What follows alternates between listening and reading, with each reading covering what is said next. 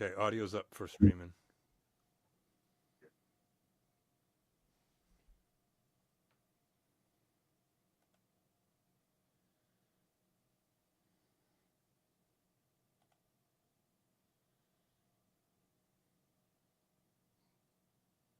Okay. All right. I got you guys here. Okay. All right. Okay. So first of all, what level is? I'm assuming everyone is level 4. Yeah. Correct. Everyone's level 4, right? I got Ash, Correct. Jaxor, Bartleby, Gibbet, Ungrim, and Mags. You're all level 4. Is that correct? Yes. Yes. Okay. Did anyone make a drastic change to their character? I'm just curious. I haven't even looked at your guys' characters to verify yet. Not me. I mean, I did my level 4 stuff, but that was it. Okay. So everyone stayed the same then? Like no one Yes. did like a 180 on their character or anything like that? No. Oh yeah, well, because some people I know there was somebody did. There was somebody contacting me like, oh yeah, they completely changed their character. Not this guy. I had to. I took Ranger to. I mean, Rogue to Ranger. Okay, no, I mean so right now you're Ashes. So what are you? You're now a rogue. What? No, 1 level Ranger and 3 levels of Cleric. I was a Okay. 1 level Rogue and then 3 levels of Cleric. Okay, so you just switched it around. Okay, that's fine. Yeah, remember we talked about it. Yeah. I don't know. It doesn't. I don't have an issue with that at all. And I went from I took my Yeah. weapon masteries to heavy crossbow and picked up a heavy crossbow. That's So I got an email. I had an email from Wizards of the Coast talking about the direction of the books and the surveys they're sending out. People, have any of you gotten surveys? Negative. So these are the surveys. This blew my mind. I know we're being recorded, so I'm not gonna. But I pull can it tell down. you that some of the surveys. Eberron and Dark Sun, and they're very interested in wanting to do a Dark Sun campaign setting. That's why they're pumping out their Unearthed Arcana. The subclasses that are like Grave Ranger, all that are going to be for Eberron, and then for Dark Sun, they're going to have they're going to have their own subclasses, and then they're going to have they're going to redo Ravenloft. So because right now there is no Ravenloft setting. It's only Strahd. The Strahd adventure. There's no real campaign setting for Ravenloft. They're going to come out with a Ravenloft campaign setting where where like it's going to be more undead, more necrotic, more based around that. It's pretty cool. I might actually get the Ravenloft one. And I'm a big fan of Dark Sun, so there's a Dark Sun, man. I'm running a Dark Sun campaign. I'll tell you that right now. definitely The best character I ever made was out of Dark Sun. Unless That's why they they're have to gonna change it too much to be, I mean, they're gonna have to modern. because they're gonna have to. I mean, they're gonna have to. I mean, they could do it easily. Like I understand if they want to get rid of the slavery, like you don't need that, but they gotta keep that magic destroyed the earth, and the good guys are basically activists while everyone else are like capitalists. That's okay. I don't have a problem with that, right? You don't need the slavery. You just have gladiatorial freedom, kind of like Eberron did. Like I think Eberron did a good job of like still having hierarchy classes and then having the primordial powerful people, but then there's still people that are not just commoners, but that are like sort of like in bad luck. So I think if they just did it like that, it would still work. Like I understand Dark Sun was hardcore into like slavery and human trafficking, but they can get away from that without having to destroy the Dark Sun universe. The core of Dark Sun was that magic is that the powerful people, evil won, and there's no gods. And there is the activists that are trying to bring life back because the gods are trying to come back. So I would assume that the characters would be sort of like characters that worship gods while everyone else doesn't. I think that would be cool. It would totally work. And instead of doing the whole world of Atlas, I don't know if that's what it was called, but just keep it in the city of Tyr, which is the city of freedom. that had the most freedom in it.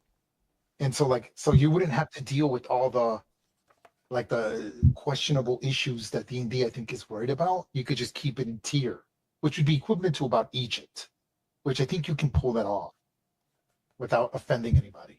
But okay, anyway, okay, here we go, folks. So we're gonna start off in the town of Warlesbury, which is where you're at now. Bear with me here.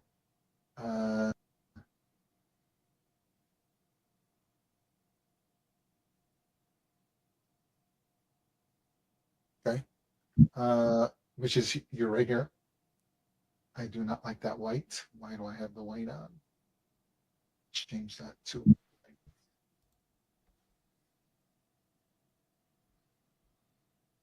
color sticks out. Actually, I want my deep green.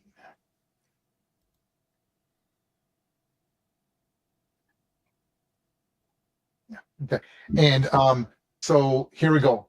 We're not gonna do too much role playing with the intro. Okay. So to speed time up, I think we can get started. So bear with me here. Come on, quick pieces. Okay. Stand by as I'm gonna give you the intro here for a second.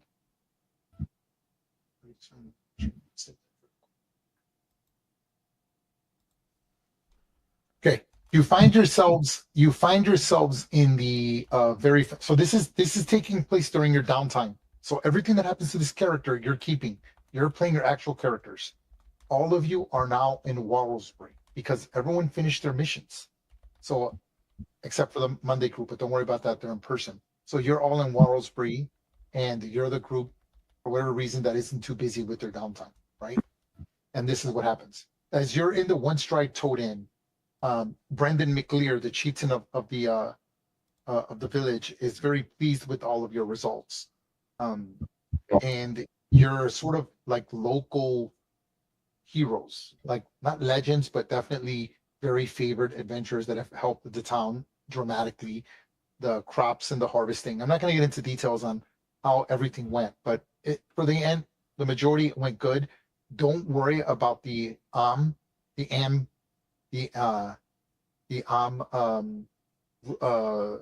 arc for now. Okay.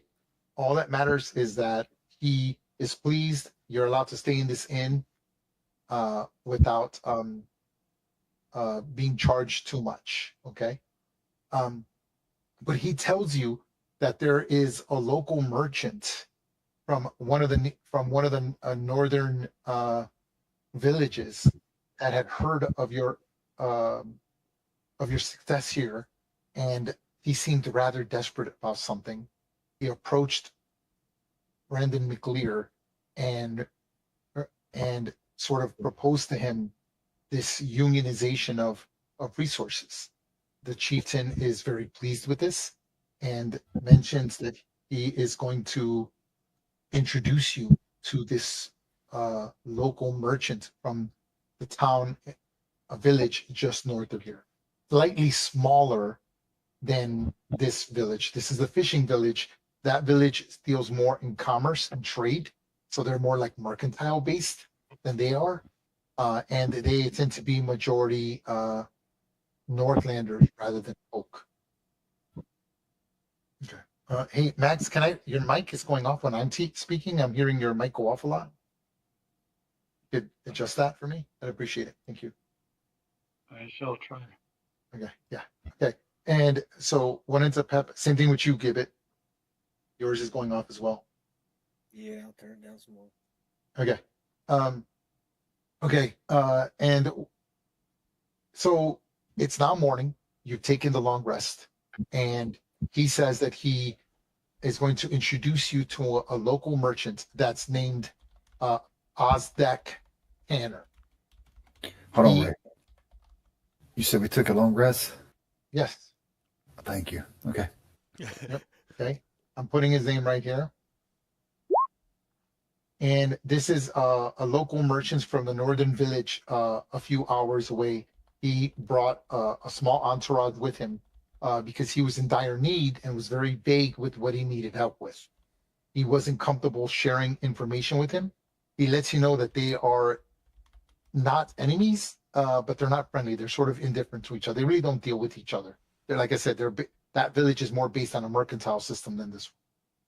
And we are going to start with the introduction of Aztec Tanner meeting you for breakfast, which is a late brunch. Let's say it's a brunch. So it's actually like around 9, 10 a.m.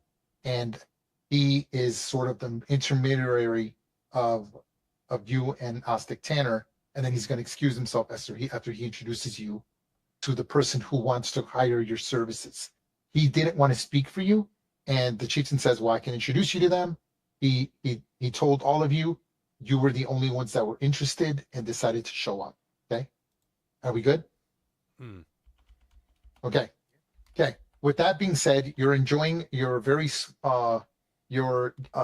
your decent brunch. Again, you're used to the family ran business of the One Strike Toad Inn. Again, constant rain. The one thing about this place, it's just constant rain. The rain just doesn't stop here. There's only 3 types of rain: hard, stormy, and light rain, which is what you're dealing with now. It's one of the clear days. There's always a light mist, it's always slightly cold, and it's always wet.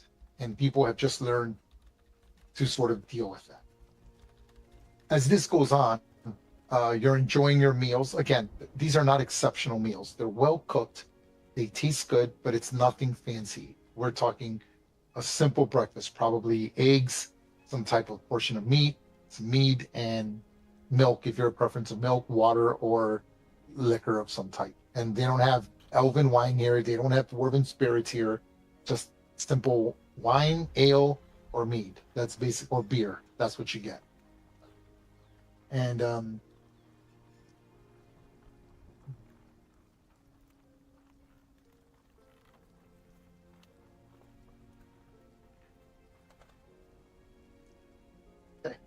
and you are enjoying your table, and you see a man make his way in.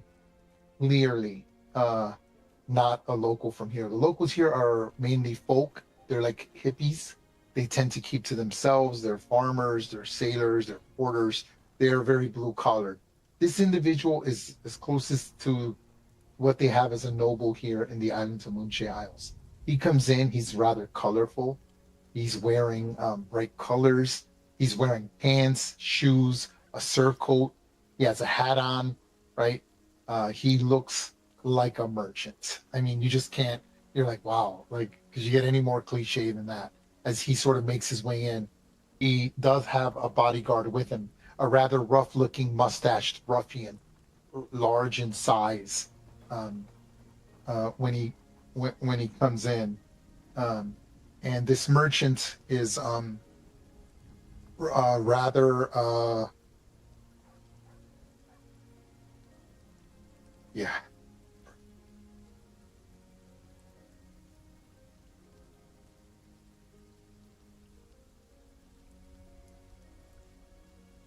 Mm, no.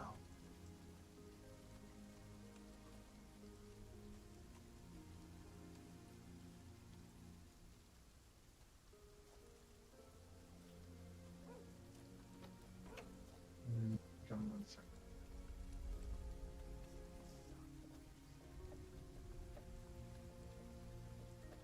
Ah,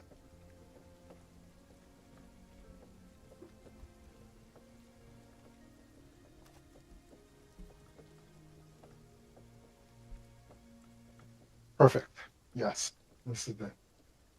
Okay, and this is what the merchant looks like when he steps through. Okay, I'm sorry, I'm not giving you better descriptions for those listening as I'm being recorded. It's because this was the last minute thing, and I'm almost winging this. I just have a basic map, monsters, and I'm just sort of winging the descriptions I'm going. Usually I prep this, so bear with me. No worries. Okay, yep. There you go. So this human man, he gave you a slight description, is Aztec Tanner. As you can see, he's dressed in fine clothing. He does have a nice dagger. He's dressed extremely well, particularly for the Moonshae Isles. He's not Neverwinter nobility or Cormyr nobility by any stretch of the imagination, but for the Moonshae Isles, he's clearly flaunting wealth. and he's got shoes, he's got a bardic, a tunic, he's got sort of like a necklace, the cloak, right? And he comes in with his rough-looking bodyguard, and they make their way towards you. The bodyguard keeps his distance but doesn't say anything. His bodyguard is holding a scimitar, wearing studded leather armor. He looks very gruff, like a man who's been cut, who's knows at least a little something about battle. But this man, Ostic, makes his way up to you all, and he introduces himself. He says, "Excuse me, I was told that you are the ones that I was told to speak with. It was old McLear had recommended your services. We've heard of your great deeds as far as the next village, perhaps even further. And I'm under dire situation. Are you willing to hear my story?" And then as he does that, he undoes his cloak slightly, showing his bag, his pouch of coins, and it jingles slightly.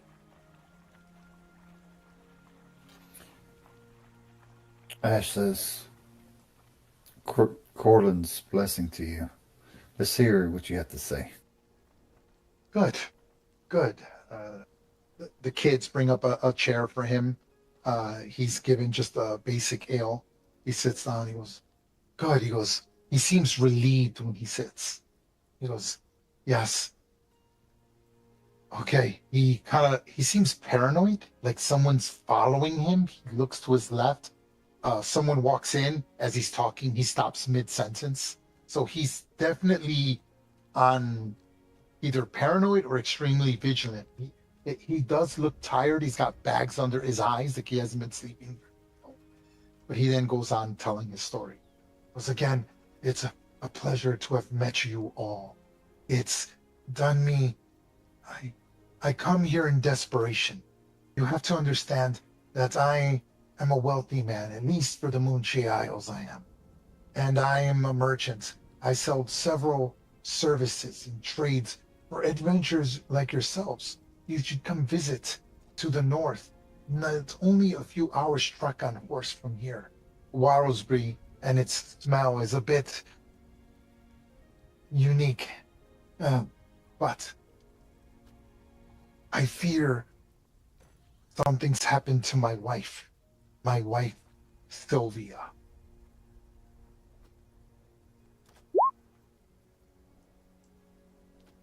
I don't know if she's been kidnapped by slavers or by the local crime gangs, but I didn't realize I miss her so. I love her. And I want her back. And I can't allow other miscreants and filth to dictate actions upon my business, particularly my personal views upon my family and my wife. I'm willing to offer you 100 gold coins each for her safe return.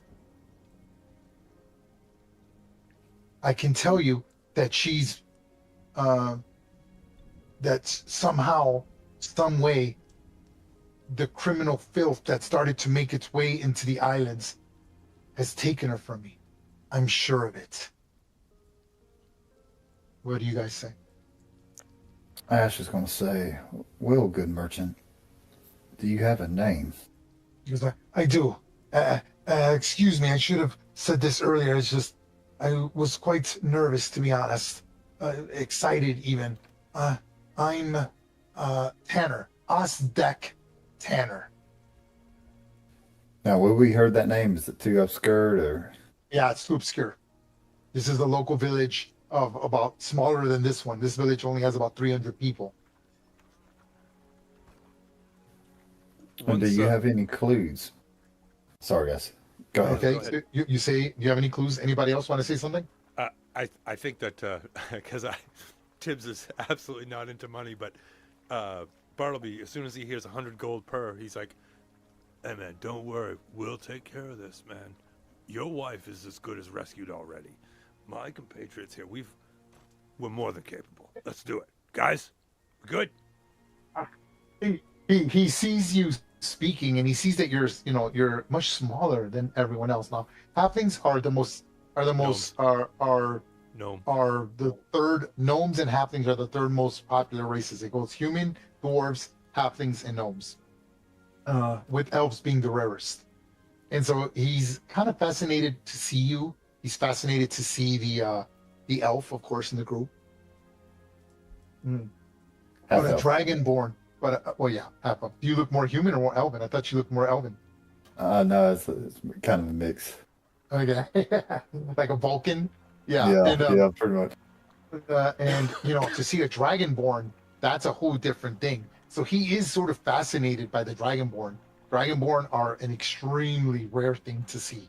Now, again, here in Wattlesbury, they might be a little more diverse as a lot of visitors come here. But where he's from, to see a dragonborn, there's only stories they've heard, they've seen. They've never actually, but he's never actually seen one. So he seems rather fascinated by the dragon.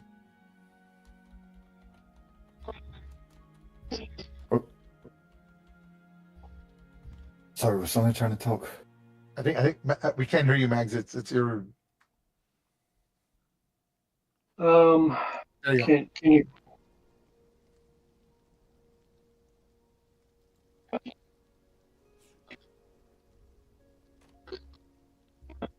Did you want to say something or no? Yeah, it's not coming through. I was just going to go back to, is there any clues? Where did she disappear from? Did she this, that, and another? Just can't gathering intel. Make money, but I'm all for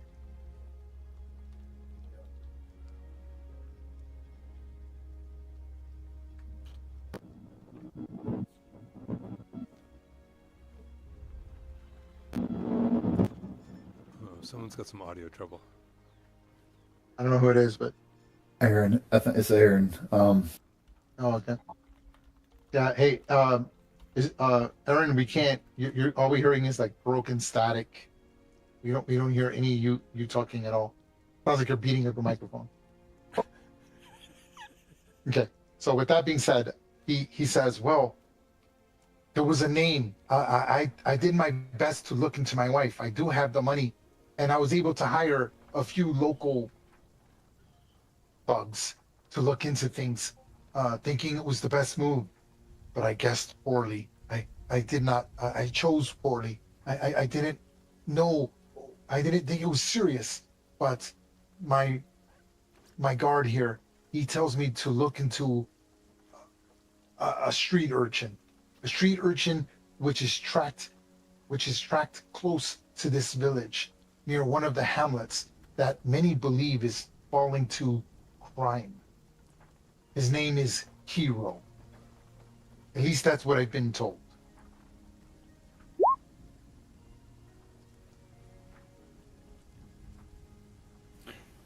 And what about her servants? Did they report anything? He goes, well, as I said, I was able to not hire adventurers, but investigators, men who track down and are willing to help and look into these things. And the last report that was given to me was that they saw a woman matching my Sylvia's description, that she had entered an abandoned house along with several other people, but a few nights ago. Did they tell you where this house is? I do not know. They just gave me the name of this person living in this hamlet. I clearly would love for you to go ask him questions. I'm sure he knows more, but the investigators refused to get violent and do anything. They just kept saying that he felt he was dangerous. I tried offering them more coppers and more money, but again, they're not you. Capable men.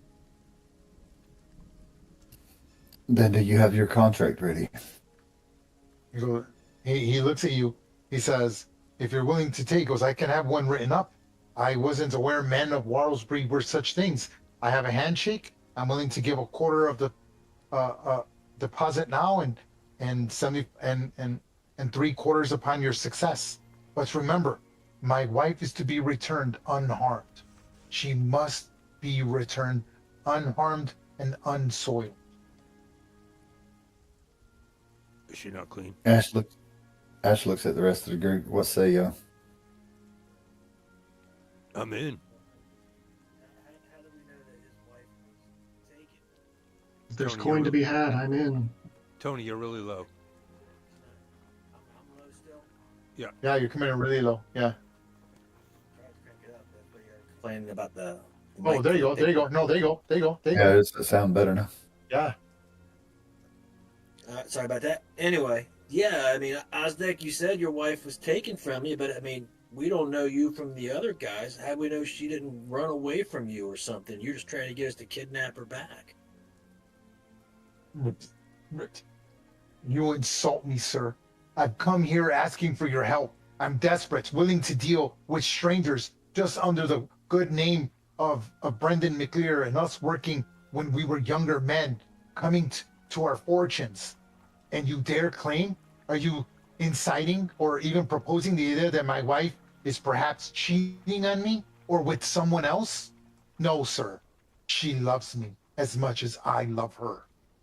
Yes, I may not have been the perfect husband, but she knows her place. And what I offer, most men cannot.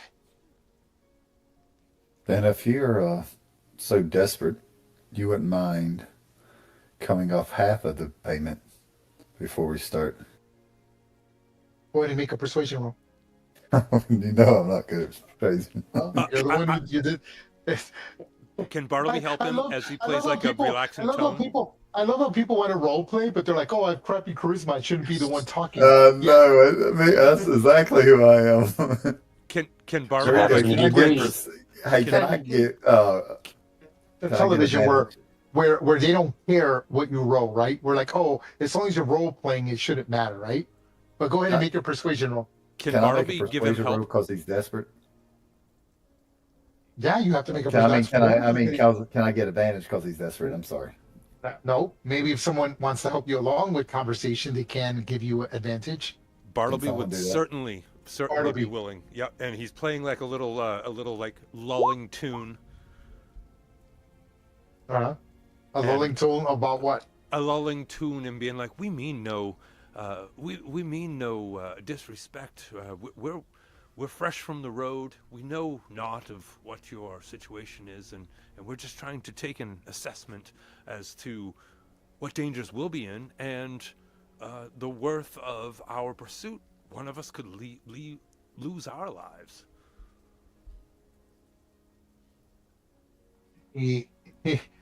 And with that, I'll say grants advantage. So 16. He says. He puts his hand to his brow, then to his chin, kind of like straddling it as he would like interested. He seems concerned to give you such much money, but you've done good work. You are established. People seem to know you here. He's like, fine. You drive a hard bargain, but if you must see how desperate I am, then yes, half, 50 gold. 50 gold now. He goes, this is a lot of money. You have to understand. This is the Moonshae Isles. This isn't Neverwinter. This isn't Baldur's Gate. This is more than people make in a lifetime. And would it change anything to infer or remember that Bartleby has +1 renown in Wellesley from healing Ooh. the other Okay. guy from last session? Yes, that could help, but don't worry about this for now. Don't worry about Okay. that. But yeah, thanks for reminding me. I forgot about that. Guys, can you hear me better now? Better. Oh, yes, very loud. Yeah, it's Very good, nice. Perfect. Very loud. Ooh. Sorry. No. Right. Ray, just turn him No, down no, on your end because he's coming good on I the- am. Yeah. Yeah. I'm gonna turn him down to about 80. He was at 90. Everybody good with half the pay, and let's get started. Yeah, I'm good with that. Yeah. Yeah. Okay. He seems like he's all right to go. Okay. So he gives you the offer. He immediately has he's got one of those cloaks and tabards, and and tunics that's got multiple pockets, and he's bringing out small little pouches, and handing them, passing them out. Um, you see that what he's giving you is not actual gold coins. He's giving you gems. So you have small little rubies, small little gems that equal to about 50 gold. So we're gonna say you have 5 rubies, each worth 10 gold. Okay. So he's paying you in rubies. So you can put that down in case it matters for spell components or something.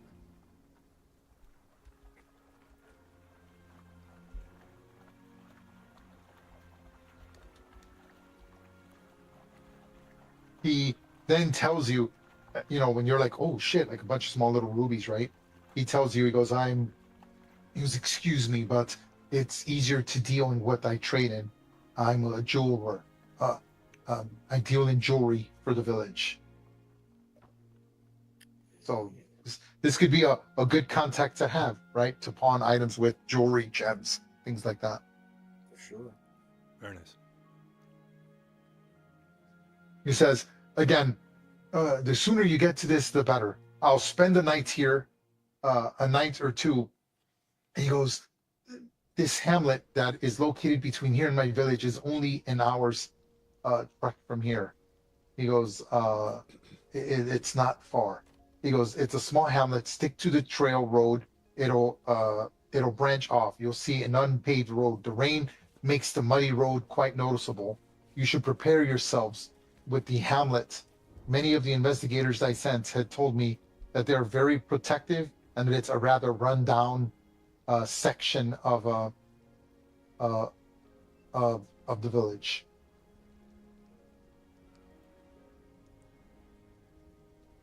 Yeah, We'll finish our meal and get going. Okay. I'm already done eating. I eat quick. I don't know what I'm going to eat next. I'm enjoying this.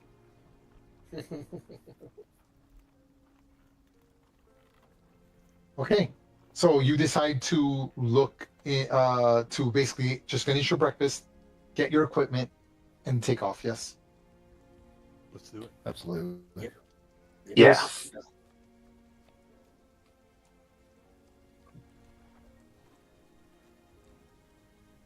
Okay. Wonderful. Hold on, I'm looking for something that I can't seem to find it. You said each ruby was about 10 gold each, approximate. Yes. Yeah. Each of you got about 5 rubies.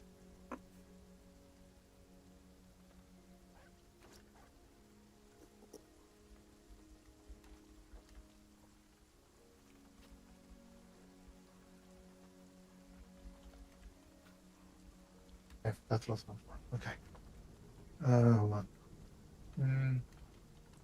Okay, so we're just gonna speed time up. So there's no wandering monsters, no nothing. Again, it is slightly cold. Your breath can be seen. The rain is cold. The rain makes the trek. That's up to you whether you want to make it miserable or not. It's constant, but at least it's not like a downpouring drench, right? Like it's almost like a light Seattle mist. So it is raining, but it could be worse. This is probably one of the nicer days that you've had you guys have been here about a week now. So you haven't been here that long. You've only been here a week. Most of you finished your section of the adventure in 2 days. Some of you in 3 days. So you've only been here, all of you, just over a week. Might be more depending how much downtime I give you, but I'm probably not going to give you more than 10 days downtime.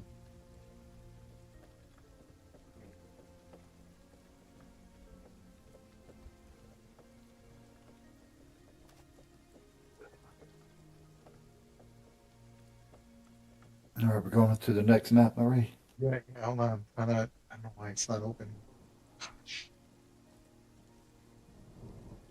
Yeah, and I would definitely say that Bartleby is doing the prestidigitation of warming like his cloak just to keep himself nice and comfortable. Because he's that kind of princess. I was looking for the same thing. I'm like, what can I do with elementalism? Yeah. Ooh, nice and I'm still wet, but I'm toasty warm. I feel warm. That's great. Yeah, I need one of them warmth rocks or whatever it is. Warmth stone.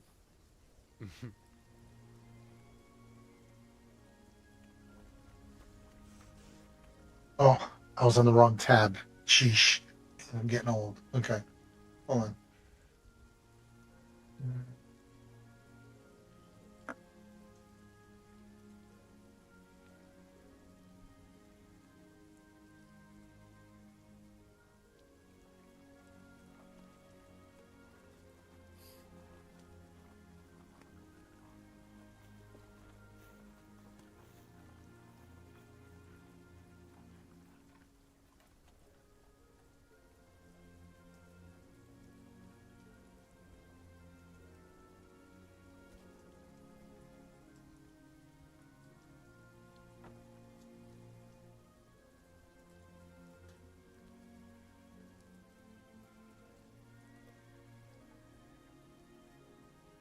Ah, yeah, that's what I was looking for.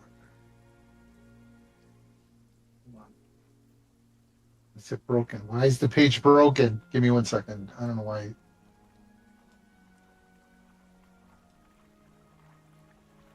No, okay, cool. That works. Awesome. Okay. We're just like so. Gotta resize this 4, 5 by 5. Okay. Perfect. Small map. What I like.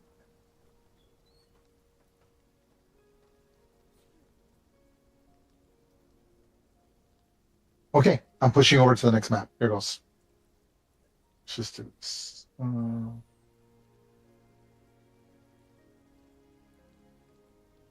Okay, stand by. I'm moving you now.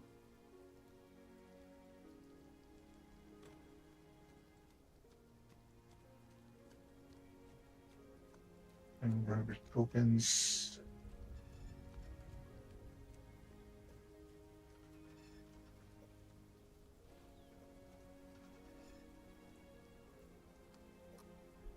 Can you guys see the lines? The lines seem really bright to me. No, they're there, but You can see it. Yeah, well, It's all fine. right. Oh, they look fine. They're not obnoxious. Yeah, but we can see everything there, Ray. I don't know. No, if you're supposed to. You're supposed to. It's an open map. Okay. Yeah, 1 Okay. second.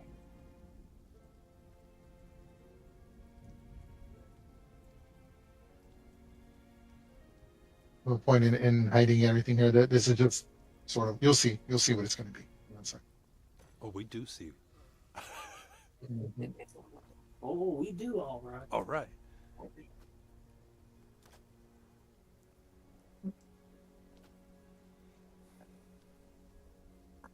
Okay, go ahead and put your maps, put your tokens anywhere you want on anywhere you want, sort of like in the street, like in this section, in that anywhere on this road. I don't really care. Stand by. Preferably on the east side, or That road that you're on. So you could position yourselves. Don't go. Just position. You can spread out as much as you want. Just stay on that road. Oh, I'm gonna make the tiles black. I don't like this gray. They blend too much into the stone. Oh, I like that. That's much better. Okay.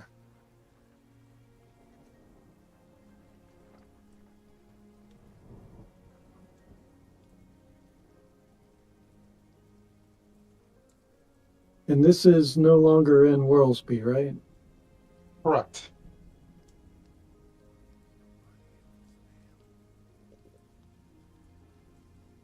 and did anybody catch the name of the hamlet? I'm sorry. I did not. I did not. But it's a hamlet with cobbled streets, so they're doing well for a hamlet. And those are imported rocks. That's imported cobble from Wellsby. You know, they're really. At least my boots are clean. Yeah, you do tend to worry about that sometimes. So, We have time to cast spells. Sure, what do you want to cast? Mage armor. Yeah, of course. Fireball! And make sure it uses up one of your slots, but yeah, no problem with that.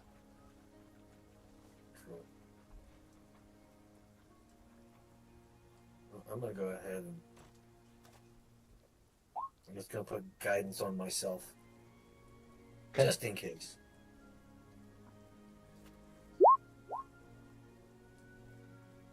All right, me too. I'm gonna be using it for perception.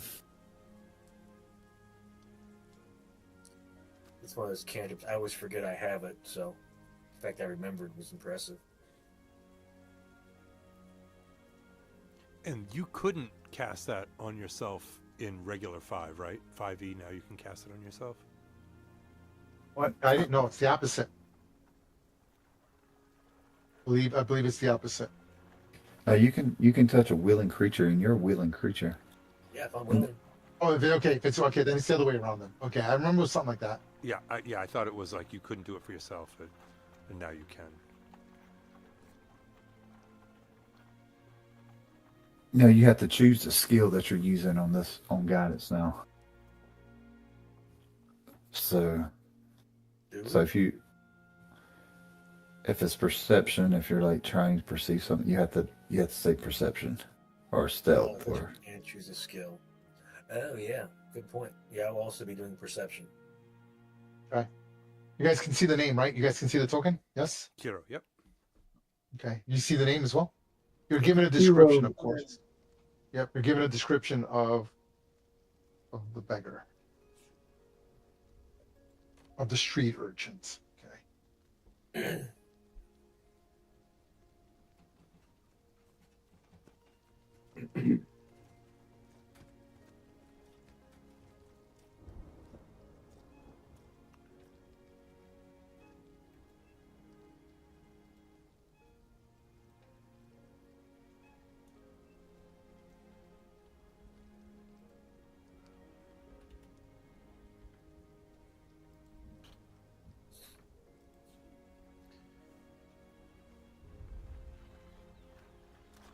Gibbet, upon going to 4th level, you're no longer at 24 hit points, correct? Because I'm no longer at 21.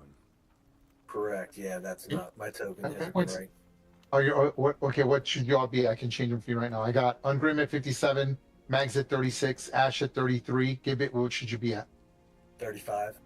Gotcha, I'll change that right now. Too easy. If you right click And on my it, AC would be 16. Okay, Jaxer, what are you at? 31. 31. And Bartleby, what are you at? correct, it's at 31. I just updated. Oh, okay. Okay, cool. And All right, so is everyone's hit points correct? You should be able to, you could edit all that. If you just right click, you can change all that. It doesn't. That's because you have to go through the character sheet. That's why. Okay. The roll 20 character sheet. It's set at armor class. I can just change it. So there we go. There you go. Now you Okay. can manually change it. No, I manually changed it for you. Go ahead. Now, so whenever you have an automatic number pop up, it's pulling it from that trait on the roll 20 character sheet. So if the hit points are wrong, it's because it's grabbing hit points from the character sheet on roll 20. That's why I tell you to update your roll 20 character sheets, because it's all set on that. The macros are all set on that. Okay.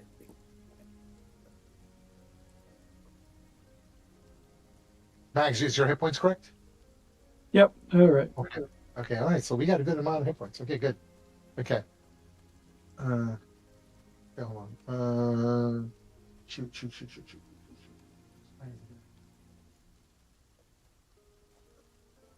Oh, is that it? Roll this out. Okay. All right. Okay. So let's go ahead and do this, folks. Okay. So as you make your way into the into the hamlet, we hope that this worked.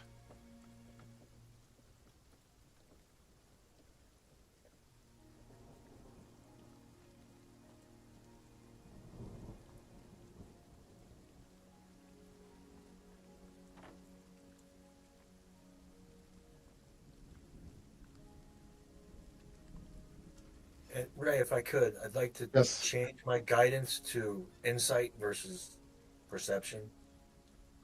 Okay, no Okay. problem. Yeah, of Okay. course.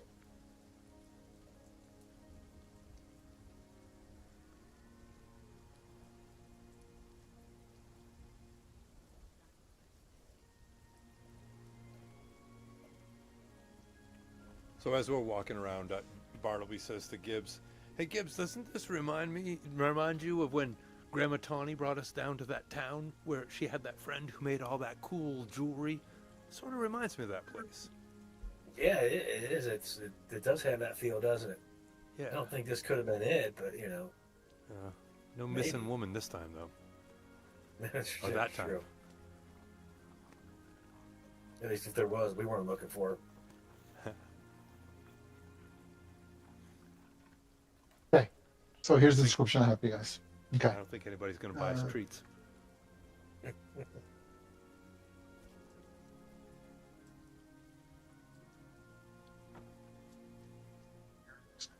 See your best thing. Okay, stand by. Here's the description I have as you walk into the hamlet. You've entered the small hamlet of a forgotten valley. This hamlet, a small broken sign called Elder Grove, a once thriving town that is now reduced in disrepair and salvage. The remnants of a brick and timber buildings are now weather-worn and crumbling, with peeling paints, sagging roofs that tell tales of better days. This has cobblestone streets like Warlesbury, but is slick with rain and in bad disrepair.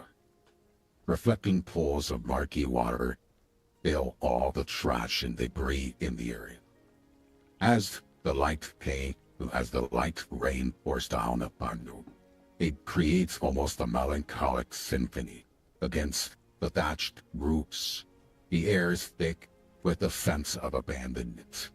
Arrows form where once vibrant market squares weirdly bustled with trade at one point. Now, only the echoes of laughter and bargains are silence. It's replaced by the soft patter of raindrops and the faint whispers of the wind. Scattered throughout the entrance of the hamlet are several street urchins and beggars, under awnings or by the doorways of derelict shops. Their clothes are tattered and soaked, faces worn with hardship, eyes filled with longing for food and warmth. A few clutch makeshift signs asking for help, while others simply sit in quiet desperation, hoping for a kind passerby to offer a few copper coins for them to scrap some food together. The grass here grows uncracked through the cracks of the cobblestone pavement, and the once trees that stood here, that were once trimmed and cared for, now spread their branches wildly. It's almost as if the land is starting to soothe the wound of a failed commerce. Perhaps that's why the name was given Elder Grove. The weight of past ambitions linger in the air, mixing with the scent of rain-soaked earth, rotting wood, and stone decay. It creates a rather sad atmosphere that is haunting and slightly compelling and interesting. What do you do?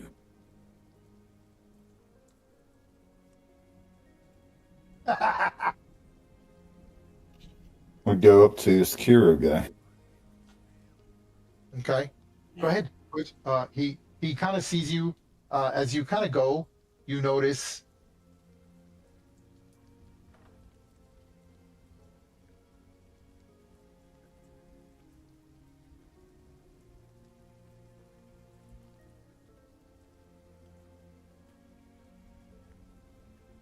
as you make your way. He seems he doesn't even try to run away from you. He's sort of by a yawning of one of the small shops that are here. It's kind of a rundown hamlet. Again, this used to be actually a larger town.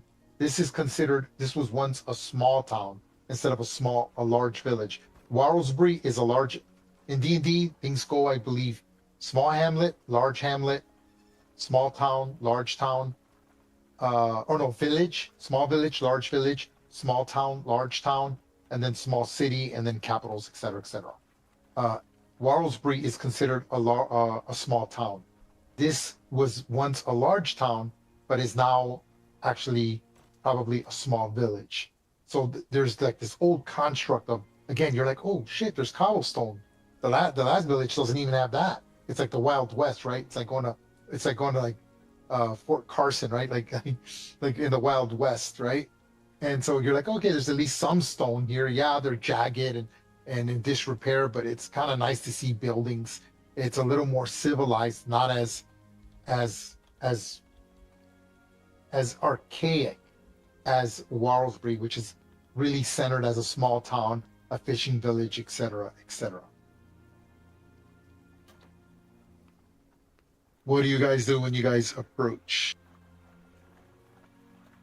Ash will say, Corlin, please help me discern lies and deception, and changes his guidance to insight.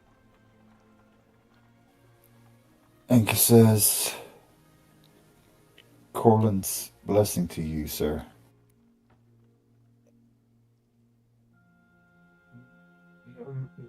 Sure, whatever you say. He kind of almost lifts his hands up, and as Ungrim kind of gets behind him, this tattooed red bearded dwarf that circles behind him. He's rather frightened. Did I do? It looks like he's gonna run.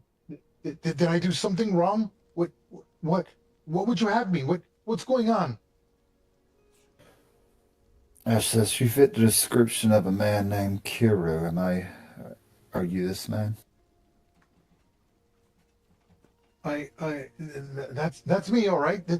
Yeah, that's me. What would you have me? I'm just a poor beggar. I haven't done anything. I slip him a gold coin. Oh, a whole gold coin. A whole gold coin. Like Okay. big money. He takes it again. Just adjust it. Honor system here. He takes Oh, it. well, of course. He has this huge smile. He goes. He drops to his knees immediately. He goes, and he like almost starts kissing your hand, almost like you were a prince. He's got no shoes. He's he smells a little foul. Thank you, kind sir. And he's not even making eye contact with you. Thank you, as he's like kissing, with those nasty cracked lips of his. Thank you so much. What can Kiro do for you, please? What? I say, you have information we need, or it seems like you might. We're looking for a woman, a wife of a merchant. Do you know anything about this woman? Yeah, did we get a name? It's Sylvia, right? Yeah. Sylvia. Yeah. I didn't want to say the name. I just wanted to kind of hint. Yeah, no, I just... He looks at you and he says, he looks at you and says, I don't. He seems confused. He'll.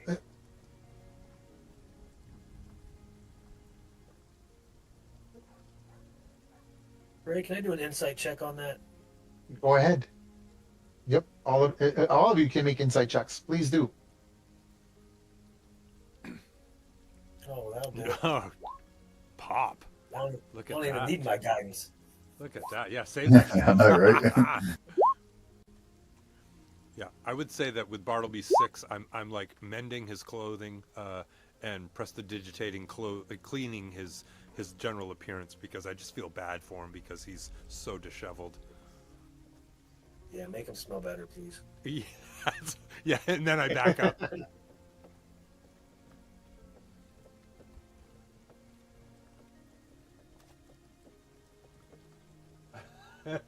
Someone said Kiro will do a lot for a gold coin. Okay, what do we got here?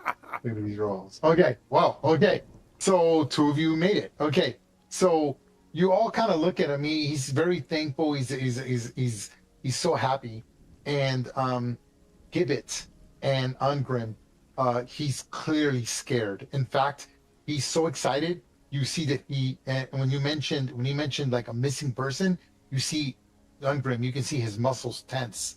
He clearly is frightened. His need and desperation for gold can clearly outweigh his fear. Gibbet, you've seen this in your travels. men who are so broken, that are so bent by a broken system in a town, give them enough gold, they'll tell you they murdered the king of Cormier. Okay. He says that outright, out loud. Oh, that's what you get with your insight roll. Oh, okay. Say, Yeah, you're like he's so desperate, he's so downtrodden that he'll either lie or say anything or tell the truth depending what it is you're asking. But you can see that he's clearly afraid to respond directly to Ash. Something about a missing person. He's frightened, clearly. I want to cast So- a message to him. Okay, what do you want to cast message? What do you want to cast to him? Tell him, I see you're afraid. We are not Okay. going to harm you. You like the gold. There's more if you're honest. Just leave it at that. Okay. That's what you say, and he whispers back. And he says,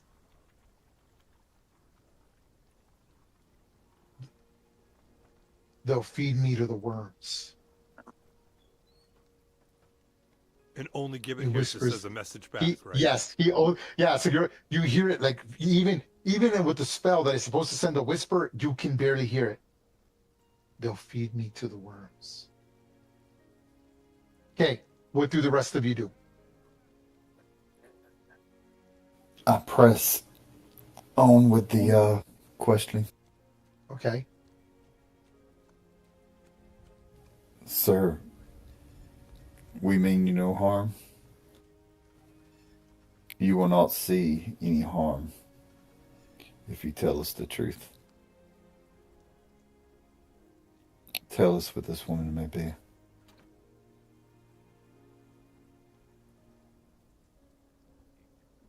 I don't know what you're talking about. I don't know. People go missing all the time here. Most of us we're stuck here. There's nothing we can do. Crime is an out.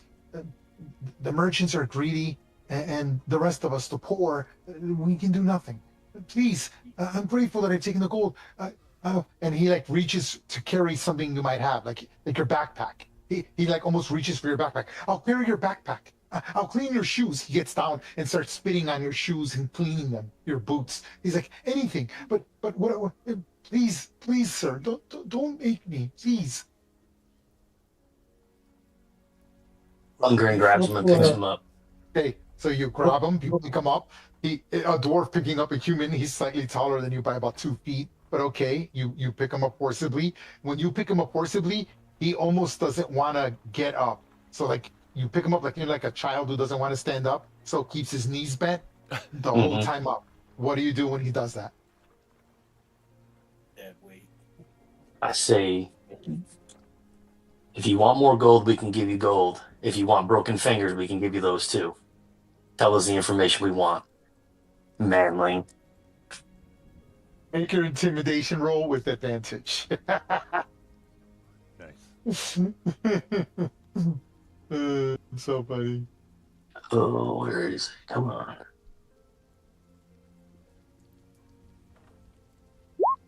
That's so fucking funny.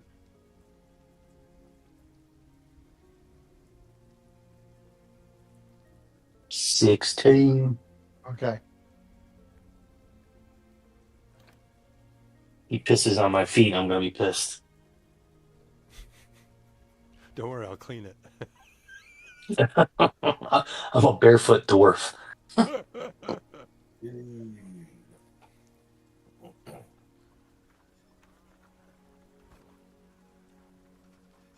Okay. When you say that to him and you sort of say that, he just takes a gulp. He hits up against the wall, urinates himself slightly. Right?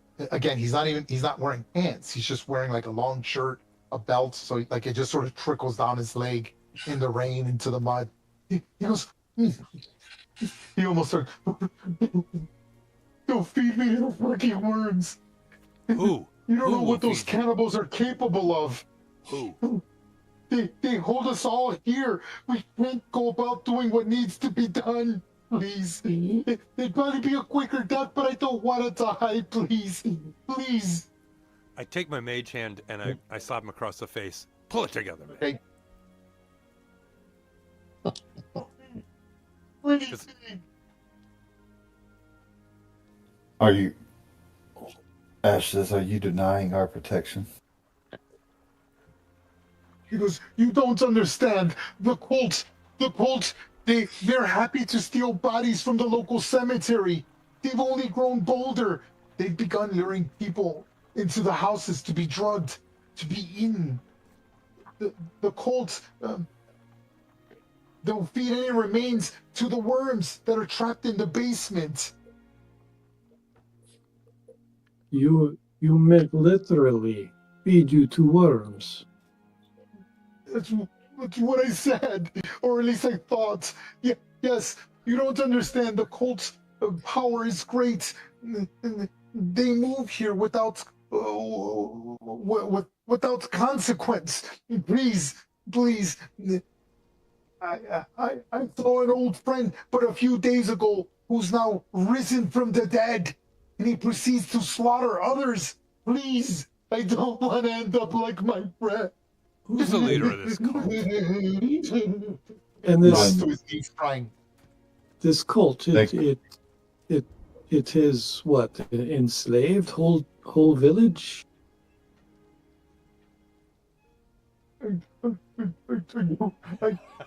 They just take those that they I don't know. They just take people. I don't know.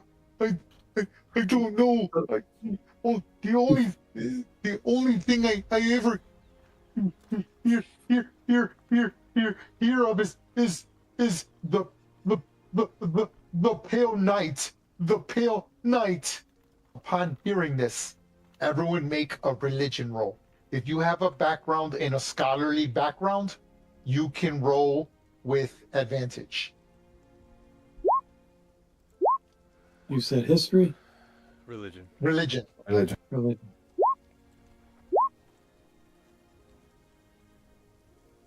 Wow, I just rolled 2 threes.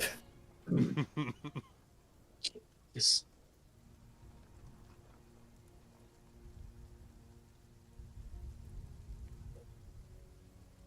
Who made it? Let's see here.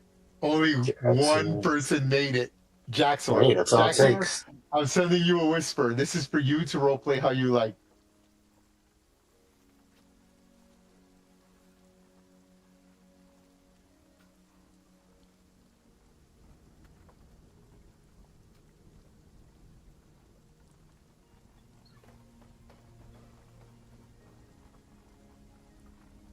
All right. I'll say Jaxer from the back of the crowd. You know, he's kind of hanging back against the wall, listening to all this, seeing Ungrim shake the piss out of this dude. And Jaxer says, "Hey, that pale knight. I remember that name from an old fairy tale, an old horror fairy tale. I think that's like a demon, a powerful demon, like the mother of all demons. Should we be worried? Horrible thing." Really think that's what he's talking about? That's the only thing I've heard of the Pale Knight. Hey, Ungrim, I'm sending you something. I didn't notice that you rolled a 16. You just made it, so you get slightly different information I based on your. didn't roll 16. That's intimidation. I'm sorry. Sorry about that. No, you can send the Yeah, information I'll- anyways. Yep. No, but I'll send it to Bartleby. I'll send this to Bartleby. Actually, stand by. Ungrim It would and, make and sense if Bartleby Bartleby- both got 13. Yeah, no, I'll send it to Bartleby. Give me one sec. Yeah, you also know this again because your background. You're a bard. You came pretty close. Slightly, very different. I make these based off of of class and background and stuff. Ungrin's definitely going to shake him a little bit more and ask him where this Pale Knight is or how to find him. He holds on to the gold. He goes, "Look, I believe you. I believe you. I believe you." He doesn't even want to like he's afraid to say dwarf because he thinks if you call a grown man a dwarf, it's insulting. A strong warrior. I need more. And he looks at the coin. I need more. They're gonna bury me if I have to run. I need more. I need more gold. No.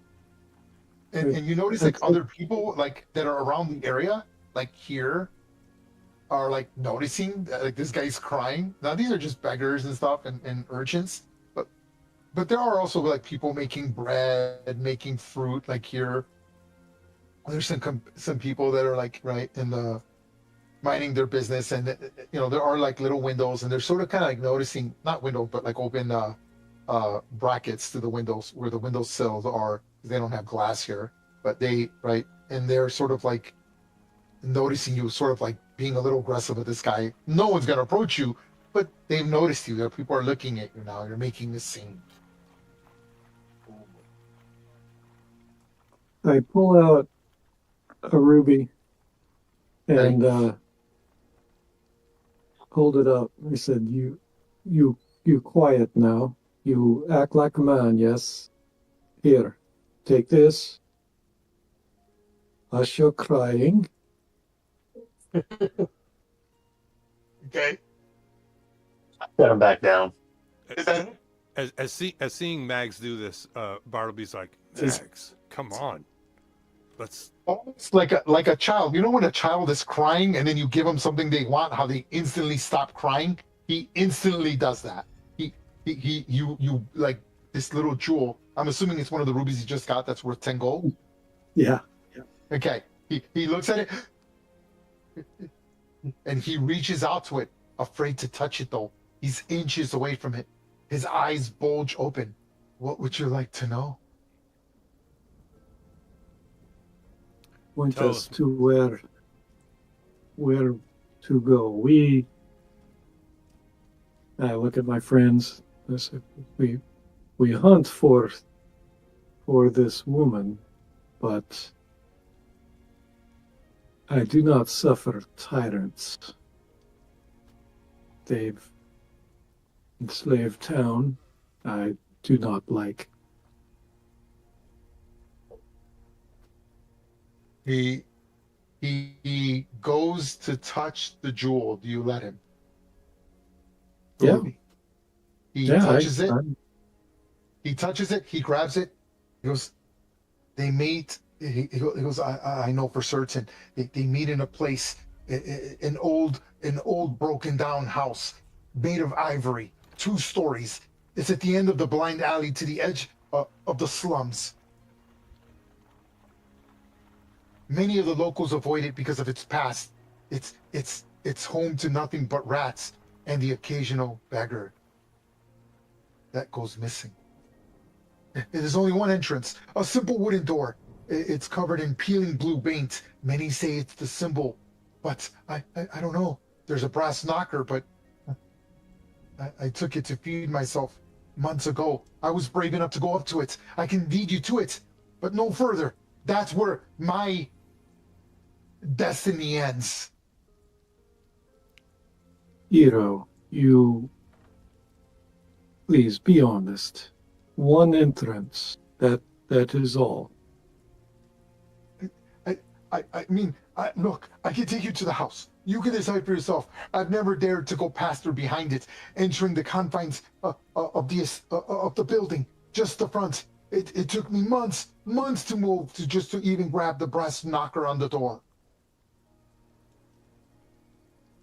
And you've not heard any talk of maybe underground entrances. If they have worms in the cellar, how do they get with the worms there? They don't carry through streets. Mags, it might be a portal. This, Sir, I don't know what you ask of me. Look, I'm willing to help you. For this, for this. And he actually immediately swallows the gem. Oh my god. And he swallows it. Yeah. Now you. It's going to come out in 2 days now. Yeah. You are foolish, man. He coughs a little, but he's used to swallowing things like that, so he like just it's like a quick cough. He goes, "Oh, thank you, but I'm not getting any closer. If you're coming, then let us go, because I'm not going there at night. You would be fools to go there at night." Well, we don't want you to go inside with us, man. You loud, you cry, you attract attention. Do you want him to show you? Yes. Show yes, us, yes. show us how. Okay. All right. Stay switching away map. from the house. There we go. There should be nothing but black. I hope. You have Please tell me it's pitch the black. elephant. It's pitch black. It is pitch Okay, black. good. Okay. So as we're walking, I'm going to relay to Jaxor that I remember from college that this pale night was also potentially considered the mother of demons and its association with the abyss, and that it is actually it's just a horror, a visual horror. So we need to prepare for that. Okay, so the map I'm about to show you, this is a very rough map. I'm not going to show the village or anything like that. It's going to be the building. Now, please do not move your tokens. The reason is because it's going to be the first floor. It's a 2-floor building. So the map, the floors are on the same map. So on the left side, which it'll make sense when you see it, is on the left side of the map. And then the second floor is on the right of the map. Now, there are windows, so I'll give you the description so you can decide how you sort of want to approach things, I guess. But that will be up to you, okay? Sounds good. So bear with me. Hold on.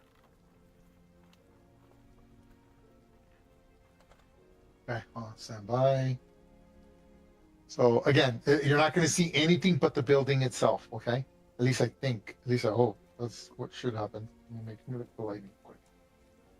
Oh, okay, good. Okay, good. I wasn't sure if I blocked it off. So I did block it off, so there's no need to do that. Okay, good. Okay, stand by. I'm gonna push you guys over. Let's get to rolling some dice here. Copy. Paste. Okay, let's get to it.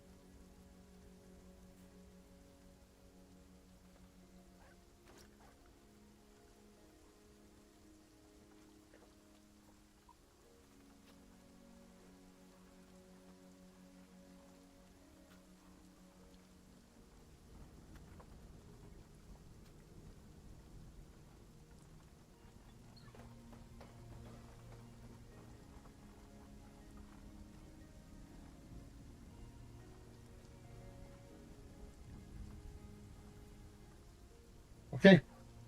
Let's see what you guys can see. Okay, hold on. Let me make sure everyone's lighting. So I don't think the tokens are saved over. Okay, vision on. Okay, so Ash, your vision is on. On Graham, your vision is on and correct. Gibbet, yours is on. Jaxor, yours is on. I don't know why not. I had to resave the tokens. That's why. Bad DM. If it's House dark, is on. the gnomes are 60 feet. Yep. And Max. Okay. You guys should all be able to see now, correct? No, I'm dark, black. I can only see my token off to the west side. Or I my see name tag. Yeah. I see my You guys cannot see? Wait, it shouldn't. It's not dark. Did I put the wrong setting? I can see everything. I Not can't everything, see but- anything. Jaxer can. Oh, yeah. Okay. Yep. Bear with me here. Okay. All right. I can see nothing. I feel like Only my token. Ash, do you have dark vision? Yes, 60 feet, and the owl has 120.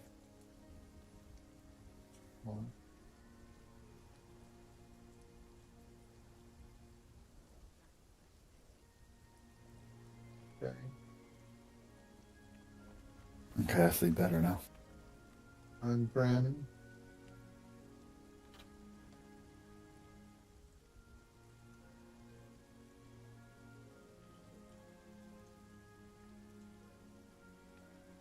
Boom, Ash. Wait, what's going on here? Did I give the wrong dark vision to the wrong person? Hold on. Ah, quit moving the owl, dude. You're killing me. Sorry, I'm sorry. I was just getting off it. Hold on, hold on, hold on. The owl has how much dark vision? 120. 120. Okay, hold on. I was like, wait, what's going on here? Okay, there we go. Okay, changing ashes. Ashes is wrong. Okay, that's done. On Grim, yours is now correct. 120. Yep, got you. Gibbet, you have how much dark vision? 60. 60. Changing yours. Stand by. Okay, done. Jaxor, dark vision. 60 feet. Okay.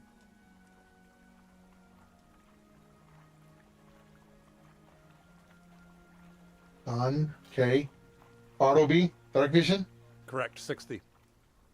Okay.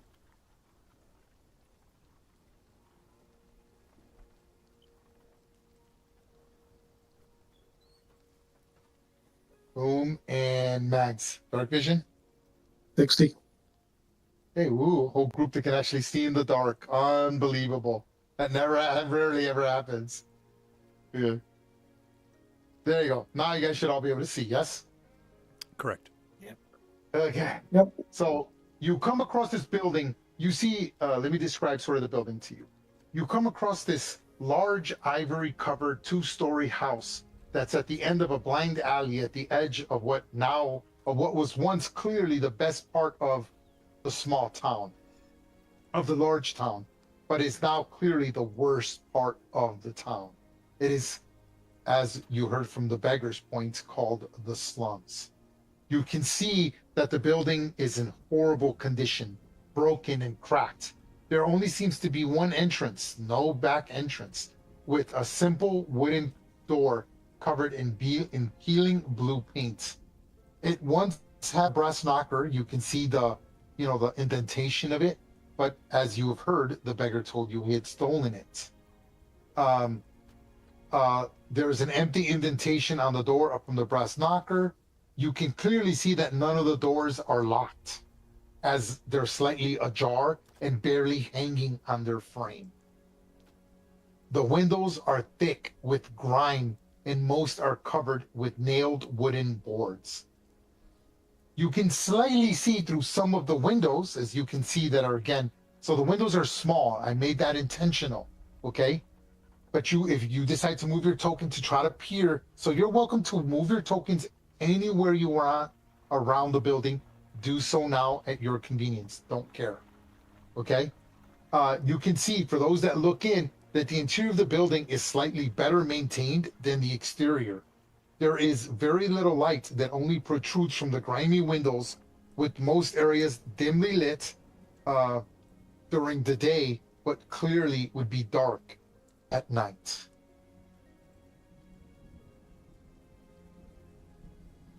So feel free to move around the entire building if you desire to do so. I've got the map locked out, so you won't be able to go anywhere. Now, again, there is 2 floors, so there are windows, in case you're wondering, here on the second floor. Here on the second floor, there is an awning that goes about 10 feet out there, and another window here, in case it matters. But you see no other entrance other than that.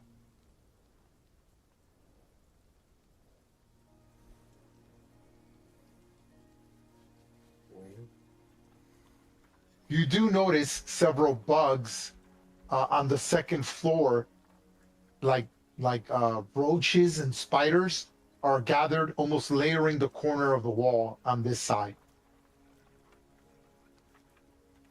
Now, again, there is an awning. So here, I will draw the awning in case it Oh, we can matters. go all the way around it, Ray? Yes, go ahead, please. You're free to do so. So I'm going to just hand draw this. Okay. I'll do it in brown. No, this orange. I'll do it in a dark brown. So the awning starts here. Yeah, right here.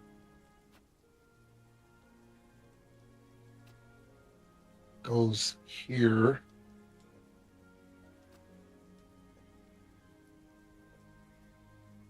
There.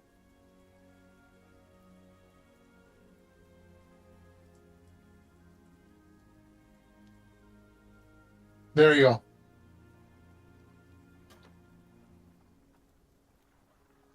So you see that? That's the yawning. So that's like the second floor, and that's kind of like what goes over. You know, does anyone know what I mean? Yawning is that's what it is, right? A yawning? Am I getting that wrong? Yeah, right. Yeah. Okay. That's like a canvas Yeah. that goes around. Yeah, it's Yep. like that. Yeah, that goes past the house. But so right now it's raining, and as you're walking underneath it, it is cracked and fragile. So there is some water, but it's better than being in the rain. So you're actually in cover by the second floor that slightly extends past it, an awning. Let me know once you guys walk around what you decide to do. Again, the doors are not locked. They're like barely hanging on hinges, slightly ajar. You can almost see sort of in, and you can tell just as as I see Bartleby and Ash, you can see that the room is bare. It's like an abandoned building almost.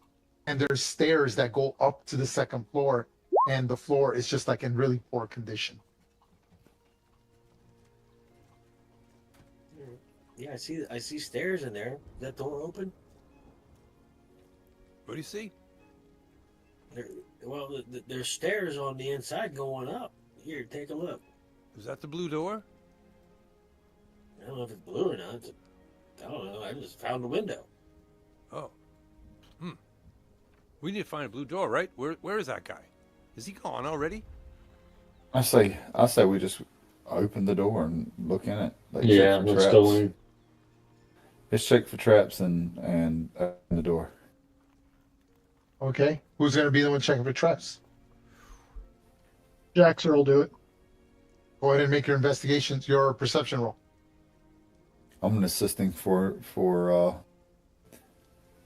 him look. advantage. Yeah. Okay. Go ahead and roll with advantage, Jackson. So both of you are spending a good minute or so checking out the doors and the edge. With that check, you look and you're like, oh, I mean, if there's a trap, we would have set it off. We were right in front of the door.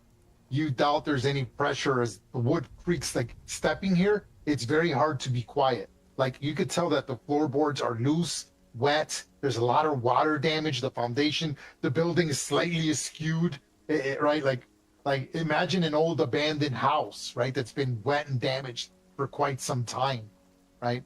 And that's just, you're like, okay, well, I didn't find anything. It's unlikely there'd be a trap here. You heard how the beggar it took him months just to get up to steal the brass knocker. Yeah, I'll say, yep, there's no traps. It's clear. I'll just go in then. You want me to go first? Yeah.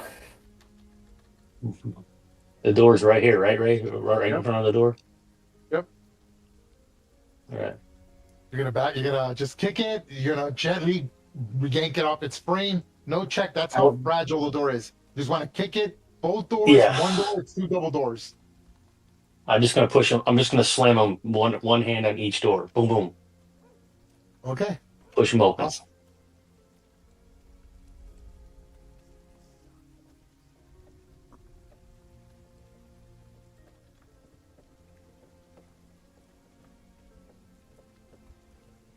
There you go. I'll step in so that Looks make cool. room for everybody. Okay, go ahead. Let me describe the room to you as you come into the chamber. Stand by. As the doors are pushed open by the overzealous wash, faded tapestries cling to the damp, bold straight walls of this forsaken chamber.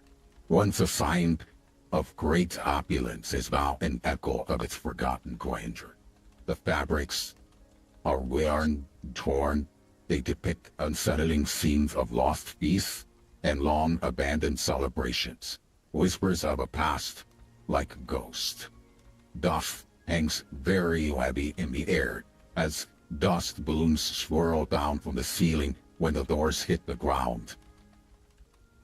The wood warps and scrapes loudly in the chamber as though a haunting breath has finally pushed into the room. A broad flight of stairs looms ahead. It was once polished, but is now just neglected with water damage. Each step that you take into the chamber creaks ominously beneath your weight, warping the wood, whispering secrets of things that happened long, long ago. Again, the air is thick with the scent of mildew, decay, and a mingling, faint, acrid odor that hints of something long dead.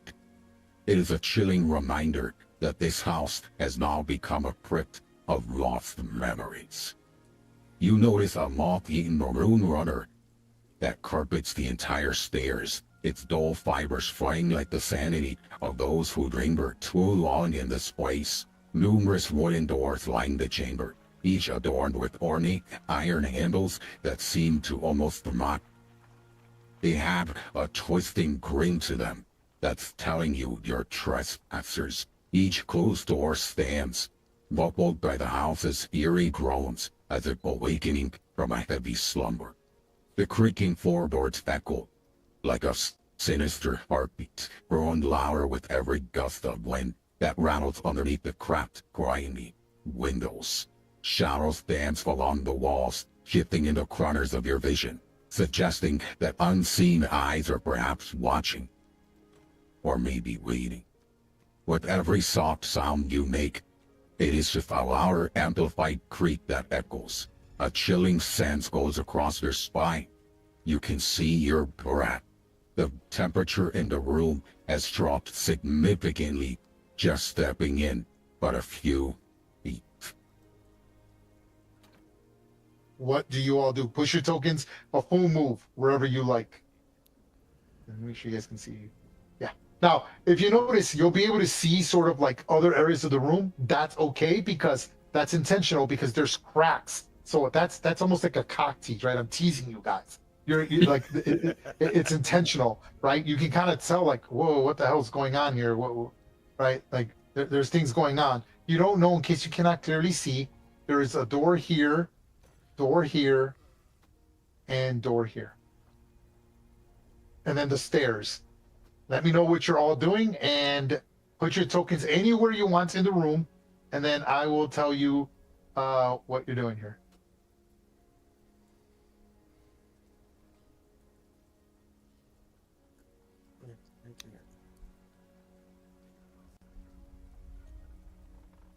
Oh, I'm sorry. I didn't mean to move you right. There we go. Sorry about that.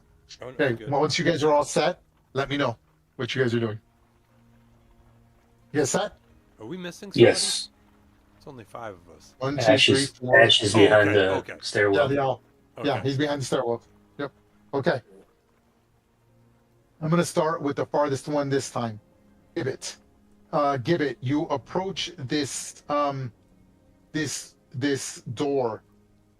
Yep. You can tell again, Gibbet, that this is sort of a very standard old-fashioned home that clearly belonged to someone of either noble birth or a lord or someone with extreme wealth. And you see that this is most likely, from the way you see the door, there's no lock, it's just sort of this warped handle, is most likely the storage room or a cloak room. It's a place where people would hang hats, cloaks, robes, etc., etc. But there is spilled, dried blood in front of the door that has been there for quite some time from the looks of it.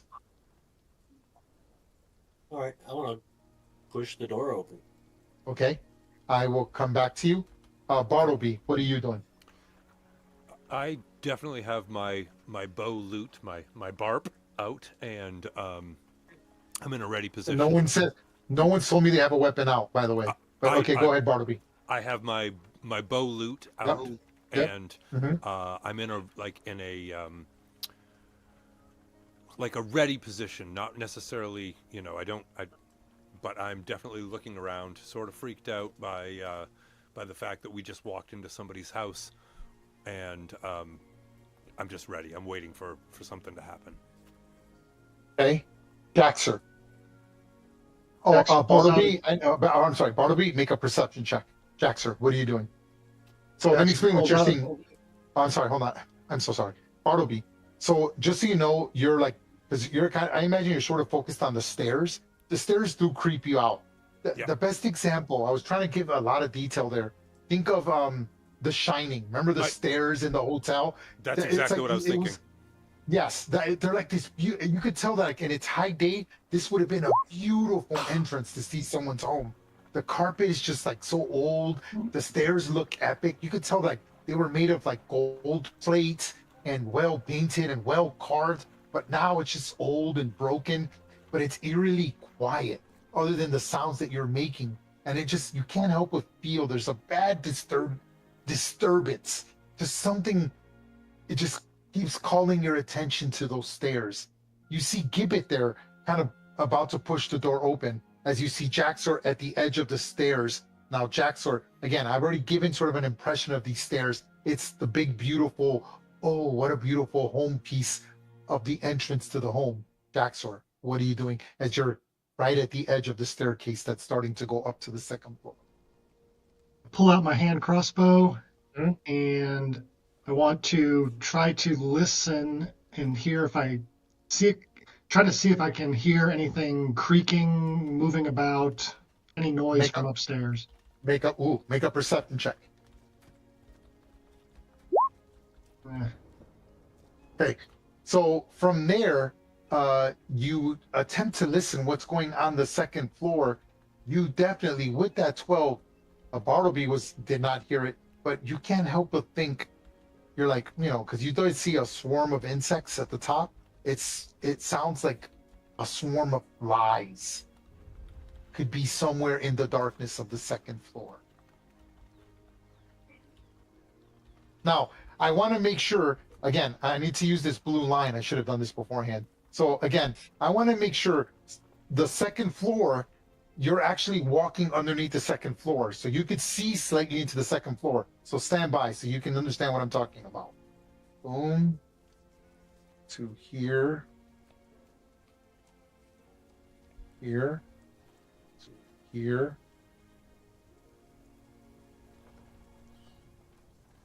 Okay, perfect. You see that? So that's where the second floor actually is. So Ungrim and Mags are actually underneath the second floor, and you're in the open area going onto the second floor. Any confusion with the lines I just drew? Nope. Mm-mm. Okay, you know what I mean by that, right? Yes. So that's how it is. Okay, so yeah, just want to make sure in case it matters for targeting something, if you see something on the roof. So where Jaxer is, for you to see to the second floor, Jaxer, you would have to be almost like way over here. And Right. maybe you would be able to see the top of the second floor. Does that make sense? yes. Okay. All right. And I see a perception check. But other than that, you just hear like mosquito, like flies. You know what a swarm of flies, not bees, not hornets, not wasps, freaking flies, like flies gathering on like a dead carcass or rot meeting or a lake, right? That's got like stagnant water. You've heard it before. You're like, like I don't even want to know what's up there, but you could hear the swarming of flies that are slightly unsettled, probably when the door slammed down, that unsettled them. Anything else you want to do, Jaxor? As you take out your hand crossbow, I heard that. Anything Yeah. else? Can I cast Blade Ward? Yeah, I'll let you do that. Sure. So you take out your thing and you're like hearing the mosquitoes. You're like, oh, I'm not having that. Blade Ward. Got it. Okay, Ash. All I'm right. assuming- Yep, go ahead, Ash. Go ahead. What I'm What do you doing, do? So you walk behind the stairs. The wood creaks. What are you going to do? And you don't see anything of interest other than this door over here that's right at the corner of your vision. now, a lot of times underneath the stairwell, Yep. there's another stairwell going down. So if one stairwell's going up, and then if you go behind it, there's another stairwell going down. Am I seeing that? Like under this stairwell, is there another stairwell? Okay. No, you can clearly, I see. Well, okay. So You don't see anything. I know what you mean. No, there's nothing that's obvious to you, but you're allowed to make a perception check to see if there's a secret door, a hidden passage, something like the monsters. Go ahead and make your perception check. All right, I have the owl helping me, assisting me. Okay, go ahead and make it with advantage. And hey, now, you know, in third edition, they had elves had like a if any secret door. So cool that elves could find secret doors easier. Go ahead, because they could feel. I remember in the elves handbook it said because they could feel the wind. Yeah. Okay. Yeah. All right. So you look. You know, you're spending a good few seconds here, a good 30 seconds checking the stairs. You're like maybe tapping it with your thumb, kind of like very Sherlock Holmes like, right? Like, but you're like, no, this is well constructed. It's so sad that someone has allowed this building to fall in such disrepair and decay. The water damage, it'd probably be cheaper to just tear the building down rather than to, repair it, unless you were keeping it for nostalgic reasons. But you see nothing of importance. Okay. Ungrim, Mags, when you immediately approach the door, the single door, you can distinctively smell the foul smell of death and decay. Ungrim, Mags, you're both sort of soldiers for hire, and you know what a rotten dead body goddamn smells like. And it's so bad, you could only imagine what it would be like when you open the door. Well, we open the door. In case you're wondering, it is a standard wooden door with no lock, with a simple handle. And it swings both ways, so you know that you're going into a dining room. That door doesn't, like, it's like a swinging dining room door. Does that make sense? Mm-hmm. Yeah. Okay, so if you push it, it's not going to stay open. You would have to prop it. I need to know, are you going to just kind of push it open to look real quick? Or are you going to hold the door open, spike the door open, put your back to the door? I'll let you move into the room slightly. How are you going to keep this door open, or are you going to just hold it? I'm going to push it open with the... Go ahead. I'm going to push it open with the great axe and leave it open. With the great axe, kind of like you would a baseball bat, like that? Yep. Mm-hmm. Okay. Max, what are you doing?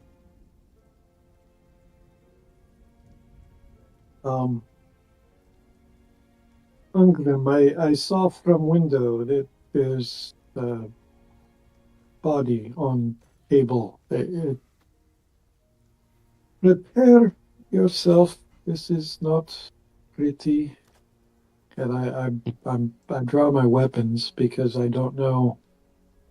There's something in there that would be wanting a dead body. Okay.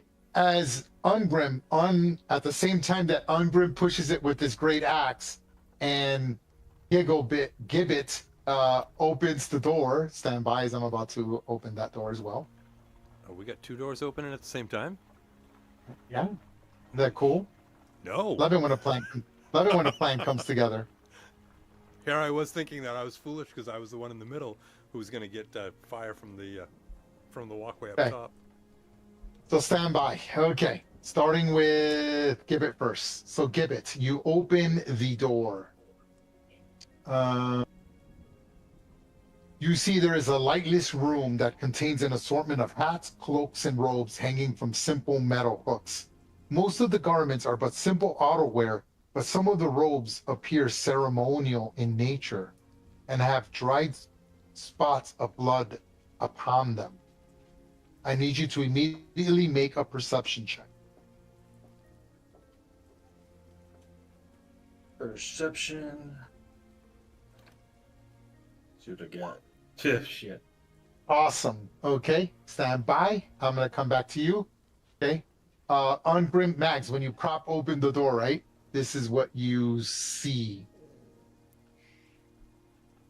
A long, rectangular dining room table dominates this entire chin. The table has recently been set with beautiful silvery cutlery. Spoons, knives, and plates are laid out as if for 8 guests. A human body with its stomach cut open and all of its entrails splayed out over all of the dinnerware lies in the center of the table. Lies buzz excitedly over every surface of the line human you see on the table. I need Ongrim and Max to make a wisdom fright check. So Ongrim and Max make a wisdom DC 12 saving throw. No, I'm sorry, 10. I apologize. You're still in voice so in battle. voice, but Jason, I'm sorry, Paul. Sorry about that. Okay, Mags, Ungrim, you just need to role play. I mean, it's not right. This is not normal, even for adventures. You're too low level. The high levels, I wouldn't have made you roll this, but you're only fourth level. You're all right. It's disgusting to see a female human being on a table, and you're like, what the? So role play that reaction, and then I'm gonna tell you what happens. Go ahead. God, humans are bad enough alive. I agree. Smells like my Well, I lied. It's not a female. It's a male. I'm sorry. That manling's seen better days. What's going on over I there? need you said. I need both of you to make perception checks. Jaxor, you get the whiff of Jaxor and Gibbs. You get the whiff of death, and then you see flies coming out of the room, right? And then Bartleby, I would say instinctively, even from there, because I can see what you can see, you can kind of make out a silhouette of a human male body. Because I can see what you can see. It looks so cool. And you're like, what the hell? As all of its entrails are spread among all this beautifully. I mean, I want to make sure that you understand the table is perfectly set. It's silver. It's beautiful. The cloth is white. Other than the blood and the entrails served still connected to the body onto the plates, everything is perfectly set by educated academic standards, meaning proper etiquette was used to set the table and the chairs. And you notice another door here, by the way, with 3 windows. One here, again, grimy, greasy, and partially boarded up. Okay. With that being said, everyone please roll initiative. You're about to see why. Stand by as I put the initiative table on. Stand by. Go ahead. I blame Ungrim. That's okay. I'll take it.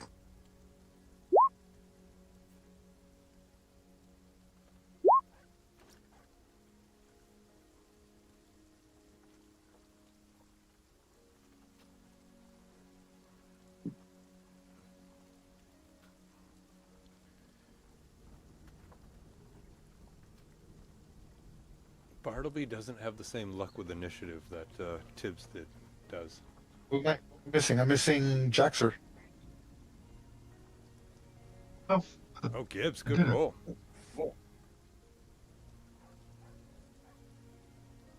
Jackson rolled a 19. Should have been on there. Here, hold on. Give me. I'll add you on there. I might have deleted you by accident. I think I did deleted you by accident because I was resetting the turns. Give me 1 second. Let me add you in there, and then you could add your initiative. Go ahead, add your initiative in there for me while I do this real quick. I roll initiative for my creatures. I will try to be as quick as possible, but I have an unhappy dog that needs to be let out. I'll be right back. Okay, no problem. Go ahead. I got an 8. I got an 8 anyway, so I won't be going quick. Okay. Sure. There it is. Come on. Okay, Baby. so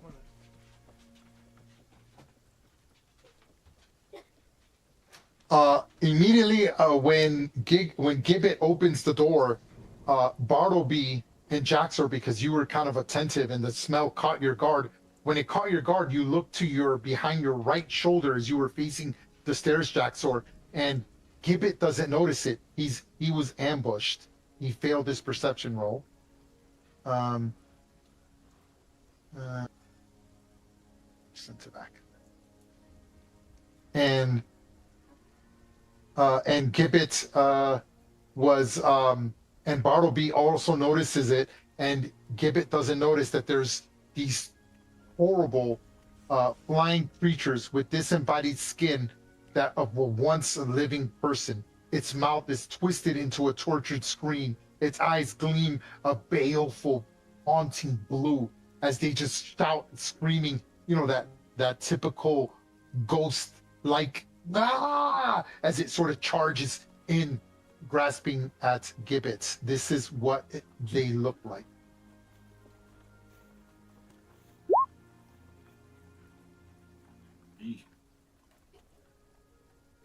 Hey, Gibbet, you go first. All right. Let's see. I open a door. I see things I don't like. Reaction is just I'm gonna shoot a starry wisp at it.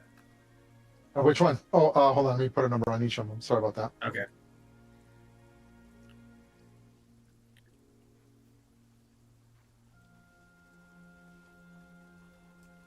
Okay, there you go.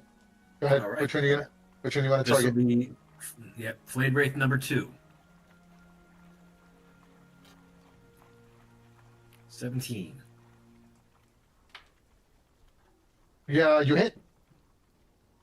All right. And a whopping 2 damage. Is this what type of damage? Oh, it's radiant damage. Radiant damage. Okay. Yep. You kind of, how does it manifest? What are you doing? Like, I need to know how this spell's manifesting. Oh, my starry wisp. I just hold my hand up, palm up. The mode of light will form in my hand like a flame almost, and then it will launch itself directly at the creature. I don't throw it or anything. It just shoots off my hand. Okay. You successfully hit it. This little astral projection, like a shuriken of light, flies out from your hand. It hits it, and I'm going to give it to, because it gets the dim condition, right? Yep, 10 feet to dim condition. Yep, stand by.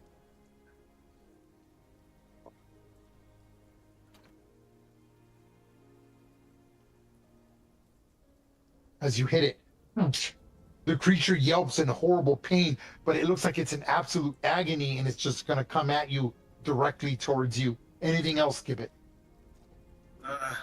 No. Oh, you're going to stay there blocking the doorway. Brave of you. Yeah, well, that's my panic mode. I tend to freeze. Bags, you hear screaming from behind you as I've described what you see. You're like, and then at the same time, you hear something thumping against this door. Not like a knocking, a thump, like it sounds like this. And it's not repeatedly. It's just a thump against the door. You see the door ajar for a second on the right. It's a fragile door. It's barely on its hinges. All the doors here are in kind of poor condition. But you're like, but yeah, there's something that thumps against the door hard.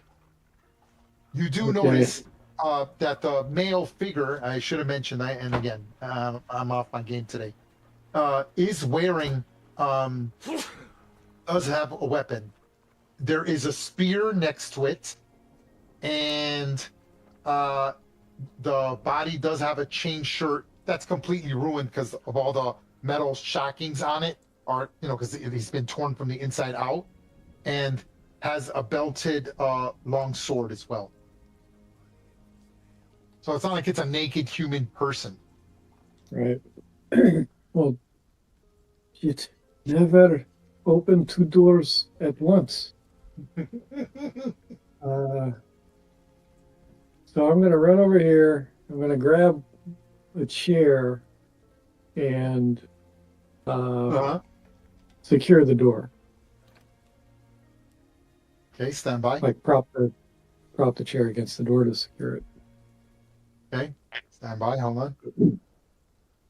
Oh, dude, this is so good. So good. Okay, hold on. Hold on. I'm in the wrong section. Hold on. There you go. Ah, man, I wish I'd prepped this a little better. Would have gone so much smoother. Okay, hold on.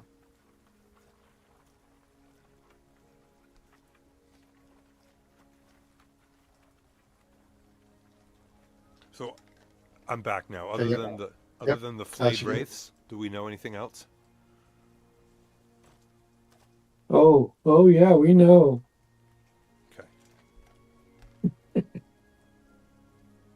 I'm kidding. We don't know anything. Okay. Okay. So you grab the chair. When you grab the chair and you prop it underneath the door, yes, this is what you do.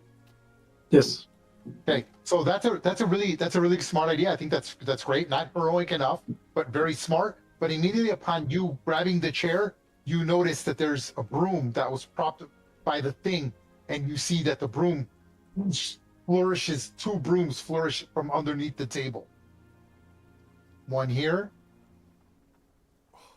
and the other one here.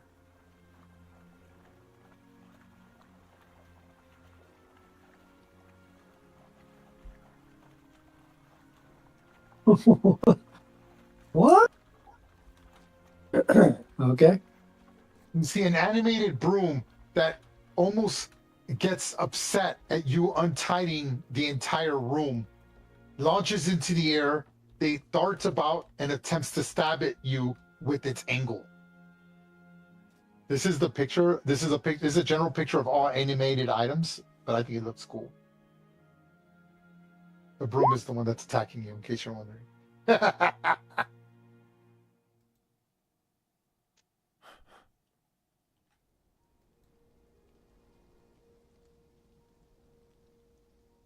Apparently, we're fighting Mickey Mouse, the Sorcerer's Apprentice.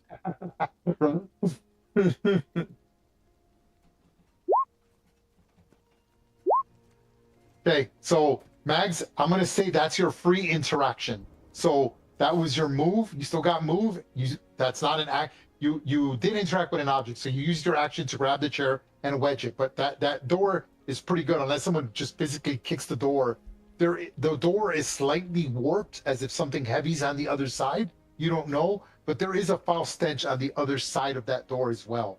But that is your action. You still got some move and a bonus action. What are you gonna do? All right, so why not? I'll go ahead and cast Hunter's Mark on this guy, the Let me put southern put a, animated broom. yeah, hold on. I'm not going to put animated, uses up too much space. I'm just going to put broom. We know it's animated.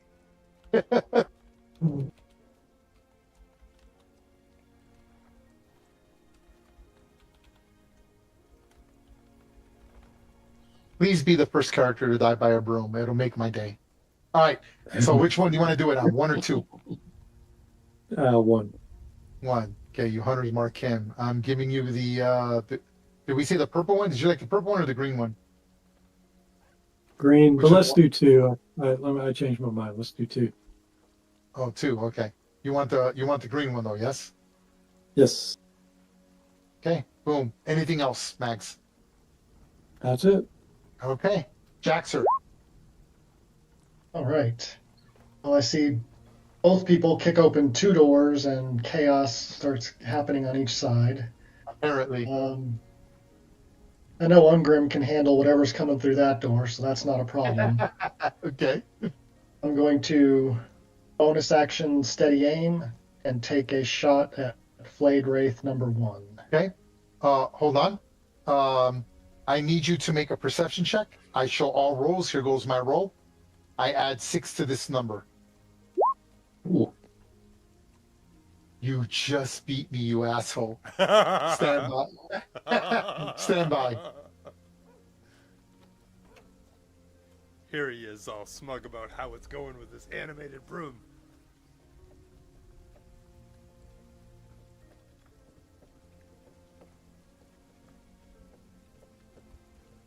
As you're taking out your hand crossbow, and you're doing that, like what a sniper does. You're about to do, because you're like about to spend your bonus action to aim, because you're raising it up to give it a good aim. You notice that the carpet that's on the stairs begins to lash out at Bartleby.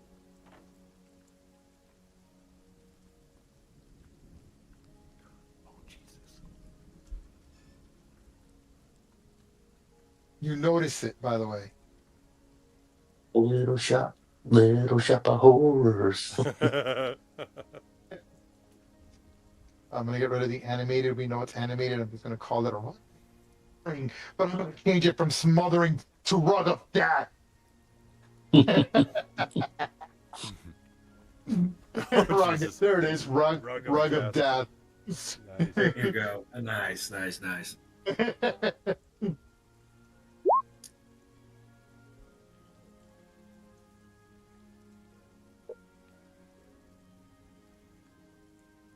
Okay, so what are you gonna do, Jackson? So you haven't taken your turn, right? You haven't taken any, haven't committed to any actions.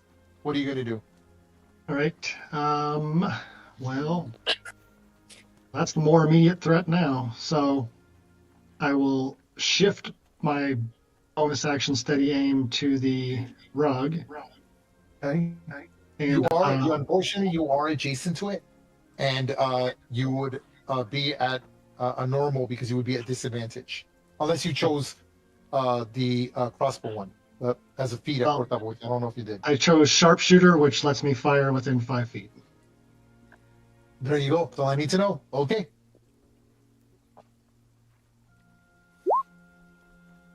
Oh, that didn't roll with advantage one more time. Yep, you're good. Go ahead. 17 to hit, 17, and then and we take the first 14 damage. damage. Yep. Yes, because you have advantage. You do sneak attack. Yes. Yep.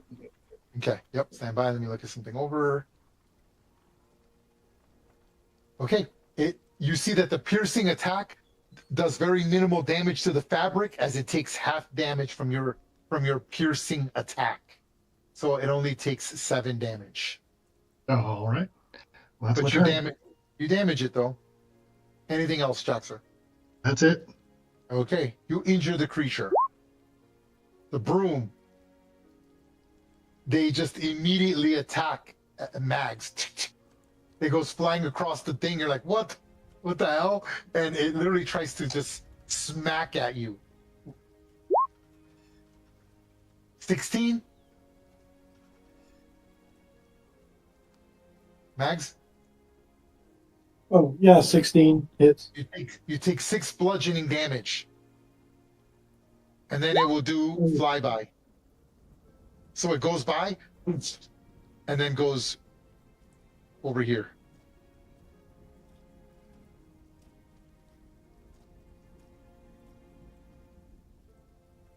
Blasted housewares. Ungrim. All right. Fucking brooms. 5, 10, 15. I move over here by broom number 1. Okay, 5, 10. Bonus action rage. Okay, hold on. I need And- you to make a perception check. And here goes my check as well. I add 6 to this number. All right, perception. 20. Oof. Well, I tried. Okay, it's all right. Give me 1 second. Oh, close.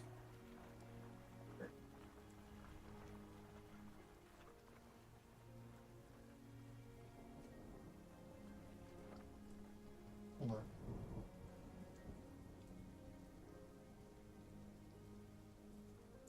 So, give me 1 second. There we go. Ungrim, Mags, you notice it, but Ungrim, you cannot attack it, but I'm putting it on the board. Oh, Jesus Christ. Fucking table. When you run past it, it will take when you leave its opportunity attacks you. So it has advantage on you. Here goes. I will use my reaction.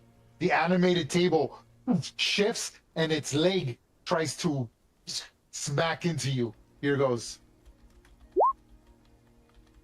oh. You 13 take damage. 13 bludgeoning damage as it rams into you. You're like, what the fuck? Now that's when you leave here. So that's when you go right there, actually. Right there is when it hits you. So now you know that, holy shit, there's a table, a broom, and another broom. What do you want to do? You've only used 5, 10, 15, 20 feet of your movement. What do you want to do? Um, I'll go to where I was gonna go originally, right here. Okay, go ahead and make your attack. All right.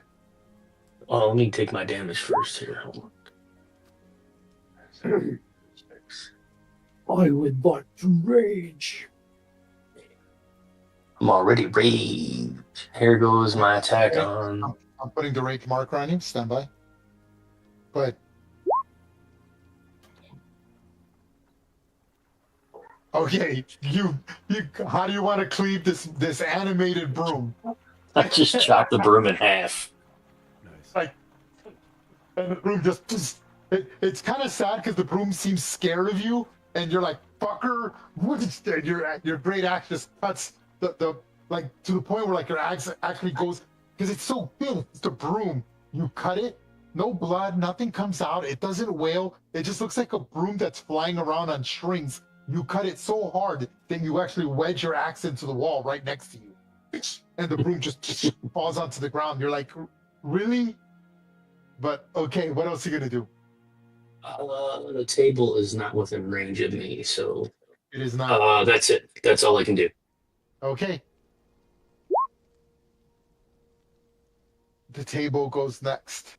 The table will shoot. You just see the body that's on there just falls onto the ground with all the entrails. The silver, the plates, the knives, the forks, all just kind of hit the ground. And the table shifts over here to attack. Here goes. As the table attacks you. All right.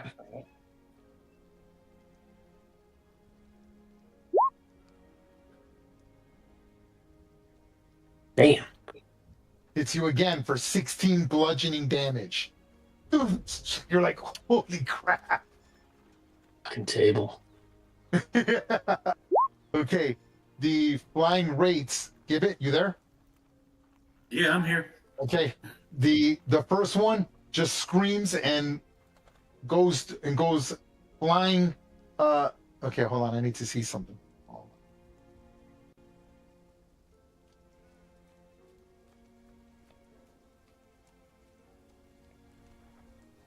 Okay, awesome. Okay, and the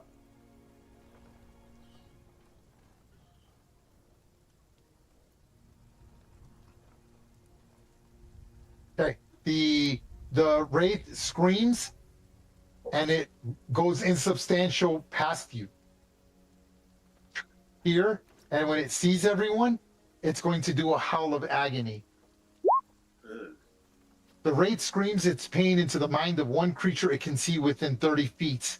The target must make a DC Wisdom saving throw. On a failure, the target takes 6 psychic damage. I'm going to do it on Bartleby.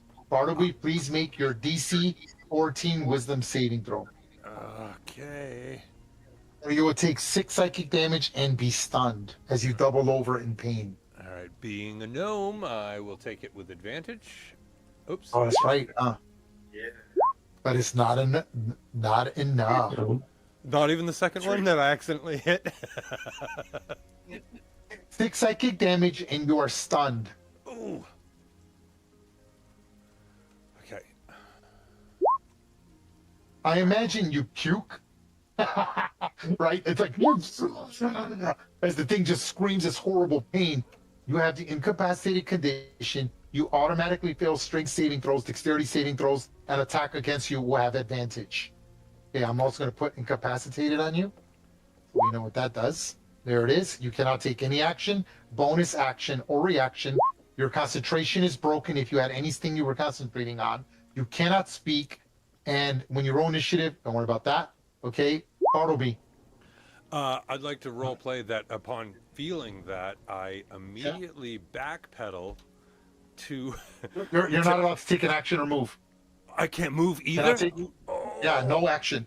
You cannot take it. You're basically just frightened and puking. So role play frightened and puking however you like. You don't Okay, have to but- puke. You could. It could be anything you want it to be. Role play that you got so freaked out by this thing screaming like in Ghostbusters. How do you handle and you can't even move? Okay. But if you read that, I don't want to be a nitpicker, but it doesn't say anything about moving. It just says action, bonus action, and reaction. Bonus action or reaction? Any action, movement action. That's an action. Oh, I don't know. That's a good point. What do you guys think? I know think because I should be able to incapacitate is used move. for is used for unconscious. But stunned, that's really interesting. You cannot take any action. No, because movement is an action. I'm gonna say no, because you can't even take a reaction. So no, Well, that's you part of cannot your move. turn, but it's not an action. I'm gonna vote for So, like a 5 foot stumble around. I don't know the answer to this, Ray. I would If say I could- stunned. So I think, yeah, Go it's ahead. any action move. There, it's a move action, Wait a minute, and hold on. since it says you can't take any action, I kind of agree with Ray. But I do too. So we're gonna go with that. But I'll let you stagger 5 feet. You want to stagger 5 feet? I'll let you stagger 5 feet. Let's go with it, folks. oh, I'm Go, certainly Barnaby. going. What are you gonna do? If I have my druthers, I'd go here, but I will be cool and just go back one. Actually, Okay. it would have been going this way. So, actually, I'm going to go that way towards Jaxor because it came from this guy, right? Yeah. Okay, so I'm going to say Well, that Matt, push me that way. I put the wrong conditions. I put the wrong conditions on the wrong person. Jeez. Okay. Then I can't do anything else. Next. Yeah, stand by. I know it sucks. I'm so Oh sorry. no, dude. Oh no! Hey, that's how it rolls. The flayed wraith then does the same thing. Goes here, and then it will do an agony howl on Gibbet. Of course. Wisdom save with advantage. Fucking gnomes. Jesus. You get to roll again. Get to roll again. I get to go again though, yeah. Fuck. Any I know you don't like concentration gnomes, Ray, spell, but come on. any concentration spell you have clearly ends. Okay, I just looked it up. It says the incapacitated condition alone doesn't stop movement, as moving isn't an action. That's or the a way I Is reaction. it in the description? Thank you. I have it in what my I head. thought. I was about to look at it in my DM screen. Okay, do you want? I'll let you move. Stand by. Hold on. Same thing with you, Bartleby. You have your full movement. You want to move? I'll let you move. I still think it's more like a stagger. So I'll just take one more move this way, and that way I'm between both. I'm sort of in the center point. But no, I'd like to role play it that I just take this, type of backpedaling, and that's as far as I go. So Awesome. basic. Okay, that ends my flayed wraith's turn. So he does that, and then I'm going to stay where I'm at. Okay, the broom that's right comes at you from here, Mags, and attacks. It can try. 7 and misses pretty badly, I think. Yep. Okay, and then we'll fly here. The rug of death.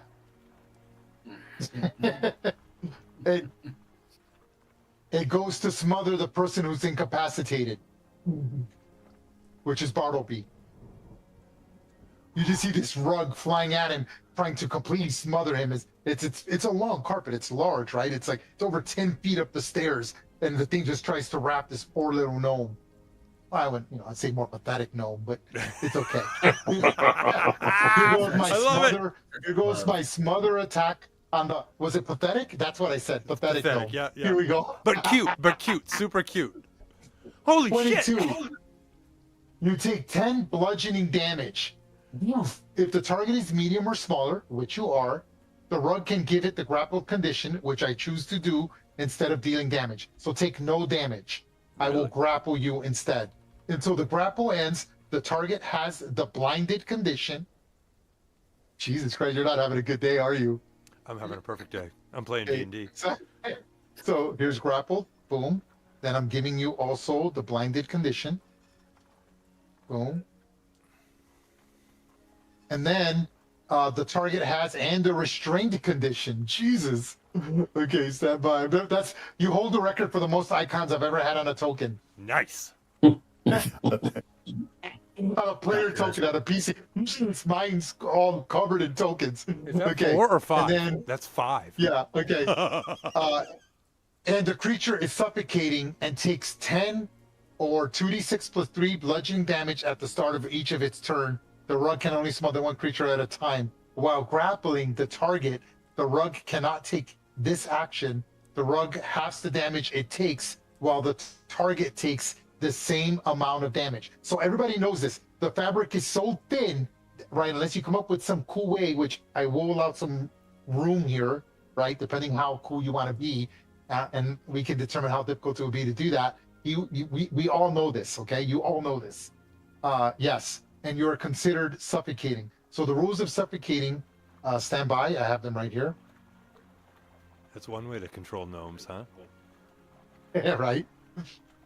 Okay, so I'm looking up suffocating. Here they are. Okay, this is in the player's handbook, the new one. Suffocating. A creature can hold its breath. Okay, you're not doing that. You're suffocating. You can survive a number of rounds equal to your Constitution modifier. Minimum of 1 round. At the start of its next turn, you will automatically drop to 0 hit points and die again, and cannot regain hit points or be stabilized until you can breathe again. So what is your Constitution modifier? +2. +2. +2? Yeah. So 2 turns. So the thing is like, you're like, holy crap, but that's its turn. But it smothers you, so it's actually on your square like this. And let me put them in, change, send to, yep, just like that. Okay. Ray, we're Ash. kind of thinking the Rug of Death was just a cute name you gave it, but I think you're serious, aren't you? This is- Ash, what are you doing, Ash? Finally, my turn. This is a great encounter. Ash, what are we doing? I All guess right, that's 5, perspective. 10, 15, 20, 25, 30. He wants to see what's going on because he can't see in the room. Now he does, All All right, I say, Lord of Stars, Creator of Starlight, create the fire of radiance and destroy Oh, I these see what you're evil doing. beings. And I'm going to use Radiance of the Dawn. 30 feet, so everything within 30 feet that's not an ally, I'm going to hit with this. Let me see. Let me see what you. Let me see. I think you can see everything from there. Yeah, you can see every target from there. You ass. 5, Nice. 10, 15, 20. Great attack. Okay, good attack, dude. Here's Okay, go my- ahead. Click on it. Go ahead. Let's do this. Okay, so you roll a, I had a battle with that in the last in the special adventure with the guys on Sunday. okay, so Or not on this Sunday, on the Radiance one of the before that. Yep. Okay. Yep. Okay. So my DC. Okay. Dawn is Uh, 13. Yep. Is dispelled. Additionally, each creature of your choice in that must make Constitution saving throw DC 13. Okay. Starting at the top with the Table of Death. I named everything of death. Room of Death, Table of Death. Here we go. It's Constitution saving throw. Right. Fails it. Okay. Let's do the roll. The damage is. Go ahead and roll. Yep. So 14. Takes 14 radiant damage. Is it? Okay, nope, it's not vulnerable to radiant. Okay, so I'm gonna mark the damage now, so I don't forget. Done. Okay, the Broom of Death. Here goes. Stop. You completely destroy the Broom of Death. Broom of Death or Rug of Death? Well, that was the broom. Now for the Rug of Death.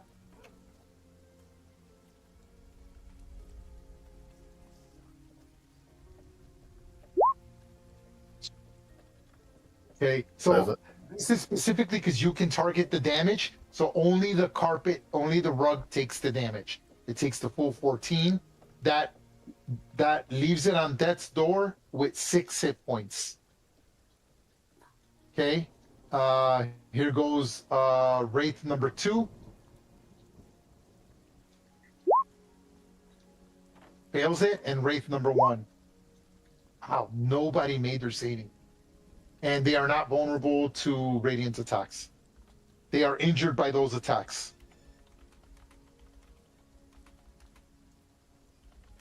Okay. Okay. And the owl, you can take an action before mine. Yep. He is going You to do it after. Yep. Hold on, let me grab him. He's going to swing by the Rug of Death and give somebody advantage, the next attacker advantage, and he's going to step out here. Okay. Got it. Got it. I'll put a little plus markers as a reminder. Anyone who does any kind of attack, you will have advantage on him. Okay, that ends the turn. When you do this brilliant, bland, flashing light, the flayed rates are completely, they do not like it. You see, in fact, that they're going out of the, they freak out because they both sort of look towards the door because you guys came here during the day and they seem frightened of the sunlight. And so they freak out, and when they see you, it looks like they're going to come at you at all costs. Right? No one, like anyone with the power to summon light like that from his body at a 30-foot radius is absolutely dangerous. Anything else, Ash? Right. I just want to remind you, I didn't put a marker on there, but I did cast Blade Ward before I came in. Yeah, I remember you mentioned it. That's fine. You put the little armor. I see it on there. Okay, top of the turn, folks. Give it. Oh, I put it on the wrong marker. Hold on. So give it. So yeah, I should be stunned and everything still. Yeah. Hold on. I put it on the wrong marker. Hold on. I mean, stun yourself if you want. I don't mind. All right. Okay, so you can move. Where do you want to move? Do I get to try to break out of the stun or anything? Automatic. It's only for one turn. Ooh, good. Okay. Dun, dun, dun, dun. You know what? I'm going to stay right where I am, I think. And I'm no longer stunned, right? It's just one turn, right? Your turn, though. Anything else? Well, if I can take it, do I get to take an action at all? No. That's the end. At the end of your turn, you move, and then you are unstunned at the end of your turn. At the end. Okay, got it. Yeah, I will take a move. Okay. I'll come over this way. Okay, so you are aware that I will get 2 attacks of opportunity if you do that. Yeah, Three if I decide to attack with the rug. Well, I think the rug could attack if it's smothering people, but Yeah, it's isn't grappling, that right? right? But anyway, yeah, go ahead and take the 2 attacks. With my speedy feet, That's right. you got disadvantage. While the carpet is grappling, it cannot take an action. Correct. Right. Okay, here we goes. Now, what were you saying about advantage? You would have disadvantage due to my speedy feet.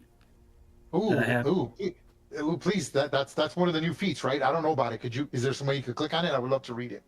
Yeah, I'll find it. That's their version of mobile, right? They believe so, yeah. Right? Yeah. Okay. All right. So, but I believe you. So you're telling me I'm at disadvantage. Is that right? Yep. Opportunity attacks. I don't know how to link it, but it should say opportunity attacks have disadvantage. It should say view displayed to VTT, but it's okay. Here goes. I believe you. Here goes the claw attack. This is rape. There it is. There it is. Wow, it increases your speed by 10. Dash. It allows you to dash over difficult terrain when you take the dash action on your turn. Opportunity attacks. That's nice. Okay, here goes my claw attack at disadvantage. This is Wraith number 1. He takes it. Misses. Claw number 2. 12. Misses. Okay. Why isn't it rolling damage? Let me change my thing. Hold on. Always roll. Auto roll damage. Okay, there we go. Beautiful. Okay, so they both try to claw at you, probably because of the brilliant attack from Ash. They're not really too focused. They're more they're so hyper focused on him that it's kind of like a cat distracted by catnip. And then by the time they realize that you're the mouse escaping, they do one last swipe and just miss at you. You could feel the cold air from their claws and the stench of death whiff past you. What else are you gonna do? Is that where you want to stop? Right there? Yep, that's where I'm done. Okay. That's where I'll stop. Okay. Wait. Thanks. Wait, real quick. Did you take off the damage from the race from that radiant attack I did? Yes. Okay. I can see. Yep. I can see their tokens. They're only injured. Wow. Okay. The rug of death is at 6 hit points. I'm telling you that because I do that for Death Store. The rates are injured. That means not even half of their hit points. And the table of death is only injured as well. Okay, Max, what are we doing? I rush up to the table, yelling, "Keep your splinters off of my short spirited friend. And That gives you flanking because it's a large creature from where you're at.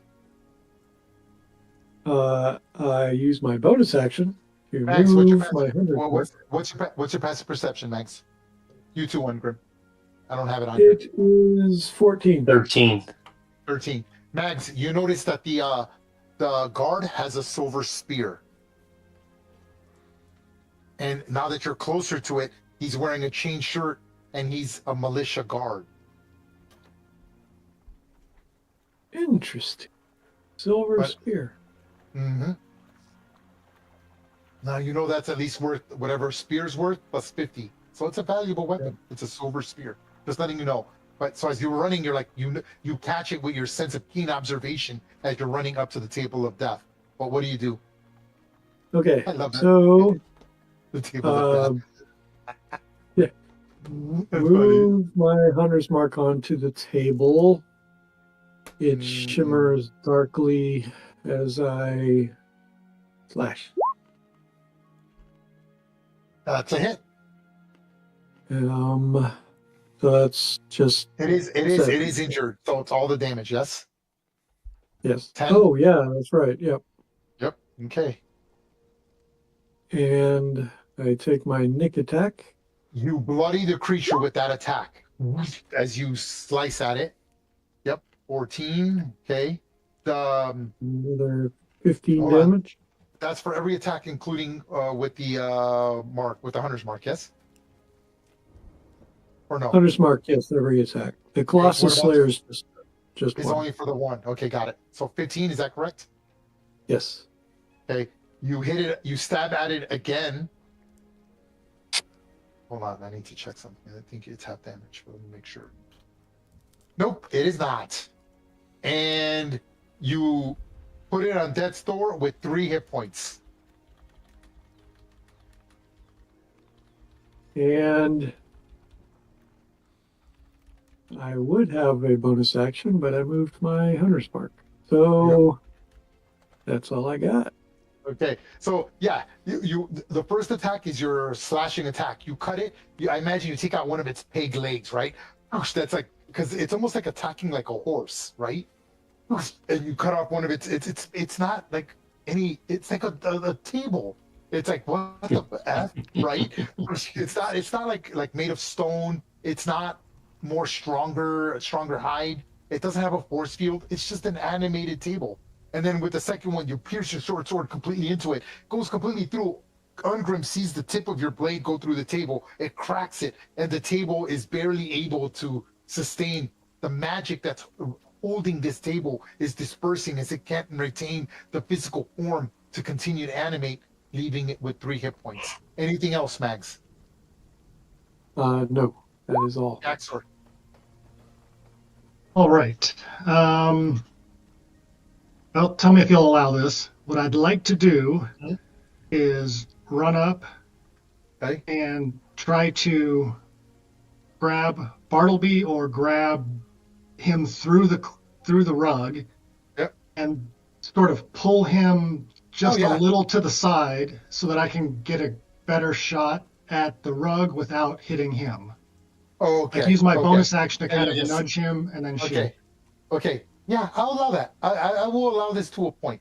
Okay, so you want to use a bonus action, but you have to make the escape DC. I think that's a fair outcome. So you commit to this action, you won't know you'll succeed until after the bonus action. So you're taking the attack regardless of whether you move him or not. Yes. Are we understood? Yep. Okay, so we already know that the DC for the rug, I'm looking at it now, I believe was 12. It is 13. So you need to defeat strength ability of DC 13. Okay. Oh shit! It's 8 strength. Did it? Nice. Oh, nail. Nice. Hey, roll with advantage. Oh, no, you don't get advantage, but you get to roll with normal because you have sharpshooter. Yep. Make your attack. Pretty great. That's awesome. Hey, Oh Aisha, my god. Yep, unfortunately Bartleby's writhing and he's small and the carpet is just like flailing him around. It's trying to like beat him. choke him to death. And he's like, he's like pulling at it, trying to breathe. And you're like, don't move. You move him, you shift him, you shoot the bolt, but the rug just, it like whiplashes out at the last second, and it shoots your bolts into the ceiling. As your bolt just hits the roof. What about the owl giving help action on the rug? Oh yeah. That's right. Thank you. Roll with advantage. Roll one more.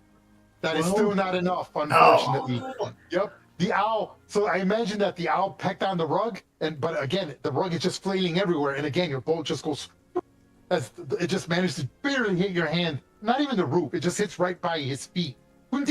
Bartleby hears the twang of the crossbow just missing his ear, and he could feel the force of the bolts hit right about an inch away from his feet. He's like, what? Right? Like, he's trying to talk to you, but he's not allowed to communicate. Okay, Jack, so you use your action, you used your bonus, you still got move. Yeah, that's all. I'm done. Oh, that was such a good attempt. Such a good attempt. Okay. Ray, for role play, I don't mind if you want to play it that I took damage from that. No, man. Okay. No, let's go with the dice. The dice speak for us. Let's go. Come on, Ungrim. Right. What are we doing? All right. I'm going to take out the table. Or attempt to take out the table. Read it. Chop it up. It splits in half.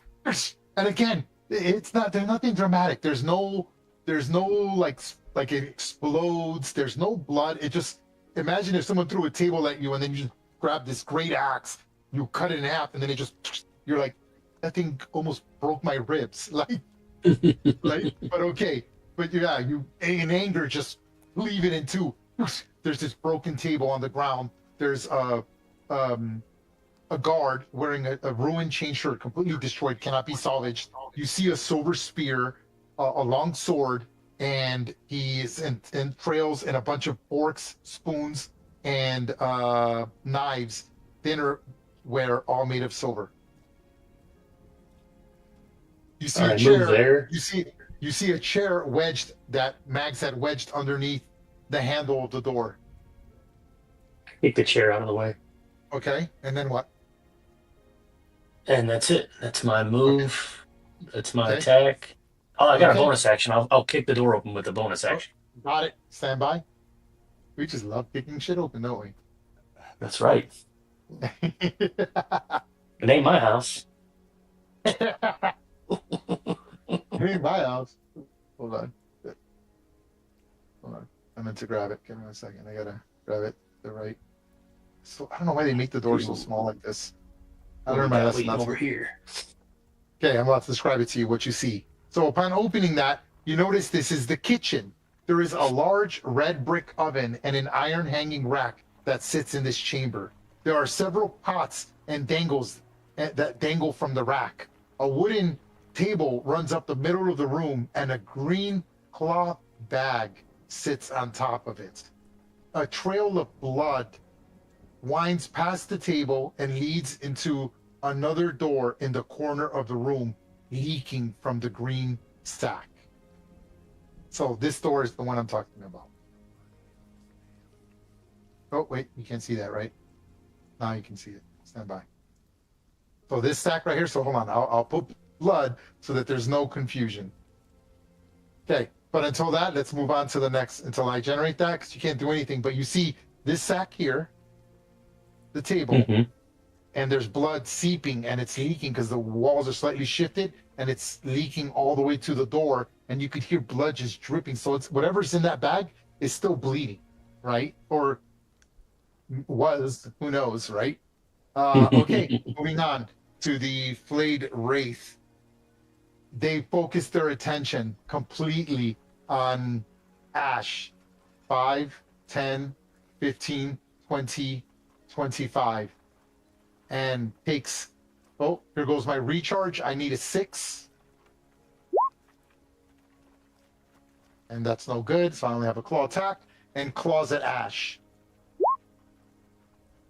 15. Missed. Okay, ending his turn. Bartleby. Okay, Bartleby, at the start of your turn, stand by. You take grappling damage. I'm about to roll it. Stand by. It's the one in the center. So you take 7 bludgeoning damage as the thing is suffocating you. You lose 1 additional turn of breath. What are you going to do? What can I do? You can do anything. You still got all your actions. Oh, I You're can. no Okay. longer, yeah, you're no longer stunned, and you're no longer, because you took your initiative before Gibbets. That's why he's carried over till the end of his next turn. You took Okay. your turn already. So you are no longer stunned, and you are no longer incapacitated. So But let I me am remove still- those conditions. But I'm still so grappled. no longer, you are still grappled, blinded, restrained, and suffocating. That's crazy, dude. That's okay. That's okay. Okay, so Yeah, that's correct. I'm looking at all the icons. Those are correct icons. Restrained, grappled, and blinded. Those are the 3 conditions you have. okay, so what do I And have you to just do? took 7. And you just took 7 damage. Okay, so what do I have to do to get out of my grappled position? I have to do a dexterity, or is it? Oh, it's strength. You can. It's a strength saving throw. You can make a strength saving throw to escape, or I'm sorry, a strength ability check to escape. Oh, Jesus Christ! And I can't cast the spell, can I? I will allow you to, but you have to commit to the spell, and then you make a concentration check. If you fail the concentration check, right, then you lose the spell. You use like vicious mockery and call his mom a curtain or something. I didn't take vicious mockery. Now remember, Oh, taking come damage, on. taking damage does not release you from the grapple. Just so we're clear on that, unless you kill the creature, which you know only has 6 hit points in case it matters. You can attack them. You would just be at the restrained condition. Gives you what? Hold on, I got it right here. The restrained condition. I don't know. It's a little different. Hold on. You're grappled and restrained. The restrained condition. I'm going to read it here. Gives you speed of 0 and cannot increase. Attack rolls against you have advantage, and attack rolls you have will be at disadvantage. Saving throws affected, disadvantage on dexterity saving throws. And grappled condition, speed 0, disadvantage on attack rolls. The grappler can drag you. Okay, that's not important. And blinded. You can't see and automatically fail any ability check that requires sight, and attack rolls against you, and you have attack rolls. So you would just have attack advantage and disadvantage. So Okay. what do you want to do? All right. So my dominant hand is still on my bow lute, which is my magical focus. It is. Okay. And with my other hand, I'm going to try to reach around and grab my dagger. And for the first time, I would like to cast True Strike. Oh, yeah, you can do that. Okay. Go ahead and use your spell attack modifier. Attack ability. Okay, True No, Strike. that's the damage. I need you to roll your spell attack. Yeah, I'm new to this world. 16. That is a hit. Now roll damage. The damage, guys, correct me if I'm wrong, should be 1d8 radiant. Is that correct? I have- No, it's I have- based on the weapon. I It's have the based on the choice. weapon, but I have the of choice radiant or yeah. right here. Yeah, there you go. Thank you. Yeah, so I think I'm going to try to do the radiant damage. Yeah, which is Okay, gonna so it's 1d4. be, okay. 1d4 plus your ability modifier for spells, which we know is +5. So you would add Plus 3 5 actually. to this, No, plus or 3. +3. I'm sorry, +3. Yep. Yes. Okay. All Plus right, here 3. we go. Here we go, boys. Oh, 4. You rock. And I damage. try to reach it up towards my face so that I can like not be smothered.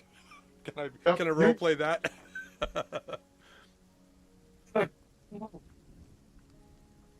And that's all I got for right now. I still need you to make an attack because you are still at disadvantage. So I still need you to make an attack. With the You dagger? could still miss.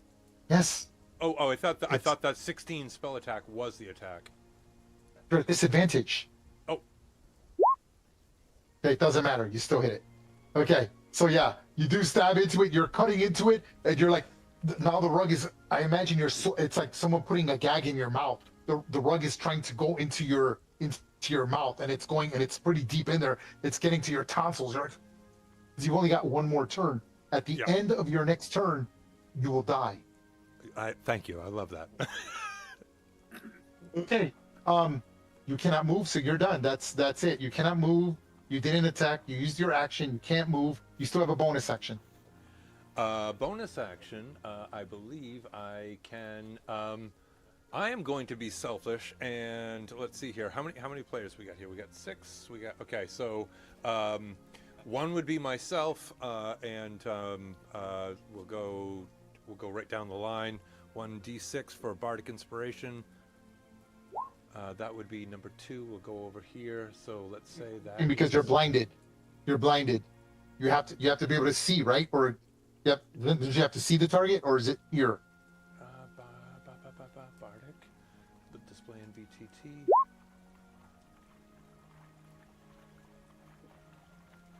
That you can see or hear you. Okay, yeah. So it can be anyone. Okay, yeah, you're good. Yeah, so I'm going to say, just from the way we're in the list, I'm going to go down to it's going to be Gibbet.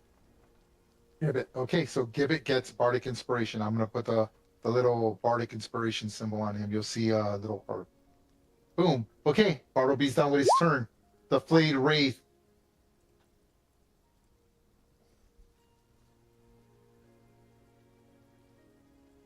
Gibbet, do you wish to take your attack of opportunity?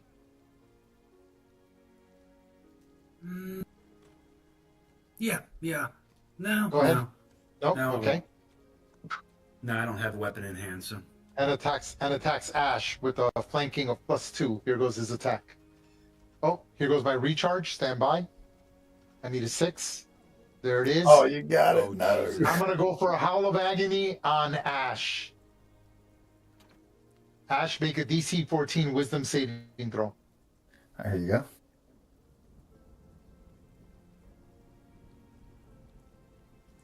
Oh, damn. You take 5. You take 5 psychic damage. Please modify that on the token. I'm gonna add the stunned condition on you. Can I retcon that to Ash? That means the concentration spell you were maintaining is gone as well. I'm removing the armor thing from it. Okay, that's fair.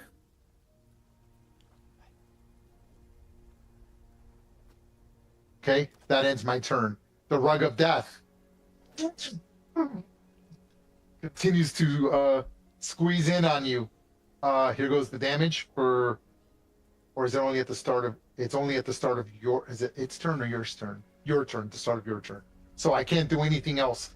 The rug is gonna just stay right where it is. Continue to squeeze you, best it can. No, you know what? The rug is gonna try to pull you off, which it does so automatically because your 2 sides are smaller. Is that Jacksword, you wish to take an attack of opportunity, but it must be melee. It cannot be ranged. Do I have time to pull a dagger stab? You do not.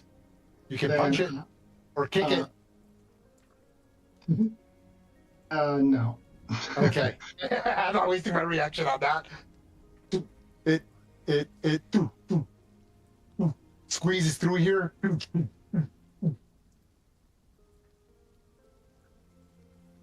Dragging him all the way over here. Oh, Jesus. Okay. That's it for the Rug of Death. Ash, your turn ends. You are no longer stunned. Here, you said I can move a little bit. I'm gonna back up in this. And move. Go ahead. Oh, you're like, he's like disoriented. So bad. You're like, what the fuck? You just see Ash like stumbling back. Oh, fuck. Oh, Mama. Okay, ending Ash's turn. Top of the turn, folks. Give it. All right, here we go. I see the rug go into my favorite room. Take 10 feet of movement. And I'm just going to call forth a starry wisp and see if I can't end this thing. Go ahead. Make your attack. trying to. Oh, you fucking kidding me? It's gonna be one of those days, isn't it? Bardic Yeah. inspiration. Okay, Damn. you have Bardic Inspiration. That's true. You wish to That's use a it. You D4, don't have right? to use it if you don't want to. Is it 1d6 or 1d4? It's what I just popped it. 1d6. Yeah, 1d6. You want to try to take it or not? It's up to you. It's your choice. Gibbs. I mean, it's there. I might as well try it. Go ahead, roll your 1d6. You rolled a 9. I'm armor class 12, by the way. 12. So you can do it with a 3 or greater. 50% chance. It's not bad. Where the hell You got it, am I you got it. gonna- 6. There you go. Nice. You hit it for 4 radiant damage. It takes half damage, but you kill it, and it only had 2 hit points left. Bartleby, you take 2 points of radiant damage. I got you, cuz. I'll take it. That's fine. Yeah, sometimes it burns. Oh no, that's fine. Why does it hurt when I pee? Well, Don't ask that out loud. No, Frank he's pulling on this dusted carpet out of his mouth that extends about 2-3 inches. Ew.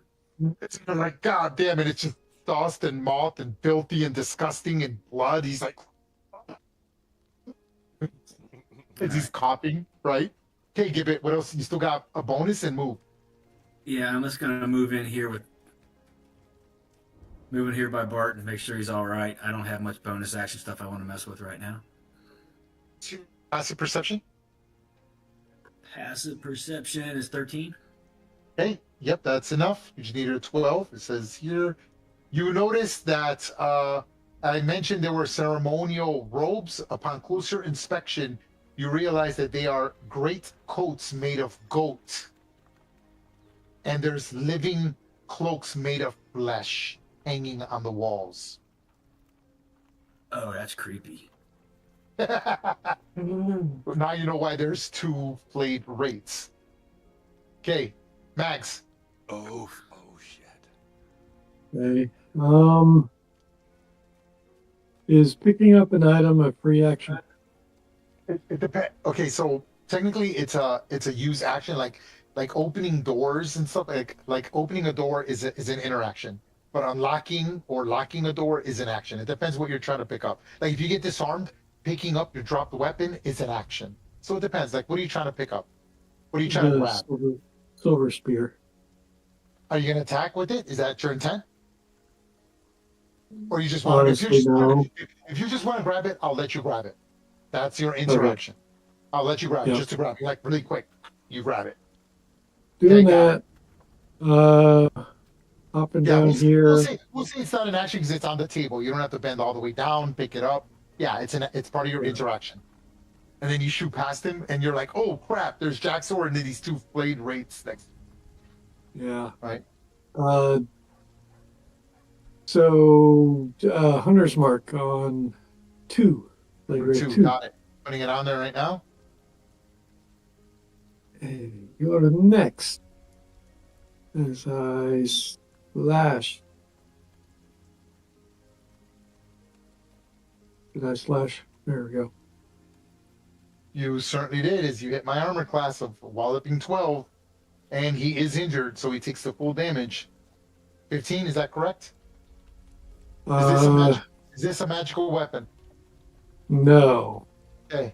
And I blame you for that, Ray. Hey, wonderful. I love it. Thank you. You're welcome. So hold on. So he only takes the hunter's damage is force, correct? Yes. And what is the Colossus Slayer type? It's just whatever my weapon damage is. Okay, so it's slashing. Got it. Okay, so he takes the full 1 point of the hunter's mark. Reducing that now, but he only takes half damage from your slashing Colossal Slayer attack. So that is 14, so he takes 7 from that. Oh, impressive. But I thrust with my nick attack. That's a hit. Yeah. That's good, man. That's really good. 16. Yeah. So that's 15. Okay, so 3, so 4 total. Got it. Still only injuring the creature. Anything else? No, already used my bonus actions, so that's it. Ooh, okay. Look at that. Max coming to the rescue. Daxter. All right. Well, 2 wraiths. Let's see if we can get rid of 1 wraith. I'm going to bonus action steady aim and take a shot at flayed wraith number 2. Go ahead and make your attack. The sharpshooter gives you advantage because you did steady aim. It's not rolling with advantage. Hang on one more time. Oh, you hit it regardless. You might roll 20 though, so go ahead. Yep.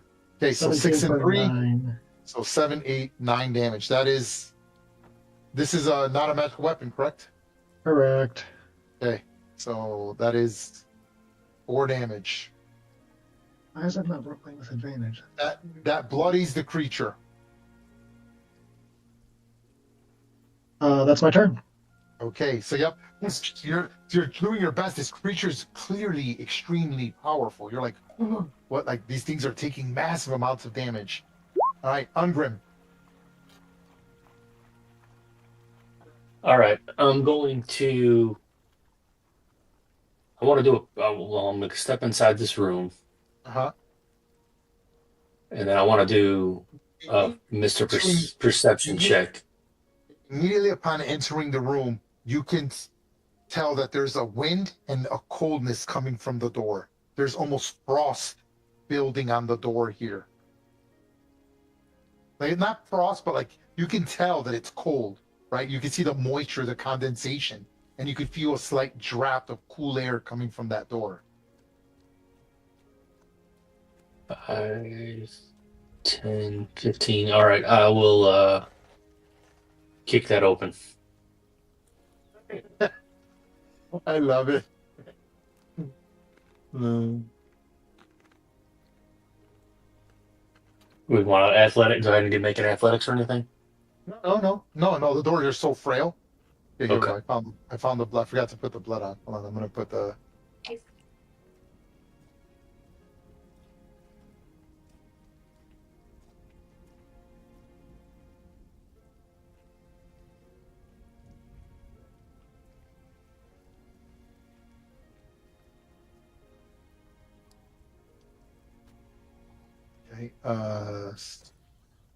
There. Map. Okay. Removing that door in a second. Give me 1 second.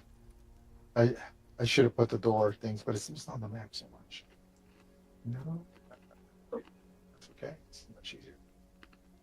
Okay. You see stairs that go down clearly to the basement and or cellar.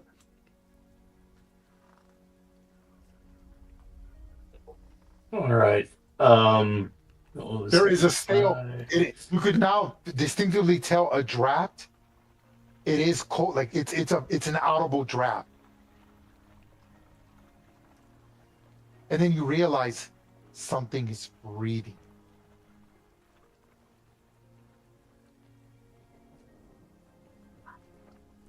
Do I need to do a perception or anything? See if I can tell what it is?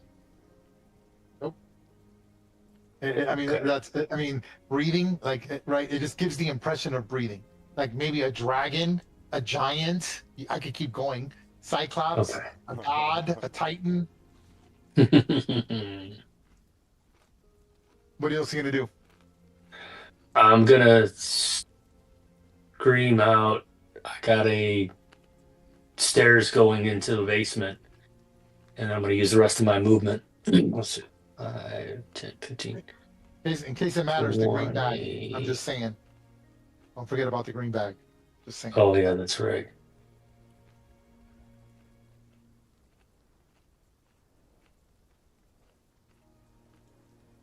Let's go see what's in the green bag.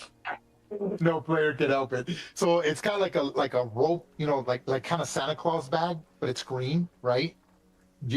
It's part of your interaction, and you open it, and you find a human head inside of it looking at you.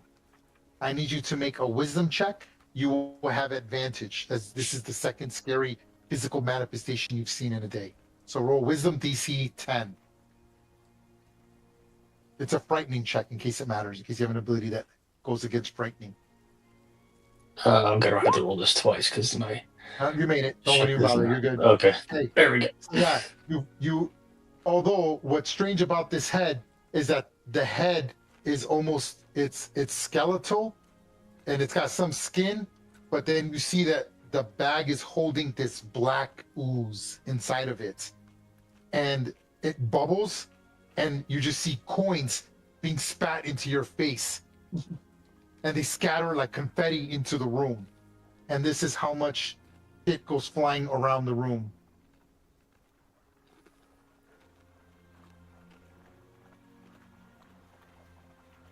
I'm going to put it in the chat. You guys need to put it into your thing. 57 silver coins, 26 gold coins, a copper necklace embedded with green jaspers worth 100 gold, and a pair of gold bangles worth 50 gold each. Come, basically just like the first few, I imagine the first like 3-4 silver coins, and then you jerk back on it, and they eject out like a geyser. They ping and hit the roof, dink, dink, dink, dink, and scatter about the entire room. You're like, what the fuck? And then you see the black ooze just eat through the table, and then melts and goes through the floor, and goes into the basement. But you see that it wasn't able to affect the metal. Okay. Oh, it's getting good. Okay, what else, Grim? You still got some movement. Yeah, I'll go back. Let's see, 5, 10, 15, 20, 25. I'll move back down here 30, one square back this way. And I will, anything comes out of those stairs. I hold an action. Anything comes out of that stairs, I hit it. I'm still giving you a bonus to maintain your rage. Yes? Yes, sir. Bonus to maintain rage. Okay, got it. Okay, the Flayed Wraith, again, the one that's marked. They are obsessed. They will continue to attack Ash, but they are incapable of doing so, although they can, as they can use their insubstantial form to squeeze through. Jaxor, do you wish to take an attack of opportunity? No, I don't have a weapon out. It goes there. They're obsessed with killing Ash, who's shooting out light from his fucking body, right? From his holy symbol or whatever. His shield. Yeah, his shield. They're not having it. So here goes my recharge. I need a 6. Failed it. He claws at you. All right, miss. 12. Misses. Bartleby, you're like, oh, as you're pulling the last few inches of the rag out of your mouth. As I hope I have portrayed well enough, Bartleby is a very vain person. So he takes his mirror out of his pocket and then assumes that he is a creature that he can see in this mirror and casts as a bonus action Healing Word on himself. You okay with that? Of course. Go ahead. Okay. Well, Healing Word. well, Yeah. it says a creature of your choice that you can see. So, I mean, I don't know how you want to play that, but I do have a mirror on me. Okay, so Healing Word. So I'm going to give myself... Down at the bruises of the rug squeezing you so hard, you're like, oh fuck. Yep. So I'm going to give myself 9. Pops me back. But I to understand. 25. I like the role playing where you're looking in the mirror, you're like, oh, I look terrible. This is unacceptable. That kind of thing. Yeah, it's pretty cool. Yeah, totally. And so I'm going to. I'm pissed. I am. I look over at Gibbs and say, what the fuck did we sign up for? And 5, 10, 15, 20, and I take out I take out a. Oh, I gotta mark that spell down when I come back. Take out my bow, take out an arrow, and I am going to shoot the Flayed Wraith, whatever number this is right here. Number 1. Mother friggin' dig. Okay, and I'm pissed at myself because I'm having a relatively bad day, and I take my last 5. No, I got 10 feet, but I'm going to take my last 5 feet just to free up the door here, and I'm like, God damn it! That's so. And that was my bonus. Cool encounter. It's a fun encounter. And okay. That's my movement. I'm done. All right. The Flayed Wraith will use its substantial form to go here. Jaxor, do you wish to take your attack of opportunity? Nope. Okay, here goes, and it attacks Ash. Here goes my recharge. Need a 6. Fails it. Here goes my claw attack. 14 Miss. and misses. Gosh, Ash. All right. About time. This is All funny right. counter. What are you doing? All right. So, I guess I will take a attack opportunity, as much as I hate to do it from this guy. But I got to clear some space. Go ahead and take it if you want to. Oh, you're gonna. Okay, yep. Glide rate will take his attack of opportunity. Here goes. And Missed. oh my god, I'm really crappy. All right. On this side. And now I will cast. You do notice a door adjacent to you, by the way, in case it matters.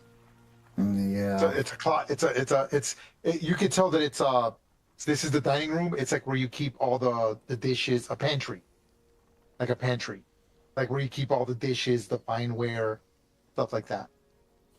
The cloth, the tablecloths. All right. I will cast Burning Hands to hit both of them. Oh, burning hands. Okay, go ahead, click on it, baby. Let's do this. What's my DC? 13. 30, 13. Okay, here goes. This is for the closest one. Number 2. Makes it. And for number 1, fails it. So he takes the full damage. They take full damage from fire. So that's 13 for him. That injures Wraith number 1, but number 2 only takes 6. But he is now officially bloodied. You're like, oh shit. Anything All right, else? thank God. I He's don't getting desperate. Ash is like, oh man. He puts his finger in his thumb and just shoots out a fan of fire. Mag, you just see fire shooting out from the side. You're like, what the fuck? Grim, ungrim. You could feel the heat and see the brightness of his fire shoot out almost 15 feet, right? It's like shooting. You're like, what the hell, right? It's like shooting like this, 15 feet.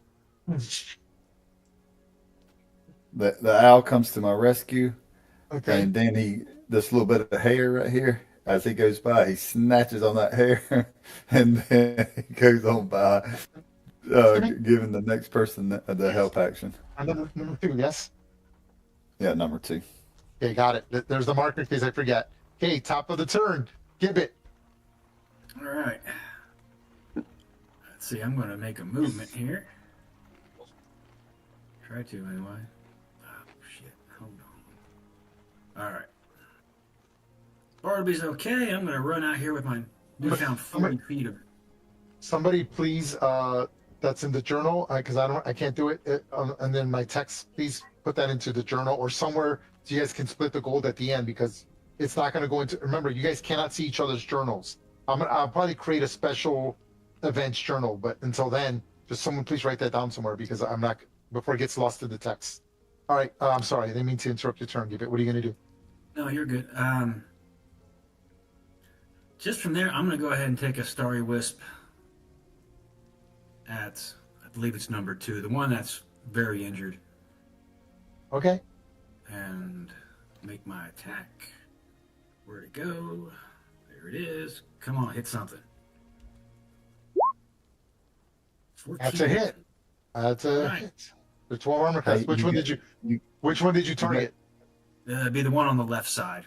Okay, One so I you have can see. advantage. Roll again because you have advantage. You could get a lateral 20. You get lucky. Might be. Nope. But you hit him, and he takes a full 6 radiant damage. Which Now, is he also full has his damage. dim light condition, for what it's Yep, worth. I'm gonna do that right now. Okay, and remove the advantage thing on him. Boom.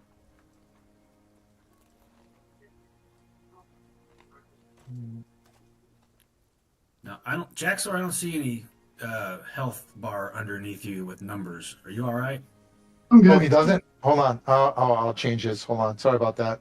Again, I see the I have bar. I to just don't reset. see the numbers. It Yeah. looks like he's No. Yeah. Hold on. There we go. Boom. all right. There we go. See, I got a movement. Did that. That's all I've got right now. Okay. Love it. Oh, yeah. Ashes isn't on either. Hold on. I'm trying to get it on right now. Boom. Okay. And I'm just checking. Yep. Okay. So it was only Ash and then I'm gonna set those tokens with the draw. Okay. Anything else, Gibbet? Nope. Okay. Gibbet, you use your bardic inspiration. Let me remove that. Okay. Yeah, that's Mags, what are you doing? Up through here. Yeah, you just see this fire just barely, just as you walk in, right? Like a few seconds ago, you're like, what the hell? You see the table, some of the tablecloth is burned, the walls burned, right, it's splintered. Lucky, like the only reason the building didn't catch fire because it's like most of the wood is warped from water damage, so like it's actually really difficult to catch on fire. So from my last attack, he's still vexed. So got advantage on the slice. You gotta be. Oh, look at there. Which one? Okay. That was okay. Hold on. the one. Yeah, hold on. Okay, hold on. I have to do. Let me do the slashing damage first. So that's 9, 14. The Colossus is 8 and 5, so 14. 18, 19, 20, 21, 22, 3, 24, 25, 26, 27. So that is 12 damage. Yeah, hold on. Okay, and then the other one is full damage, which is 7 and 5. That kills it. Barely. You took it to -3. So you're like, you cut into it with your scimitar. The creature just yells in horrible pain. Yeah! And it does like a dramatic exit, as I imagine most undead spectral things, like it twirls. Ah! Painting, not wanting to end its life because it goes into a lower plane of existence. And then just like ash hits the ground. And I dance around the other one Okay. while I use my bonus action for moving the hunter's mark. And Okay. Got it. then my nick attack. That's a hit. Doing pretty well with the Oh, nick nice. attack. Yeah. Good. Yeah. 17. That's 6 damage. And then he takes the full hunter's mark, which is 2. 2 great Okay. hits, man. He is bloodied. Good job. Mm-hmm. Anything else? So yeah, again, he looks badass. Like, look, I have to understand that you're a dexterity based, or you're not strength based, right? Correct. Yeah. So he's swirling blades. He's holding a scimitar and a short sword. It's almost like a dance. He's like cutting to the left, twirling, right? Does like a sidestep. I imagine almost like a Remo Williams sidestep twirl, and then stabbing inward, cutting into the blade, and like he's doing massive amounts of damage. But the creature's taking half damage from most of his attacks. But anything other than that, Max, you good? Or are you doing anything else? I just want to say I love your Remo Williams reference. I was just Um, gonna say I haven't heard a Remo Williams reference in like 2 decades. I just saw that movie yesterday. I just saw that movie yesterday. Did you really? I've seen all the movies. I've read all the books, and I've seen the both TV shows that they came out as well. Oh my goodness. Now if you can just pull a Buckaroo Banzai reference in there somewhere. That's even easier, bro. I'll do that next turn.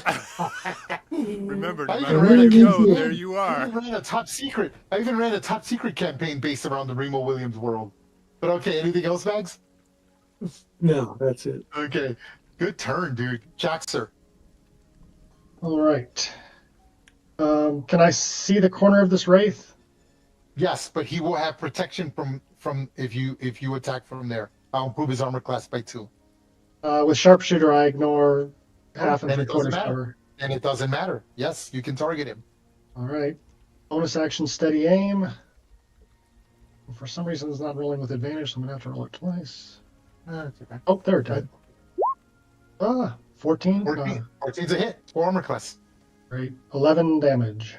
Oh, good. Okay, that's half damage. The creature, your bolt gets it, and again, the bolt doesn't stick to him. It goes through him, and it takes some of that substance that's keeping him in the material plane of existence. So, like, your bolt takes some of its spectral existence with it, and then when it's separated too much, kind of like ink in water, it just fades into like the nether, right? But you damage the creature. The creature is just screaming nonstop. I want to make sure that you understand this flayed creature is yelling nonstop, right? Think Army of Darkness when he's being attacked by the first animated zombie. After he's like, no, somebody get an axe. Like, you know, he's screaming the entire time. That's kind of what's happening. Anything else, Jaxer? That's it. That's my turn. Yeah, I just threw an Army of Darkness one too. Look at that. What Ooh. All right, I'm going to barbarian myself stealthily down these stairs. 5, 10. So, folks, it's 10:53, and I know some of you probably work for a living. Are we good for like another hour or no? I am. Yeah. Or do people Sure. need to go? No, I'm I'm good. good. Yeah, I'm Let's good. do it. Are we good? Okay. All right, I Ungrim. work with the So, school, so we're out for Christmas break now, so I'm good.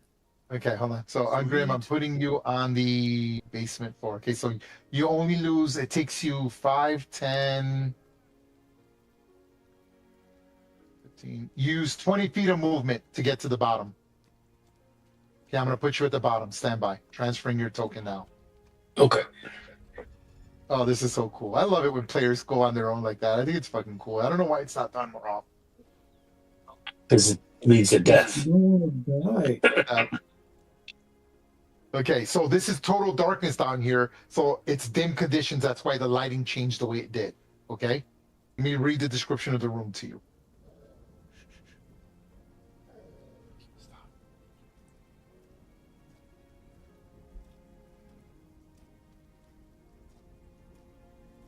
You enter an unlit chamber with an earthen floor, and wooden support columns sit at the bottom of the stairs.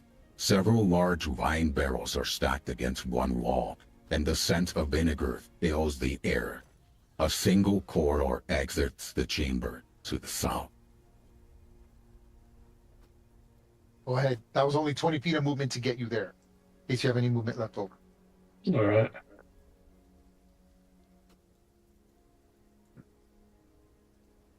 No, that's all I can move because I was moving stealthily. No, I'll let you go. I'll let you go. I mean, you're going on your own. I'll let you push it. We're not in combat. So go ahead and do your full movement. It's fine. We only do that for like combat or you know, things like that. Not, come on, let's speed this up. What are we doing? You want to go your Right full here. movement. Okay. Boom. So as you push further into the room, moving stealthily, again, you don't make your stealth check until you think you're being seen, or I think you're being seen. You notice 2 doors here, as you can see. Let me make sure you can see what I see. You should be able to see them. Yeah, it's sort of cut off. It's a little too far on the right, but there's a door here. I gotcha. Let me see if I can reset you slightly. That might make the difference. Hold on. Huh, interesting. Why isn't it? What if I put you there? Yeah, interesting. I think let me check. I think I put the line. Huh. Interesting. The line is perfect. It should not be. Can you see? You can't see the door on your right, I right? can't. No, I Yeah. can't see the door on the right. I know it's there, but I can't see it. No. Okay, so it's right there. Okay, in case there's any confusion. Okay, now stand by and let me look. Okay, so you hear large amounts of stand by. Hold on and see what the fuck this is. 'Cause I don't even know what that is. Stand by. Let's see.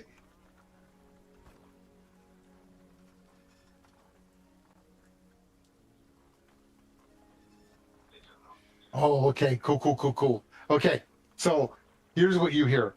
So first of all, you can smell the smell of rot and decay. It's clearly coming from this area. And you can tell that there is a sound that you can hear And the sound, I will say, I'm just going to say it because I think it's a very unique sound, but I'm going to say it. Think of a horror movie whenever they show a large amount of maggots. Mm. That is the Cool. sound you hear, like rock, like a bunch of worms, like maggots, rock movement. grub, whatever you want to call it, right? Like it's all that's it. Like that's there's so much of it, you can hear it through the fucking door. You're like, and that's coming from this side here. Okay, on the right side, stand by.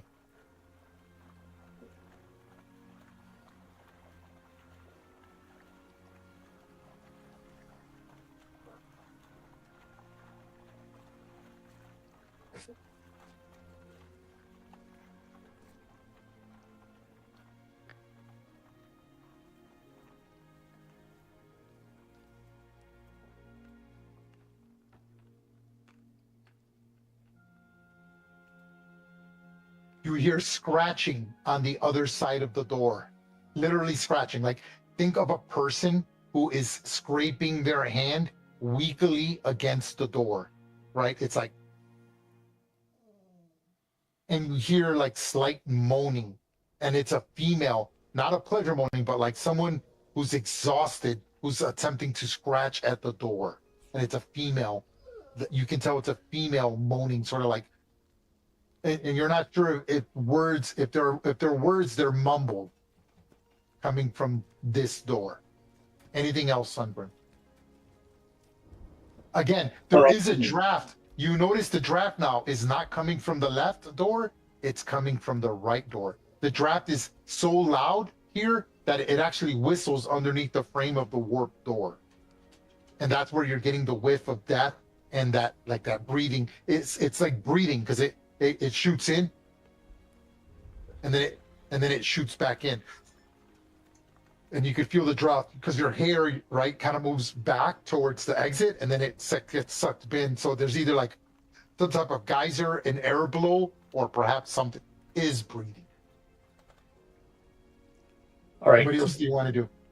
All right. So, is this a stone floor or is this dirt floor? There's a third floor. Third floor. Okay. If you're asking me, if you're asking me if tremor sense would work, tremor sense would work here. Okay, then I'm gonna use tremor sense. Yes, because there's stone walls and shit like that. Yes. Yeah. It's unfinished ground. Yes, it would. I will say it would work. You're considered underground. Is this what you want to do? Yeah. So, bonus action to keep the rage going, and action to Activate the use tremor sense. Okay. Yeah. Oh, it's 30 feet. Yes. It is 60 feet for 10 minutes. Okay. Stand by.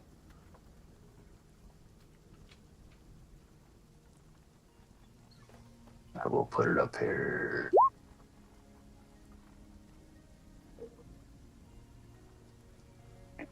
That means my eyes are closed now too. Okay. So again, I got to figure out. There's got to be some cool way to do this. But I'm gonna tell you. Stand by. Can you see this? Oh, hold on. I need to change this. Bear with me here. Can you see this? Hold on. Can you see that? Yes. My arrow? Okay. Yes. So you detect 4 piles because they're moving, right? And you detect 4 swarms. We're just gonna say maggots. 1 there. 1 there. 1 there. 1 there. You detect a female body scraping at the door here. And stand by.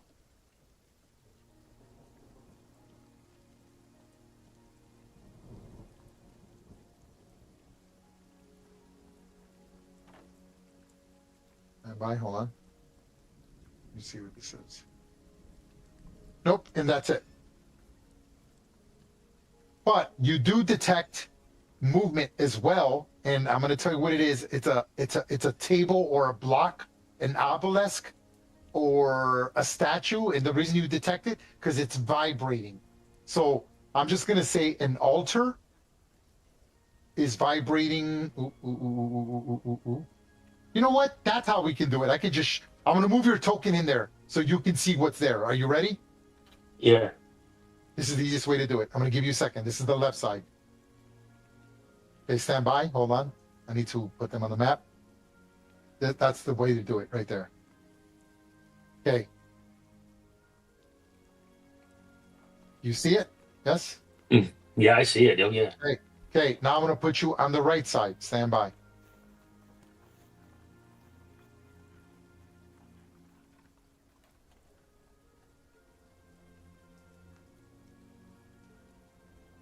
And this is where the girl is, right? Yes, hold on. I'm about to put the token on there for you.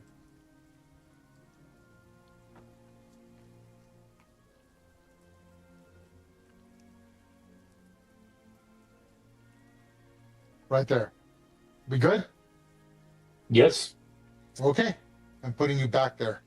That's how I'm going to do it from now on. It's a lot easier to do it like that. Okay. Anything else, Ungrip? You done? Yeah, I'm done. Okay. Going to the next person. Bartleby. Sorry for that long turn, folks. It just had to be done. What are we doing, Bartleby? Oh, no way, no worries. I look at the other two that are with me and be like, where the hell did they go? And I guess I'm gonna dash 5, 10, 15, 20, 25, 30.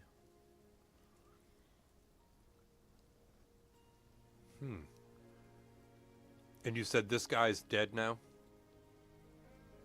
Which guy's dead? The flayed wraith? No, if there's a token there, then they're alive. Oh, shit. Okay. Well, then I would like to... Oops. I'd like to retcon that and not say that. I'm going to come back here and... oh, goddamn. Yeah, I guess I'm going to... I guess I'm going to try to do... Oh, that puts me... Fuck. Disadvantage for missile, yes. Unless you're a sharpshooter or something like that. No, I'm not. Like cool Jackson over there. What's the condition of that table? Is that broken down? The table's no longer there. The table's actually over here, broken in 2 pieces.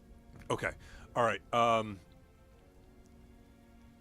There is a body on the floor wearing a broken chain shirt. There's a bunch of tool dinnerware spread out everywhere, and intestines laid out on all the plates, all dipped on the ground, piled across the floor. I'd like to pull that back and say that as I was trying to go around Jaxor... no problem. I'll allow that. Yeah, you kind of see the thing. You're like, oh, crap. Got it. But Not a problem. did someone break that door off the hinges, though, or is it still... No, he propped it open and the door fell onto the ground. Okay, all right. Then I'm going to try to pop a shot at this flayed wraith right here, actually. Hold on. Let me get back over here. And... Go ahead. Make your attack. It's from there. It's a clear shot. Go ahead.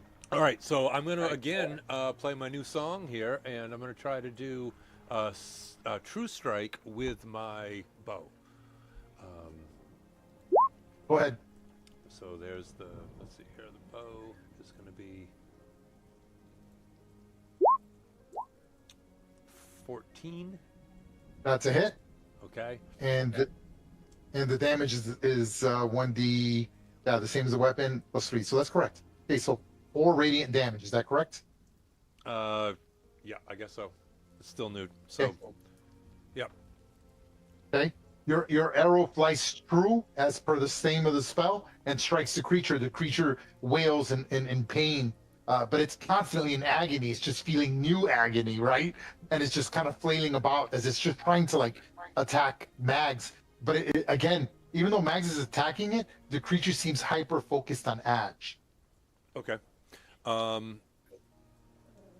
can't see him. And oh no, no, shoot, I can't do that. Okay, because I think True Strike is a bonus action. No, it's an action. Okay. Actually, yeah, no, I'm gonna give Jaxor Bardic. Oh, okay. Giving Jaxor a Bardic. Okay. Yep. Here we go. Thanks, sir. Jaxor, I'm putting a Bardic inspiration on your token. Boom. You done, Bartleby? Yep, that's correct. Okay. Mags, do you wish to take your attack of opportunity?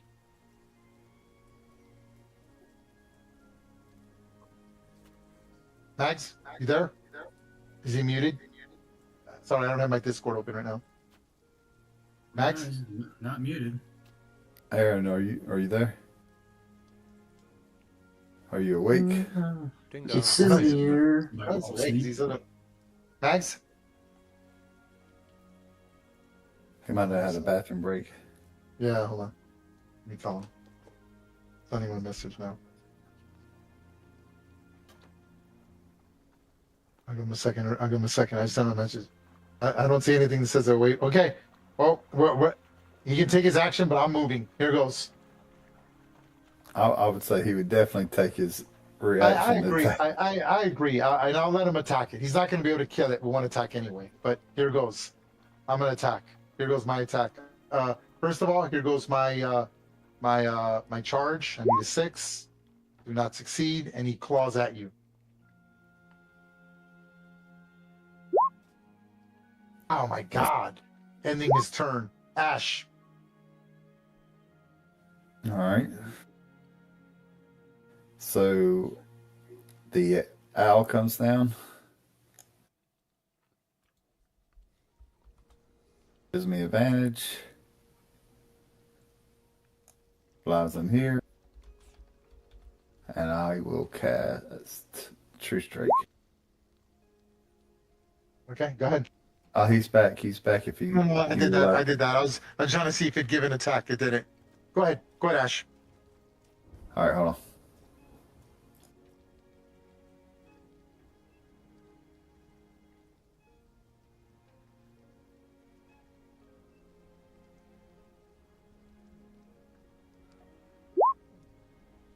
$13 That's a for hit. 5 piercing. That's a hit. Is this a magical weapon? No, it's 5 radiant. Sorry, it's a magic attack. What? Oh yeah, True Strike. I see it on there. Yep. Okay, yep. That's full damage. -5. And it's radiant damage too. And that critically injures the creature when you stab it with the rapier. Hey Mags, you back yet? Yeah, I'm back. Oh, okay. Hey man, I'm gonna assume that you would have taken an attack of opportunity. Go ahead and make it. You want to take it? Yes. Go ahead and make your attack with whatever weapon you want to do the attack of opportunity on. Nice. There we go. Yep. Well, I was gonna say I have advantage, but might not matter. I don't see a roll. Oh, that's Ash. Okay, I'll roll again. Sorry, thought it came through.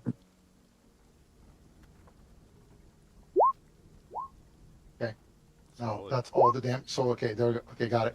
Okay, whoa, no, it did. Okay, a whole bunch of them did. Okay, so 18. So hold on. So yes, hold on. That's 7, 8. So that's 4 damage. Hold on.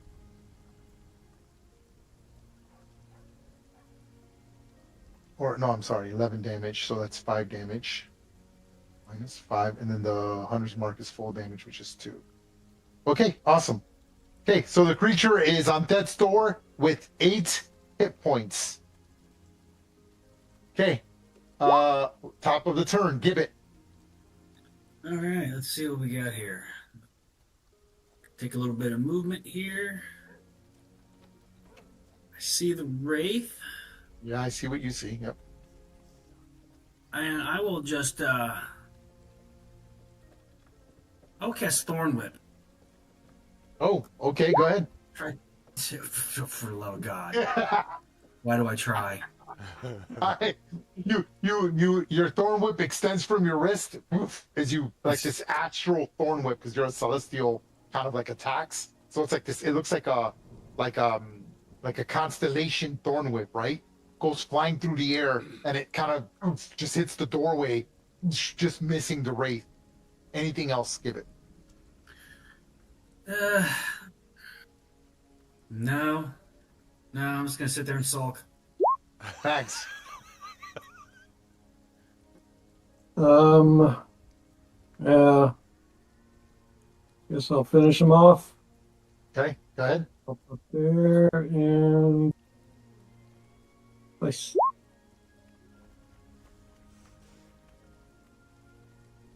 18. That's enough. That kills it off. You take it to -2. You slash at it with the scimitar.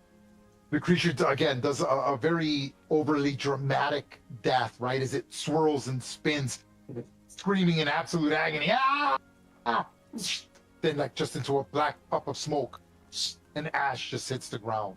You're like, God damn! For a total of 5 rounds, right?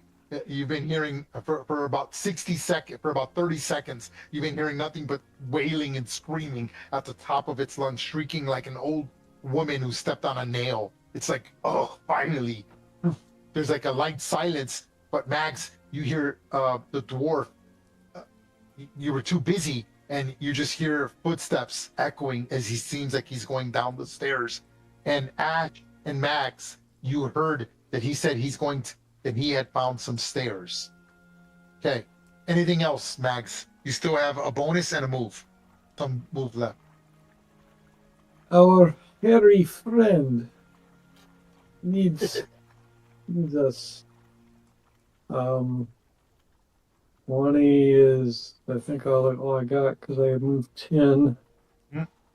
And you see this green bag. You see a hole in the table, a hole on the ground, and you see all these coins, silver, gold, 2 little bracelets, and a necklace just sort of scattered about the room, like no one even bothered to pick it up, with dried coagulated blood running from the bottom of the table where the bag hole is down the steps. You're like, what the? And you see the dwarf's footsteps, because he's stepping on coagulated blood, so it's like matched. As you could clearly see, he made no attempt to hide his footsteps as he goes down the stairs. Grim is this way. Come. And if anyone wants a silver spear, I have. It is the end of the encounter, so I'm going to clear this board, and I'm allowing everyone to move where they want. I'm just going to give Ungrim 1 turn, and then we're going to go off of initiative. Okay? So everyone move your tokens wherever you like, up to the stairs, and I'm giving Ungrim that free turn. Ungrim. Right. Can we see what's in this door here? Oh, yeah. It's just a closet. There's nothing there. Stand by. I was just wondering. No. It's all good. Right there. There you go. There's nothing. It's where all the cutlery, all the silver, the dishes would go there. Okay. Ungrim. Going down to the bottom, moving your token down there, or you're down there. What are you doing for your turn? And then we're going to go off of initiative. So this is a combat turn, 1 free combat turn for you. What are you doing?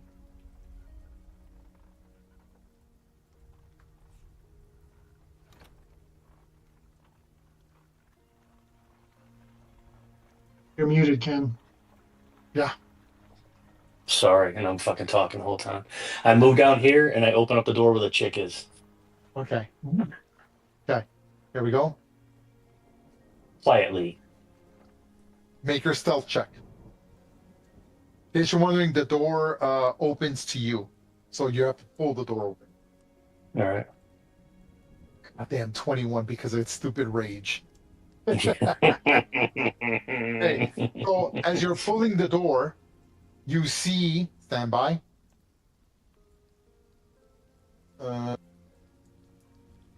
Where is my window? Oh, there it is. Stand by. Okay, what's that? That. Okay, stand by. I'm reading it now. All right.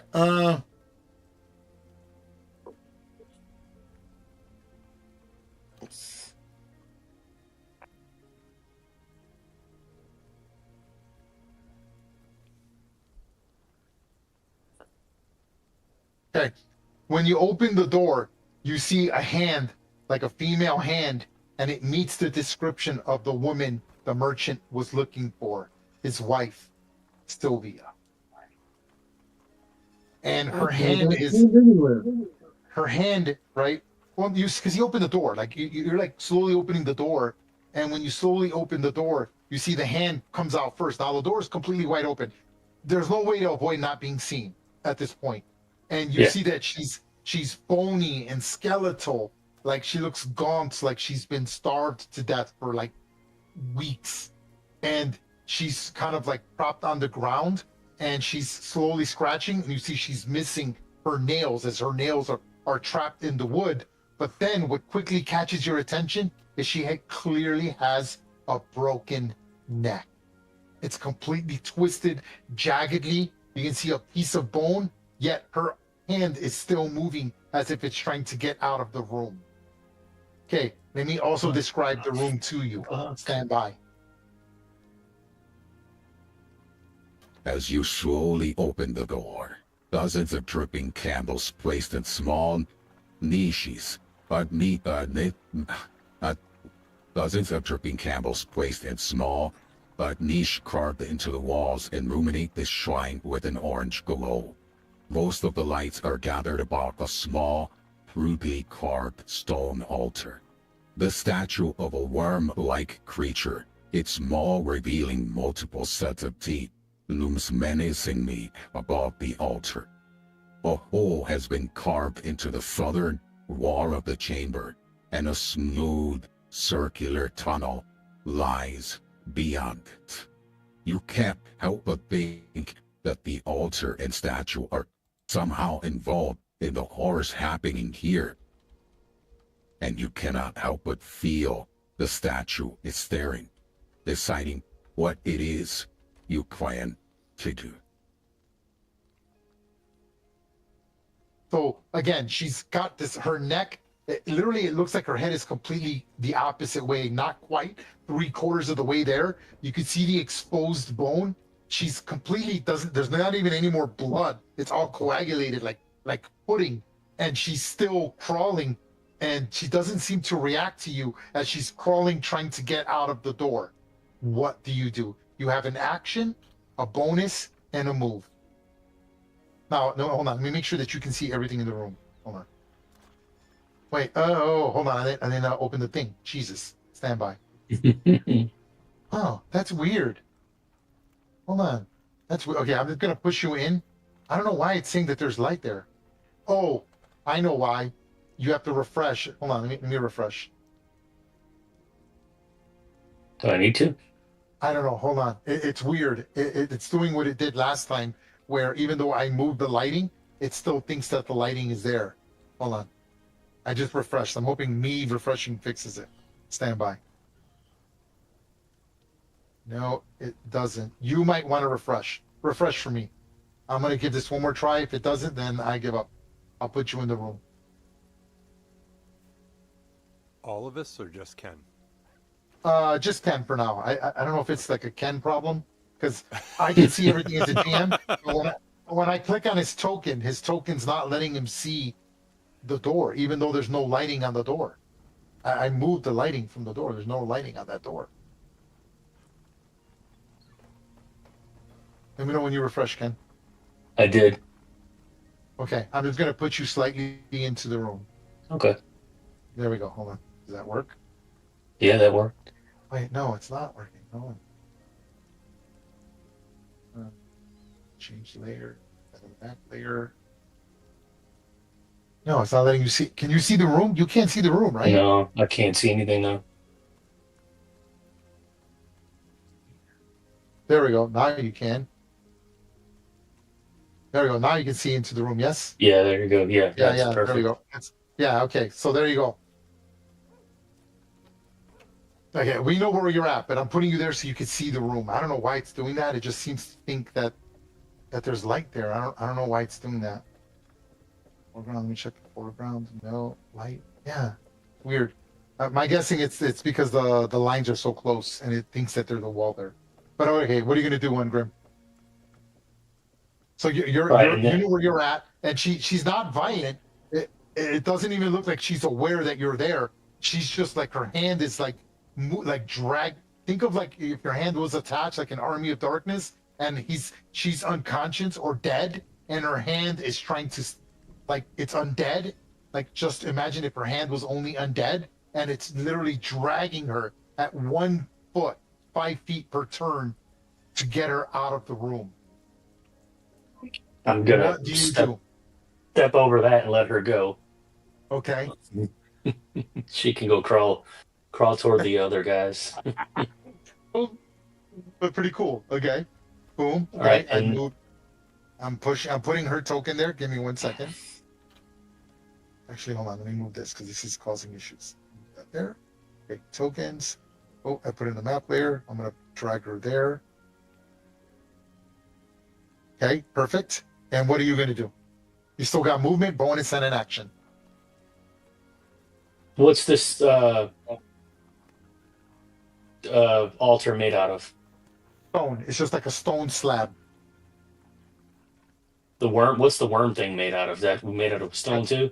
That made out of stone as well. Let me make sure, but I'm almost Okay. positive. Stand by. Let me check. I got it right here. Put that on my layer because I had to refresh to close everything. Okay, it is made of. Yep, the altar and statue. They're both made of stone.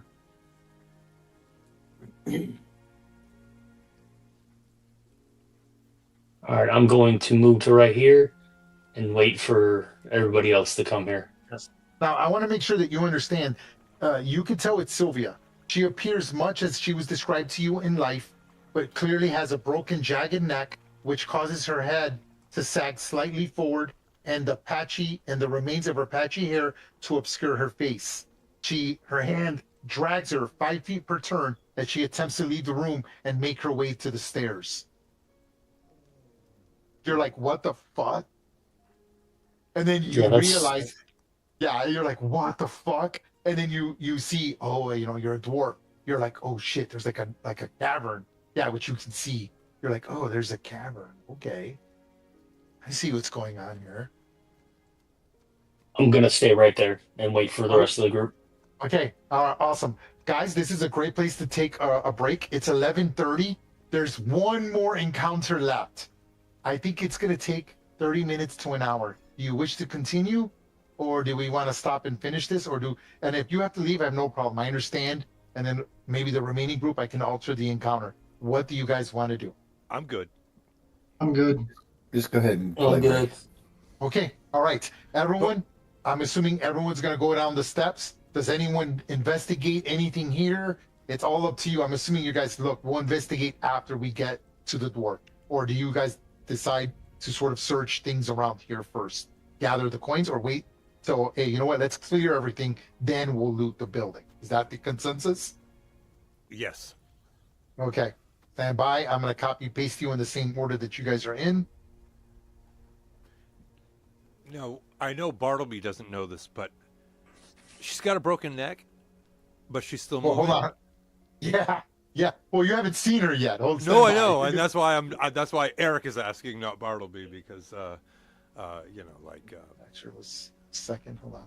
One second. this is like a death becomes her scene. What you doing, stinky? And I love the Beauty and the Beast, the House is Alive shit. That was great. Beauty and the Beast is one of my favorite Disney Hey, movies. there we go. Go ahead and you guys can. I don't know why the lighting is off like that. It did it again. I wonder if it's me because I have the experimental thing. Maybe it acted up again. Let me just take that off again. Hold on. I think that's what I did last time. I forgot what I did to fix it last time. Just try that really quick. But this is a great place to take a little break, everyone, because this is the last encounter. So everyone go take a 5-minute break. Let me see if I can fix this lighting, and I'm going to set up what I need to do here. So everyone take a 5-minute break. All right.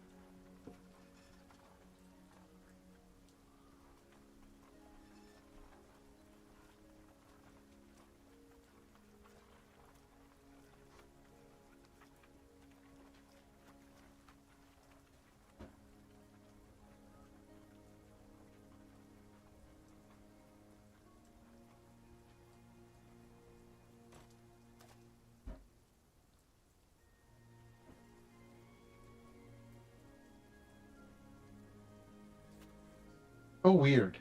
For some reason, whenever you get on that layer, the lighting is it only if you're in that line. That's really weird. I don't know why it's doing that.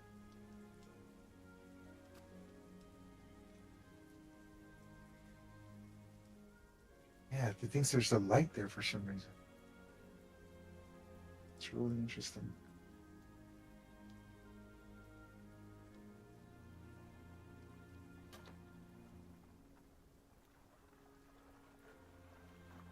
Interesting. Okay, I don't know why it does that. It's very, very interesting. Sure.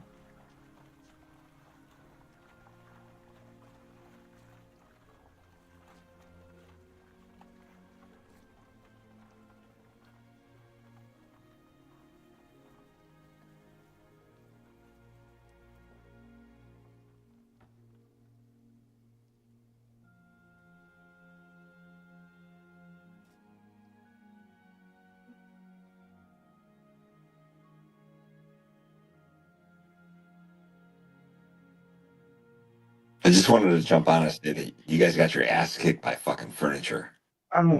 They almost did. They almost did. They almost did. What's going on, Omar? Nah, nothing much. I'm just listening. It's fucking hilarious. Just of note, though, I was not in the room with the furniture, so that did not kick my ass. I'm surprised that took as long as it did, actually. I was like, what? We spent. I can't believe that encounter took so long. Oh, you know why? It's because, no, I know why. Because the heavy hitters were dealing with the weaker things, while the supporting characters were dealing with the two strongest opponents. That's why that combat went so long. There was a lot of movement, and I think it just fighting kind of fucking brooms. Mm-hmm.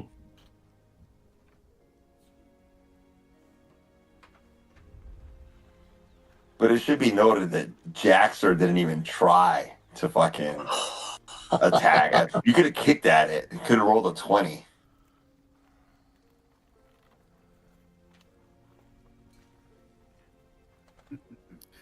God, I love that character. Dave, you're playing him masterfully. Is that Bear of the Darkness? No, it doesn't. That's weird. If there were $5 into that rug, you would have attacked it. There's actually no reason why that lighting does that there. It shouldn't be doing that. For some reason, it thinks that there's darkness in that 20 by 20 square. It's weird. Yet when you're here, like where Ash is, Ash can see the wall on the door. It's weird. Like, hold on, let me make it where he can see the door right there.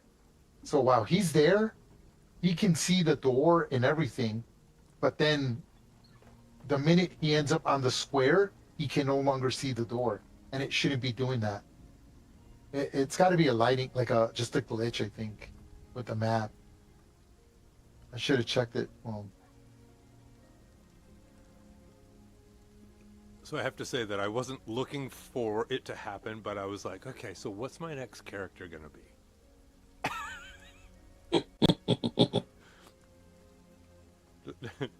Am I? All right, I got you. Is Bartleby going to have a cousin or another brother or? But anyways, whew. So looking at the video, I can see what Bartleby sees, and it's kind of weird that he can't really see a lot in a room that he's in with dark vision. Yeah, but yet if I move. Oh no! This time it didn't. That is good. Yeah, it's so for some reason. Hold on, I'll put you guys all in the chamber. Let's get you. That's why you guys. It's weird. Like it is blocking movement. Like, hold on, I'm checking everyone's now. Ash, see, like Ash is being cut from half of the room. The more I move him, the more he's blocked out of the room. It's weird. Like now we can see the whole room. Mags. For some reason, Jaxor, like he can see again. He's cut from like half the map as well. Like, look, once I put you guys all there, you guys can all see everything. It's really weird. Yeah, see. There we go.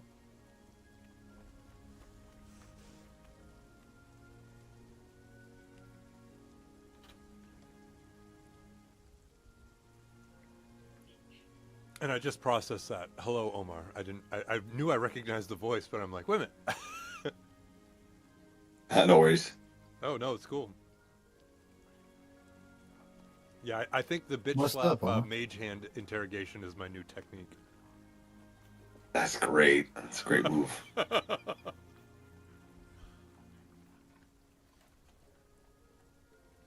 Okay, let's see how that. I love how you guys started off just trying to like talk to that dude, and just like trying to figure things out, and then quickly went to the Shadow Wolves approach of like, you could give me this information, or I could break your neck. One of those two things. Always a possibility. You get murked. You mean pissed on? For that. He peed himself. Yeah, he did. That was him marking himself. I mean, I even tried to be nice to him. Well, and when you were calling attention to the other people in the hamlet, I was like, oh shit, these people are going to storm us and try to get, just like they did the Grey Hands. And I'm like, no, this is a trap. This is a trap. Yeah, no shit. You're gonna get beat up by a bunch of paupers. Yeah. What's that saying? Once you lose it, you lose it. Or once you lose everything, you lose everything. Yeah, that would have been Ray's whole thing. Is like, we go in there, I think we're gonna like find some special thing. It's just, no, you aggro a whole city of paupers. Yeah. And you know, just mindlessly destroying all these poor people. So weird. All right, is someone using a dot matrix printer in the background? I keep hearing like a... Yeah, that. Sounds like an old... I think what you're hearing is probably no. That's the sound. I think that's the sound effect I have on. Do you remember the old dot matrix printers though? It used to be Yeah. like... That's what it sounds like to me. I can hear in the background. I mean, I love it. No, it's been bringing me back to the 80s. Are you still hearing it now? It's only once in a while, so it must be in the music. I don't know. Yeah, I think what you're hearing is the thunder, and that's what it sounds like. Huh? Because for a while, I thought it might be Tony was printing something on his printer, his 3D printer. That's out in the barn. Stinky old thing. Oh, that's right, because it creates the gaseous fumes there. Oh, it's got some good smells to it. Don't want that in the house. Fortunately, now it's colder weather. I don't print nearly as much of anything. So not only is it stinky, but it needs to have appropriate temperature to be able to set the resin correctly. Yeah, well, just the resin flows better when it's warm. Yeah. That's all it is. And I printed when it's been in the low 50s, upper 40s, and it was all right. But I haven't really tested it too much. Hey, I hate to give it away, but I talked to Reyes beforehand, and the next battle is against Lumiere and Mrs. Potts. So get ready. Totally.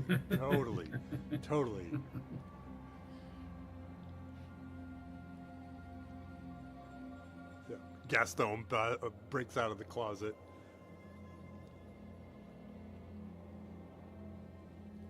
Okay, are we ready? Are we all back? I think so. Yeah. Okay. Yep. Let's do this. Okay. So, I already gave a description to this room. You guys need to hear it again. It's basically a cellar with wine, with a bunch of wine casks. There's a smell of rot decay.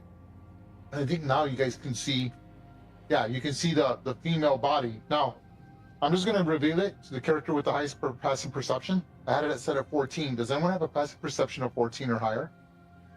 Yep. Normally I would have you be on screen. 15. Who does? 15. Jax are 16. Jaxer and Ash. Got it. Huh. There's somebody else. Yep. Yeah, I Barbie's got 15. 14. Rags. No. We'll give it to the two highest ones, Jaxer and Ash. As you're making your way down the steps, the dwarf had missed it. You could see blood spurts, and you could see female footprints and then you could see sort of like a scratch, and then you see sort of the dust imprint at the bottom of the steps of a female silhouette. And it was there for a while because you could see the blood stain, right? You know, like the blood stain of dead body, how it leaves that blackness, coagulated blood if it's there left long enough. And then you see those footsteps making their way to the door, and you're like, what the hell? But it looks like, so it looks to you, imagine if a female was running out of this room, was running up the stairs, slipped, fell backwards, broke her neck coming down the stairs, and lay down the stairs for quite some time.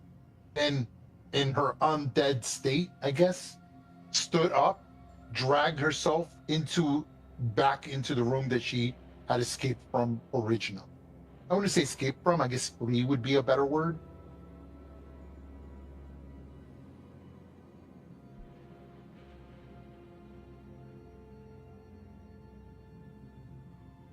What do you all do? I'm going to explain to the other group what probably happened as she lays there. Again, the female I'm talking about, Sylvia, is right here. Here, in fact, let me put a thing on the token. I'll actually have her on the map later. Let me take her off the map later. Hold on. Still. Yeah, I can only see a sliver of the building.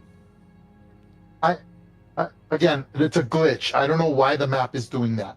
Okay, should. There's nothing I can. Once you enter, you'll see what I'm talking about. Give me So one don't second. bother. Don't bother with the refreshing. Yeah, I wouldn't bother. Okay.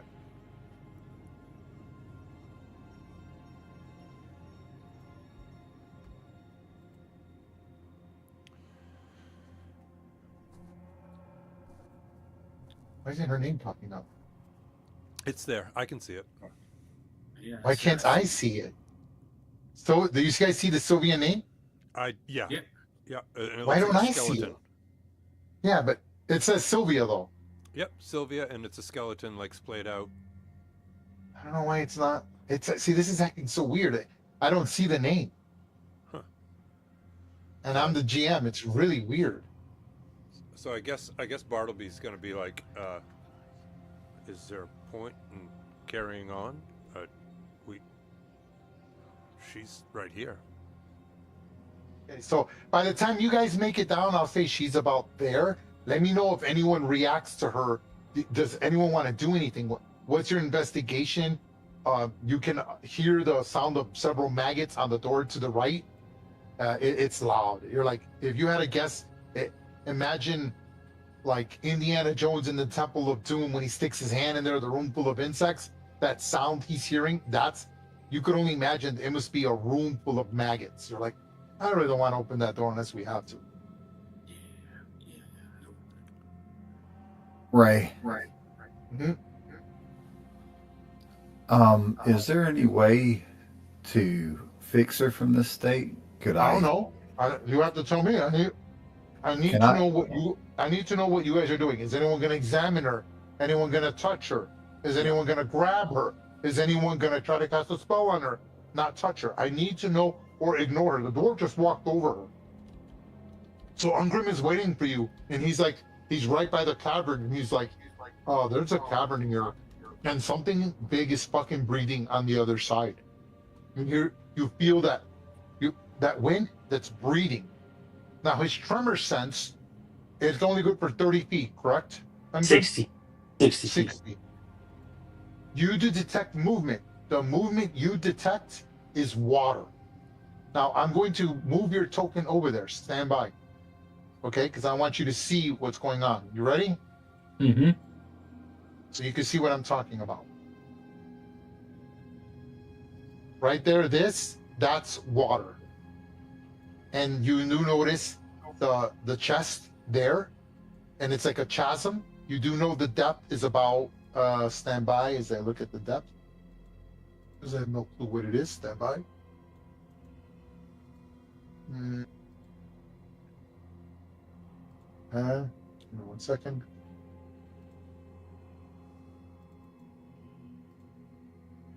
The depth is 20 feet. Okay, you good? Yep. Okay. But that water is moving, so that's why your tremor sense can detect it. Okay, putting you All back right. there. There you go. Did you say there were maggots? Yes.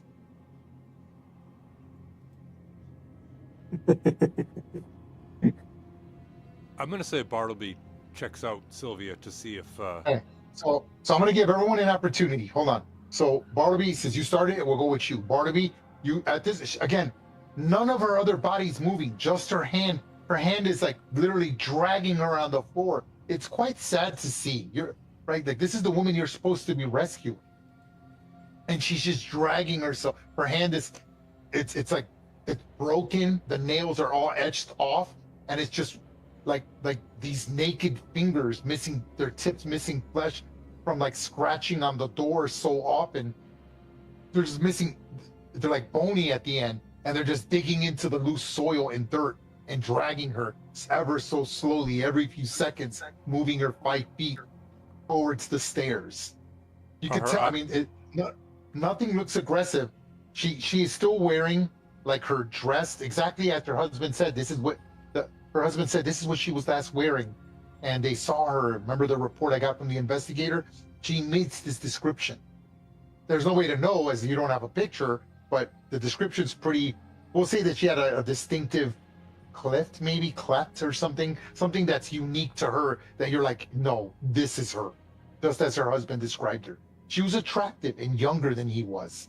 And she's just sort of like in this rotting clothes, very gaunt, very not skeletal, more zombie, but like rotting really badly. And then just sort of being dragged. Her hand is animating and trying to push her towards the stairs. So Bartleby, what do you do? Are her eyes open? Do I need to do? You don't know because her hair is covering her face, and her face is on like face floor. All right. So you can only see her. You can only see her hair, her blonde hair, which right, her rotting blonde hair, her dress, and that's really about it. I cast Mage Hand, and I use the Mage Hand to pull the hair and stuff away from her face to try to be able to see if she's even conscious. Okay.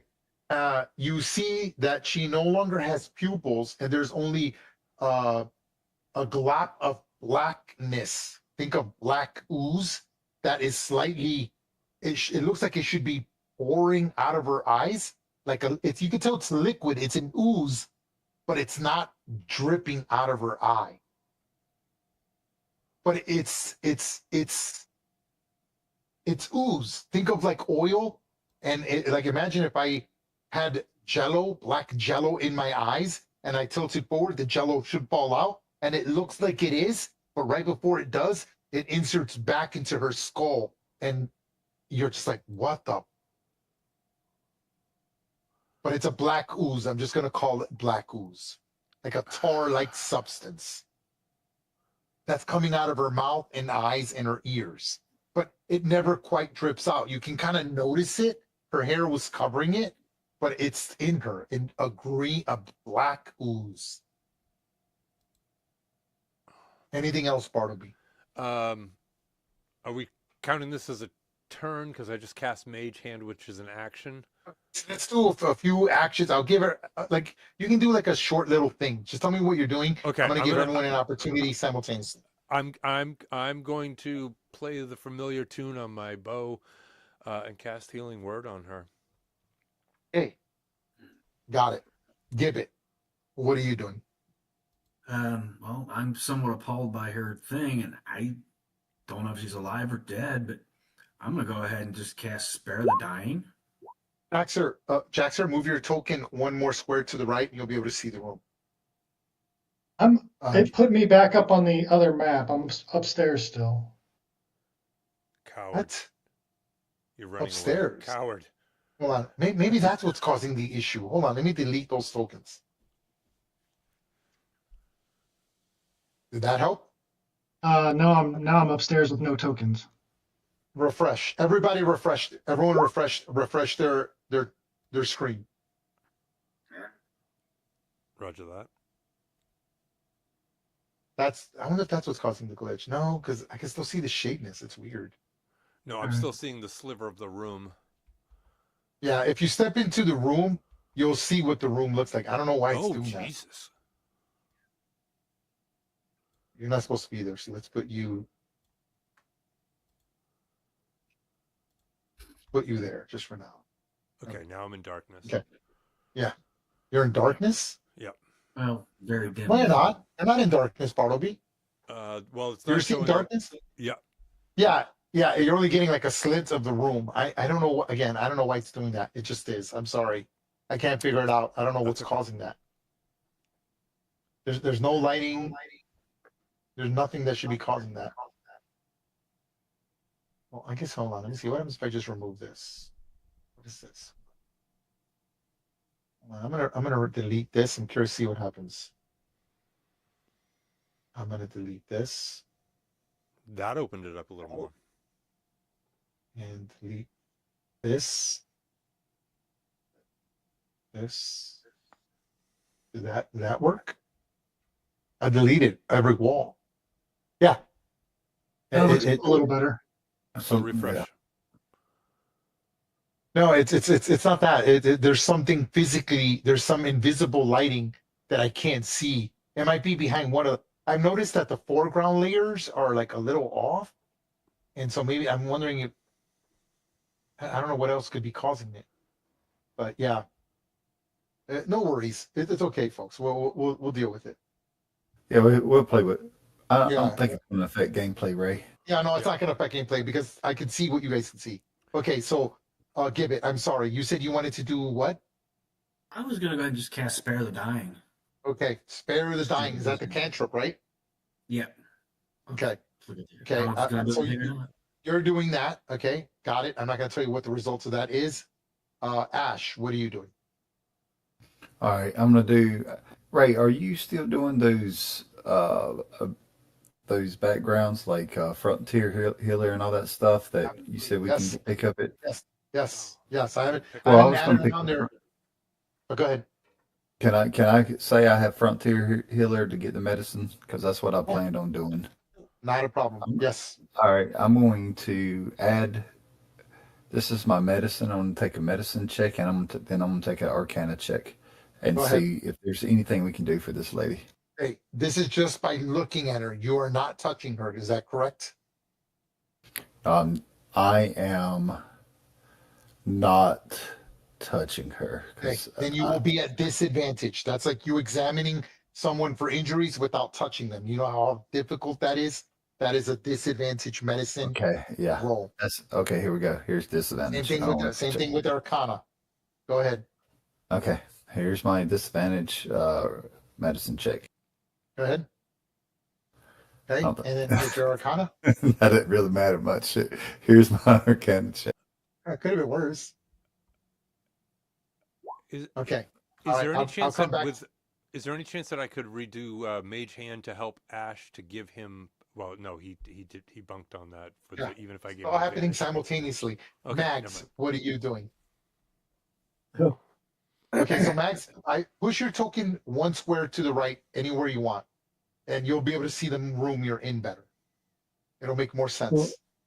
Well, I kneel beside her and I cast Speak with Animals. Oh, okay. Interesting. Okay, just make sure honest system using your spell for that. That's a first level spell, yes? Yes. Okay, And got I, it. That's interesting. Right. Okay. I talk to the maggots. And I There are no say, maggots. There are no maggots here. oh, I thought you said there were maggots. The other No, room. in this room, the other room, which no one's opened the door for. Oh. Well, then I wouldn't cast that Okay. spell. Okay. Oh, no, I'm sorry. I thought you were gonna do. Okay, I thought you were gonna try to talk to the hand. I was like, oh, okay. I'm like, Oh, okay, talk no. to the hand, baby. Okay, no. Okay, yeah, you don't have to cast that if you don't want to. What do you want to do then? So I will cast Detect Magic. Okay, got it. Okay, Uh, Jaxor, what are you doing? I recast Blade Ward on myself because it's been a little bit since the last battle. Got And it. then I'll just step up to Ungrim and examine this chamber, see if there's anything interesting, especially up here on the altar area. How are you examining the chamber? Just scanning it with your eyes? Are you Yep. examining it like a detective would? Touching things, moving candles? What are you doing? Yeah, I'm just looking right now. Okay, It's make a too weird of a perception. place to touch. Make a perception check. Okay. Starting from the outside of the room in. Here we go. So, Bartleby, when you do the spell, you waste. I'm not going to let you waste it. You can target someone else. She's clearly dead. But I don't want you wasting the spell. You want to cast it on someone. I think I'm the only one who's pretty much down on hit points that I can see. Yeah, you're right. correct? So give yourself the spell, Yeah, which you that was- did, which was 7. Recover 7 hit points. So you realize she's dead. Shit, boys. No ifs. You're like, please. You give a quick little song, hoping to regenerate her. It does not work at all. You realize this, and before the spell lands, you're able to cast it on yourself before the magical threads you created to heal go to waste. Okay, Gibbet, you try to you focus your energies. How does you manifest spare the dying? Nothing really, to talk about. It just kind of just stays within me more than anything. A little glow around my hands, but just kind of a somber moment. Okay. And with the somber moment, you see the hand actually regrows some skin on its nails. Her neck hanging, her head hanging, locks back into place. As you realize that you're casting a necromantic spell. Oh, yeah. Okay, okay. Ash, who rolled 8 medicine, she's dead. Clearly, by all normal standards, right? But this is the fantasy world of Faroon, right? And you're like, oh, she's dead. And clearly, she's undead. But something has gone wrong. You're not sure what has happened. With your Arcana of 10, she is cursed. That's all you know, unfortunately. But upon seeing Gibbet using a very minor cantrip necromantic magic, that's why healing word didn't work, because that's the healing sphere, but spare the dying is the necromantic sphere. There is a connection between necromancy and her curse. Okay, Mags, the detect magic. You focus your energies. How does that manifest?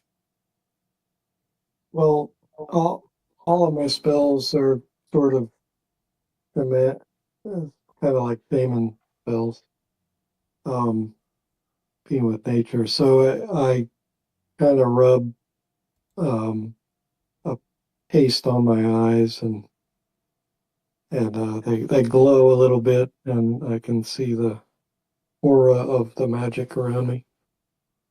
Okay, upon that, as I'm reading here, okay, hold on. I need to look something up. I always forget.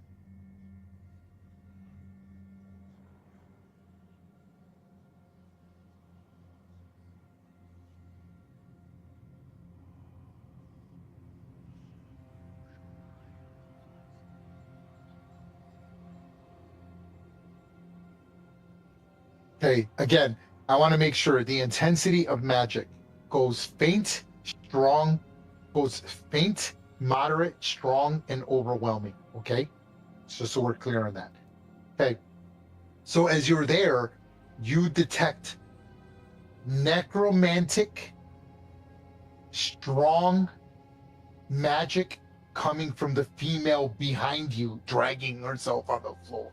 You're like, What the hell? And it's necromantic, strong magic.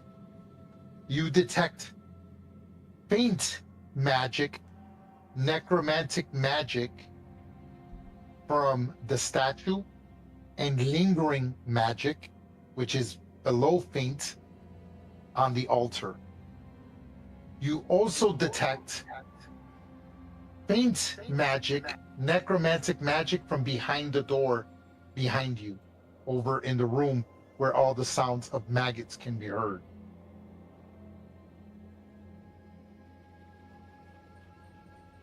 I will relay that as best I can to my party. Okay? So you speak it and you tell them, something is going on here. The You're altar allowed to is detect the aura, the object, and if an effect was created by a spell, you learn the spell school. Okay, which I did tell you. Okay. Yep. I suspect the altar is responsible. Don't know if destroying will help.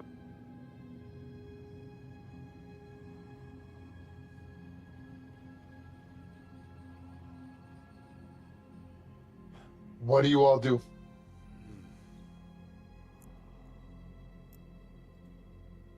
I say, let's kill whatever created this beast.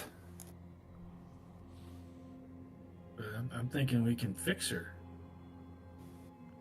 I want to cast Spare the Dying on her again. I was just gonna say, try that. Spare them dying again. Because Of course, watch what happens Okay. when I do it. When you do the cantrip again, the body, you hear bones snapping back into place. At this point, she never stops crawling, so I need to move her. She's at this point about here now. Or you can stay over there because you got what, 15 feet range? So I guess you could be where you want to be, but it's up to you. Yeah, wherever's fine. Yep. Okay, so yep, you again, you're like, and now she's moving slightly faster as her leg and her neck get back in place. Now her skin never constitutes back, but it's clearly strengthening the bond between whatever cursed her and what she's attempting to do.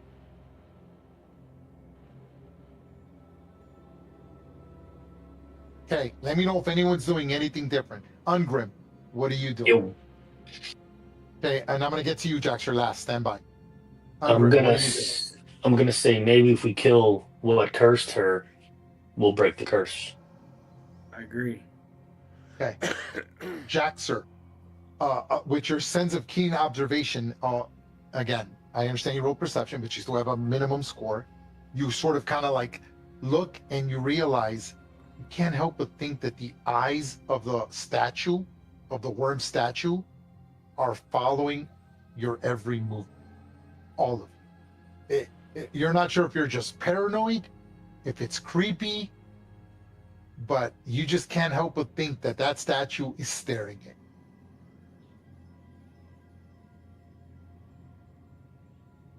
you. I take a shot at it with my hand crossbow.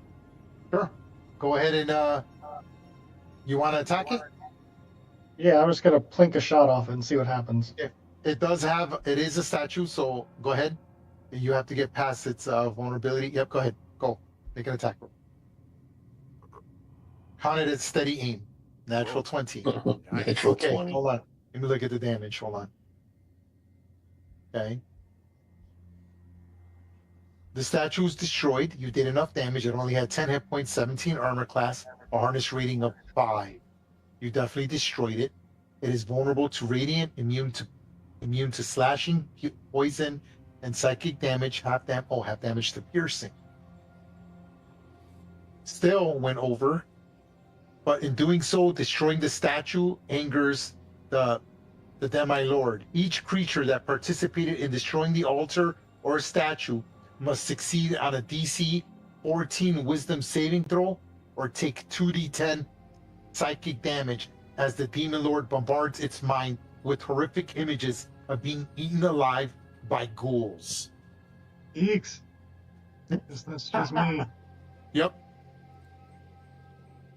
Hang on, I have advantage on that because I'm a gnome. Oh. 10. Okay. Here goes the damage. You take 2d10 damage.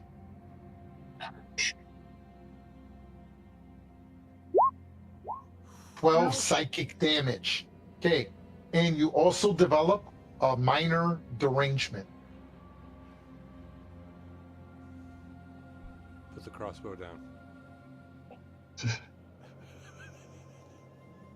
Hold on. I'll let you roleplay that in a second. I'm going to whisper it to you.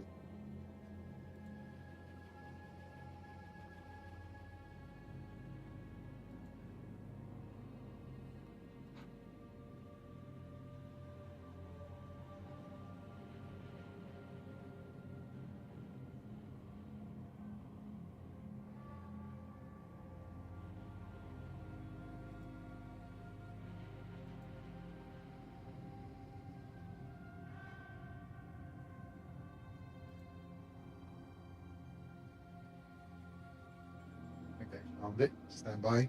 I had to roll 1d100. All right. Yeah, it's That's okay never to play good. with the roll. Yeah, when you have to roll 100, right? 92. Okay. Roll another 1d100 for me. Jeez. Lee. Oh, Oh, bumps it in. no, It's not back. low. What do you roll? 14. 14. 92, then a 14. Okay, I'm going to. This is now a permanent thing that will be put until you either use downtime or a certain spell that can remove it. Okay, I'm only whispering this to you, and this will be added into your. Which all of you should have your ideals. You know the little categories that you get in your character sheet. Yes. Okay, I'm whispering this to you. Here goes. Jaxer, whispering it to you. And it is for you to role play. I'm going to give you a second.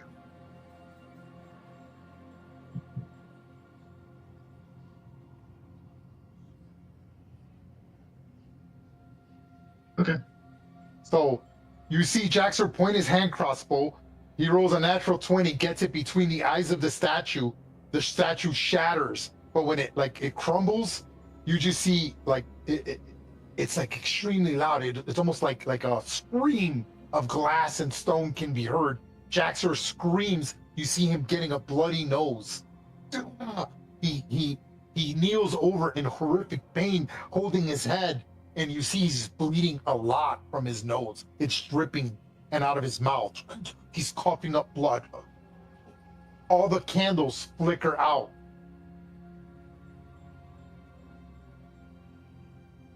The altar crumbles with it as well. And then Jaxor, what do you do? How do you role play this from this point? Well, I'll just kind of say, hey, it looks like I solved it here. I think it's all done now, and I'll just sort of aimlessly start wandering off, and I'll pull out a small pouch of coins and just start counting them. Ungrim, upon seeing Jaxor just randomly he was screaming for a second, right? He was screaming things about something biting him, and and he vomits a little bit of blood, bleeds out of his nose, and only lasts a few seconds. Then he just gets up, cleans his mouth, wipes the blood off, even though he's still bleeding from his nose. That's gradually running down his chin. I'm fine. Well, that takes care of that, and just takes out coins while he's bleeding on the coins, and he's walking down the cavern. Is he staying in the room, or is he walking past Oh, us out in the hallway? he's walking past Ungrim. That's why I'm asking Ungrim. What do you do, Ungrim? I'll go ahead of him. Okay, move your token ahead of him.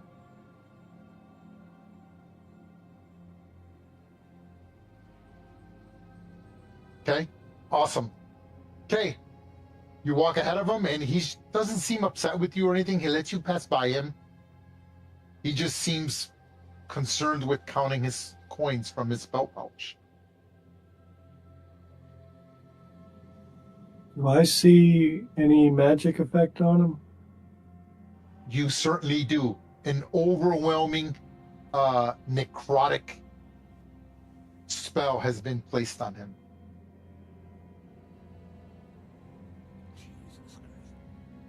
And the magic you were detecting from the statue and the altar is gone.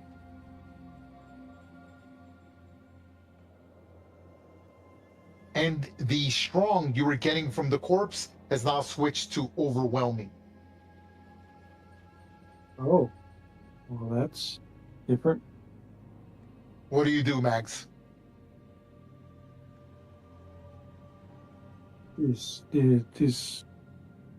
He has strong necrotic aura. By the way, Jaxter dropped his Blade Award spell, and that as well. Is the corpse? Is it doing anything different, or you said the aura is different around her, but is it doing anything different? Say that. Ruby's like, she's getting up, and it looks like she's like standing up to walk. Again, she's not being aggressive. It just looks like she's walking towards this. So like she was just her hand, but now her arm breaks back into place. Her knee pops back into place. And you see for the first time, she's attempting to stand up. Bartleby, Gibbet, you're the only ones out there. What do you do as you see her attempting to stand up to walk towards the stairs? Bartleby, Gibbet, tell me what you're doing. Your actions are happening simultaneously. What are you doing? I say to Gibbet, I'm like, do you see this? What the hell's going on? I don't know, but we don't want to let her get away. Hit her with that Spare the Dying again. I think they can make her go faster. I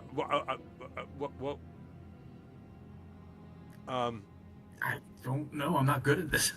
I'm gonna cast Entangle. He's gonna try to get in front of her and try to block her way. Okay. Okay, so yeah, at this point she's about here.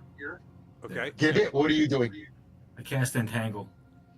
Oh, okay. You're not messing around. Okay. No, I won't try to keep that thing downstairs. Okay, so Bartleby goes to kind of get in the way of it, and you hear it speak to you, Bartleby.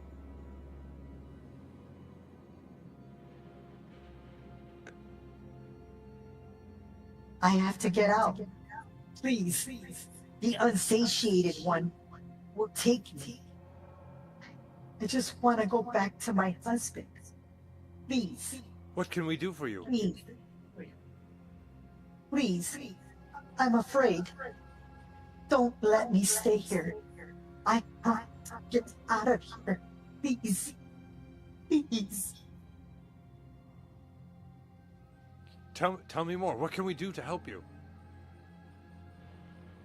Sets up Entangle in a 20-foot cube. Yeah, basically she's going to be on the lower, the bulk of the cube should be ahead of where she wants to go. So she has a longer ways to crawl through. Yep, got it. Right. That covers the entire room, actually, right there. 5, 10, 15, 20. Yep. So you want to put it like that, correct? Yep. Put it Did map you layer. give me any advance notice so I might be able to roleplay that I got out of there?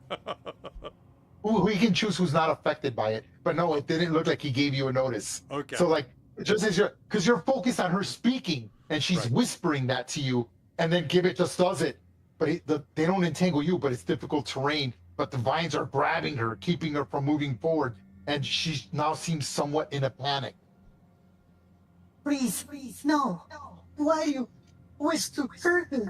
You just want to hurt me. Please, stop. You're hurting me. No, please. As she stands completely erect. Okay, Mags, Ash. Okay, Jaxor, continue walking your full movement. Just 30 feet. Actually, we'll say, 30 feet. Go 30 feet down the corridor.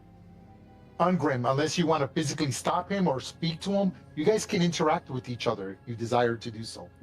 I want to physically stop him from walking any further. Jaxor, it's for you to respond and do what you want. You found that. Yeah, I wouldn't really Wouldn't paying really stop attention. him or anything. I'm not focused on trying to get anywhere. I'm just sort of aimlessly wandering, but I'm really focused on just counting the coins, and I'm counting out So 10 so when you specific coins, putting my pouch away, and then I'm keeping those 10 coins and just counting them over and over. correct, Ungrim, when you kind of like get in his way and you just you don't hurt him, you don't get aggressive, you just kind of put your hand up like, hey bro, chill out, right? You kind of do that. And drops some of his coins and he seems almost obsessed with the coins. When they drop, he gets slightly angry. You're making me lose count. And he starts picking up the coins as you stop him. But it works, you stop him. What else are you going to do, Ungrim? As you now get where you're at, you can now hear something bubbling. What you thought was water, in fact, is not. Whatever you have just gotten close enough for whatever water it was you thought is now, because your tremor sense goes off, it's making a form, almost like a tentacle of water is starting to protrude from the chasm you had detected with your tremor sense. What do you do, Ungrim? It's time to do the nasty. I go in and I go into the room. Okay, we are rolling initiative, folks. This is gonna get good. This is good. I could have done this better. Okay, stand by. Hold on. Nobody click it yet. Let me remove all the turns. Okay, everyone roll initiative.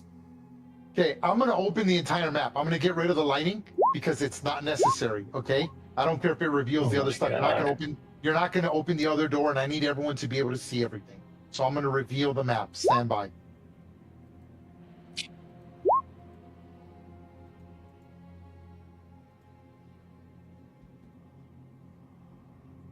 There you Guys go. are that far in? That's better. When she stands up from the entangled vines, this is what you see. Stand by. I need to put everything on the map now. Right there, because that's where she was.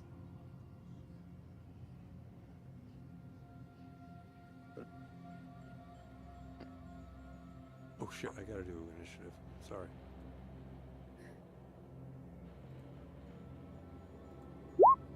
My god. Just stand there for a bit, Bart. That's all I'm gonna be doing with the 5. No hurry, man. No hurry. This is so fucking cool. It's such a cool idea, like what I came up with. Okay, there it is. You guys can see the fucking map. Okay, I'm not hiding shit from you now. Okay. Movement of the unsated god. At least it's not a god of death or something. Black pudding. I'm gonna change black pudding to pudding of death. Pudding of death. You should say pudding pop. Get your pudding pops. There it is, pudding of death. All right. Very nice. Okay, so we all rolled initiative, yes? Here goes my initiative. Oh, this is gonna be so good. Okay. Okay, and my servants of the unsatiate God. There it is. Let me sort it. Okay, there is the initiative, folks. Everything clicks off at once. The only ones concentrating on a spell currently that I'm aware of is Mags, what is Detect Magic, I believe. And the Gibbet Mage has one, Armor. too. And Gibbet has Guidance, is it? Yep. What is it? Entangled Yeah. concentration. Yep. Oh yeah, Entangles Concentration. Thank you. Okay, which then I'm gonna when it gets to my turn, I will make the saving throw. Okay. Okay. Okay. Gibbet, you're first. What are you doing? All right. So I feel I stopped her pretty good. I'm going to run into the room here. Try to figure out what the hell's going on in here. Where'd they go? Where'd they go? Oh God. Where'd they go? I mean, you can see the cavern. and you could feel the cold breath of like stank breath coming through the cavern. All right. Ooh, I see you. I see the pudding of death. Is that down in a chasm? Would I be able to see it from where I am? The pudding of death? It's see like the black liquid. You know, like when you in movies when someone falls over a cliff and dramatically you see the hand sort of like barely hold on over the cliff, Indiana Jones Last Crusade style, and you see a black tentacle barely sturdy getting to the top. So yes, you can target it, but I will say its armor class will be improved by 5. Okay.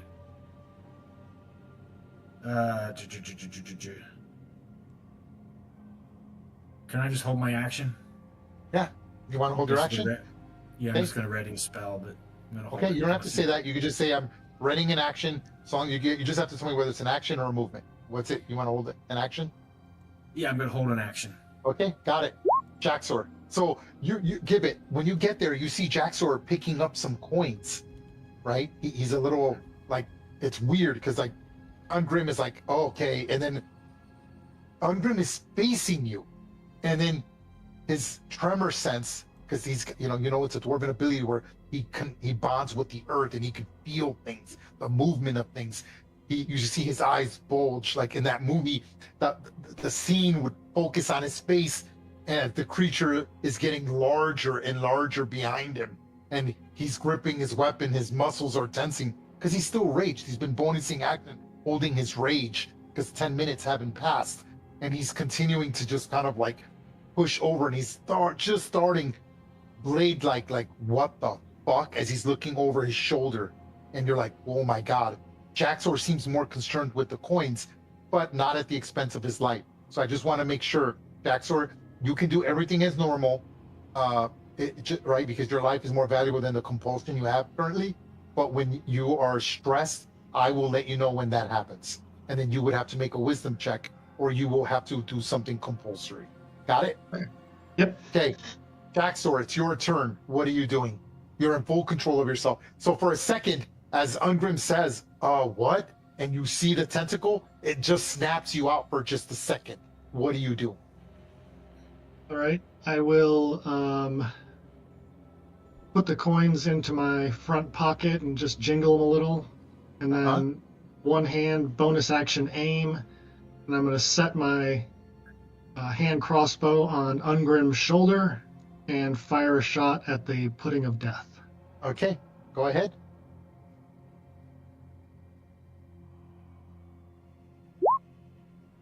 $24 for 11. Man, that's the worst sneak attack ever. Yeah, at least Are you you good? did. I don't even do that much.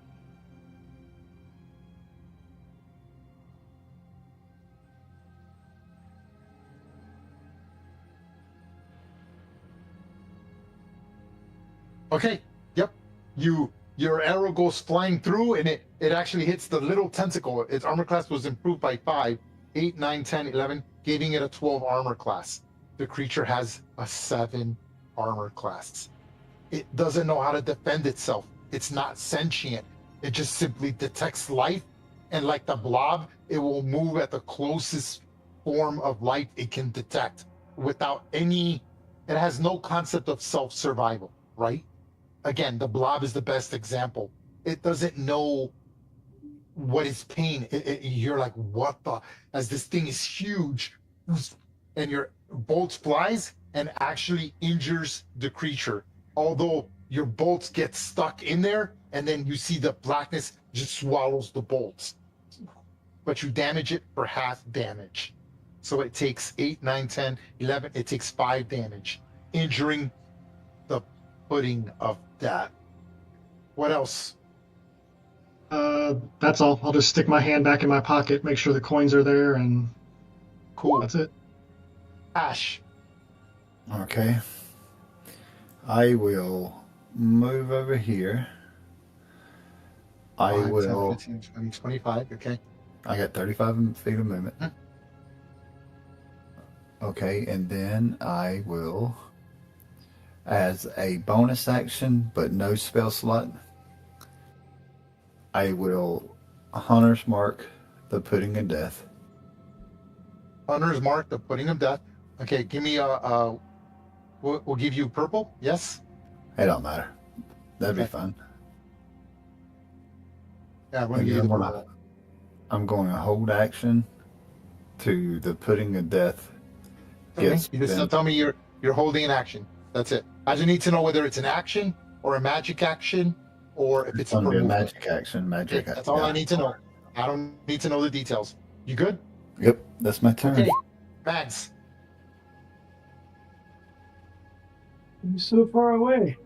I will. Yeah, I can't believe you guys let Bartleby in there. He's not going anywhere. It's all right. I got a new friend. Yeah, you do. Girlfriend.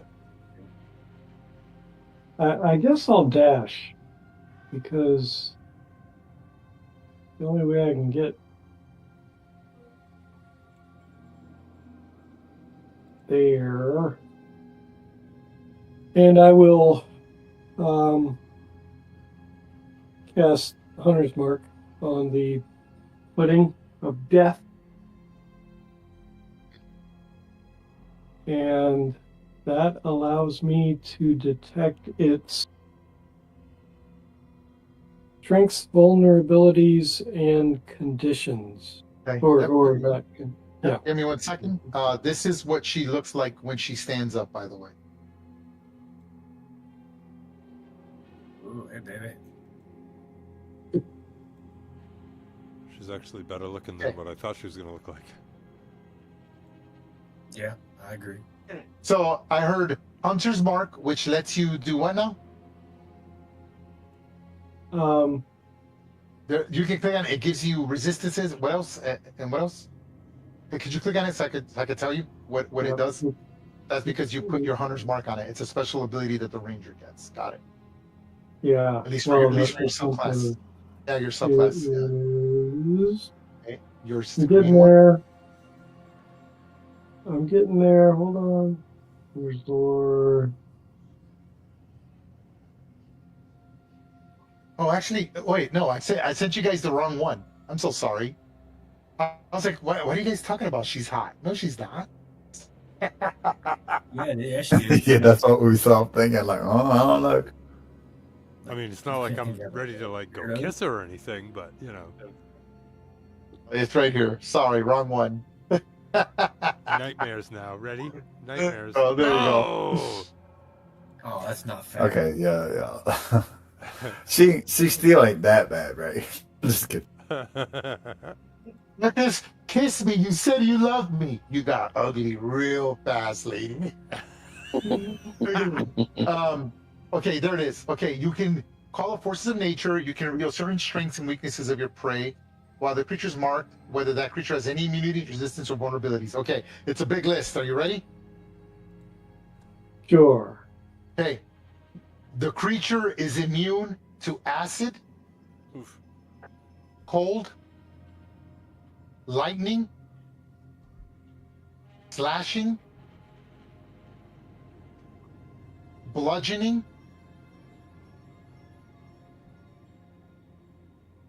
blinded, charmed, deafened, exhaustion, frightening conditions, and prone. Oh, that's it. It is not vulnerable to anything. It is not it is resistant to piercing attacks. Hey. Okay, hold on. Whether It's the creature has immune? immunity, resistance to vulnerabilities, and if the creature has any, you know what they are. Okay, yep, I just told you all of them. Oh, and wait, are you allowed to know anything else? Well, whether the creature has any immunities, nope, I told you all of them. There it is. Here, I can put them down for you. Give me 1 second. Did you write them down? I can post them in the chat for you. Give me 1 second. Forgot I can do that. Here we go. Give me 1 second. I need to lower this box a little more. Okay, damage immunities. Hold on. For some reason it doesn't give. Hold on. Acid, lightning, slashing, bludgeoning. Okay. But only And then Mags other knows things. this, correct? I'm assuming he's going to tell people. Ah, well, we'll play it. Yeah. Okay, hold on. And resistances. Bartleby's in the next town, so it doesn't matter to him. There it is. On the chat on roll 20. Yeah, I was really hoping for vulnerability to radiant damage there, Ray. Just saying. Yeah, but it's not immune to radiant damage either, though. That's a good thing too. Yeah. So that was your bonus action, Mags. You moved. What's your action? Oh, I dashed. Oh, you dashed. So you're done, yes? Yep. Okay. Do you say anything about the creature? I mean, like to let them know, right? I mean, I'm not trying to metagame here, but what are we doing? Yeah, I try to, as quickly as I can, communicate the immunities. That's, I mean, it's a lot of immunity.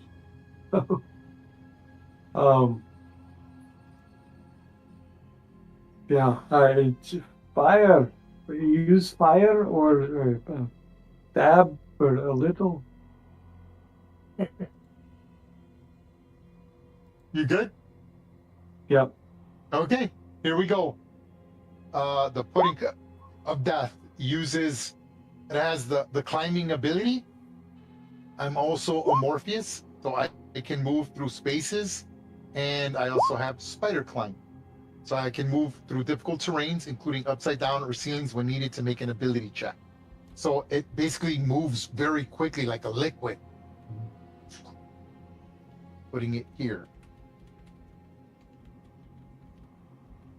Now I'm not Ray, supposed I'll to take squeeze. my reaction. Okay. When it's here, there, All right, where do you yeah, want to take it? Yeah, right there. It'd be fine. Right there. Okay. What do you want to do? I am going to cast. Hold on. Let me look it up. Scorching Ray. Go ahead, rock and roll that. Make it to hits. You get 3 of them, right? Yep, I get 3 of them. Go ahead. I am armor class 7. Okay. Okay, hit it. It takes 6 damage. Got it. Keep going. Now, every time I get Hunter's Mark on this too. I mean, Yes. yeah. We'll do the hunter's mark at the end. It'll be easier. Let's just do the 6. Go ahead. Keep going for the second one. That's a miss. Third one. That's a hit. It takes 6 more. Okay. And Now roll a 2d6 or 8. 6, right? Oh my god. 14 damage. Wow. Rolling like It's damage is damage. Rolling like creature. Gibbet. You see, Ash is waiting, and Ash, how does it manifest? What am I seeing out of the holy symbol? Your eyes, your mouth, what? Yeah, so I say, well, I got something for this guy. I'm gonna mess him up. And so I put the Hunter's Mark on him. I say, when he steps up, I'm gonna bust him with it, and then I just totally like, don't do it. But I do cast out fireballs or like spears coming out of my hands, like shooting them. Yeah. Almost Like like light spears. Yeah, like quasar lights. Yeah, yeah. Well, they're fire. And the creature is able to, you just miss with one. Because again, the creature doesn't really try to dodge you. It just reacts to things. So when it takes damage, like in the Blob movies, like when it gets hit by a cold attack, it does know what cold is, and it'll stay away from something like that. But in this example, it just ignores, you just missed it, right? It's this amorphous thing. You take out probably a piece of it, but not enough to damage it. It's just cosmetic, right? Anything else? Oh, that was your ready to action. Okay, here goes. Action. Yep. Mags, I will attack. The creature swings a tentacle, a pseudopod at you. Here goes. And misses with a 7. Ray, can I take my held action? Yes. What do you want to do? I'm just gonna hit it with Starry Wisp. Go ahead. Waiting for it to get up out of the hole a little bit. Go ahead. Bing! 7 damage.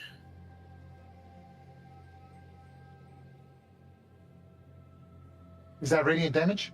Yeah. That is radiant. not bad. That's pretty good. Boom. Injured. Let's go get Ben. Okay.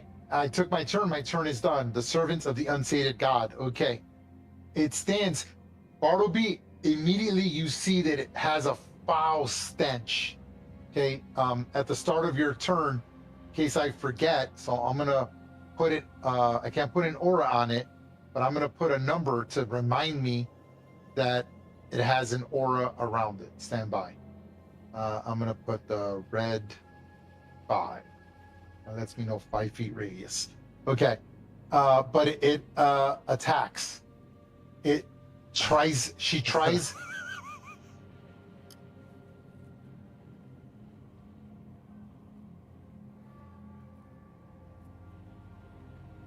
Oh, Ray, Hey. I just realized I'm not in the turn. I clicked on myself and I rolled a 7, but I'm not in the turn order. Okay, let's put you in there. I got you. Give me 1 second. A turn, and you said you were at 6. 7, but that's okay. Doesn't 7. really. No, I got you. So easy. There you are. Okay, here we go. She looks at you and she stares into your eyes.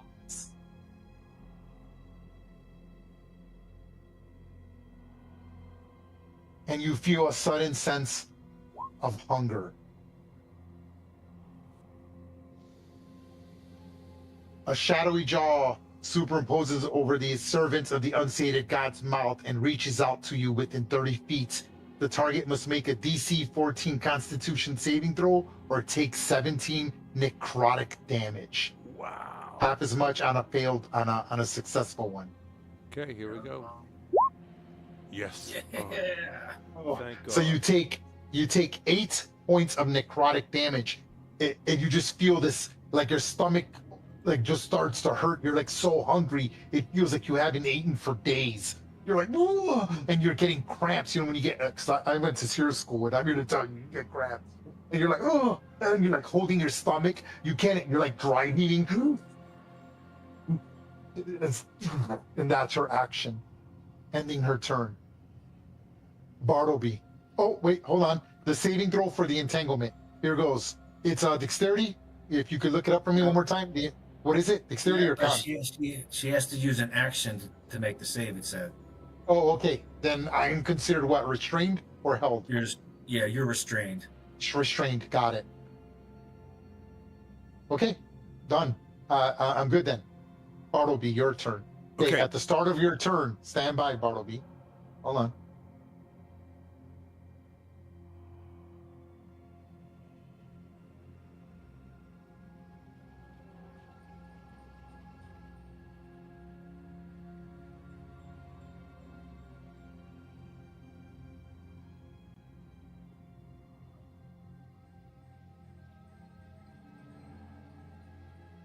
Hold on, this is incorrect.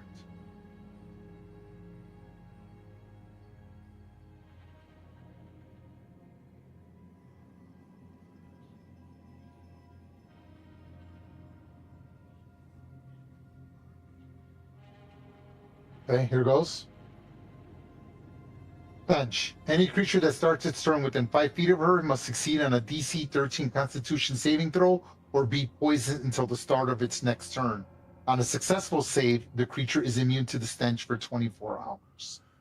Make your Constitution saving throw. Another con save. All right, come on. Good job. So you're immune. So yeah, you're just so busy like cramping because of the hunger that you feel that you're like the last concern you have is her smell, right? Even rotting milk sounds good right now. But Bartleby, it's your turn. I think I have to just say, ain't nobody got time for this bitch. I am not entangled, but I'm in. It's terrain. So he squares 10 feet.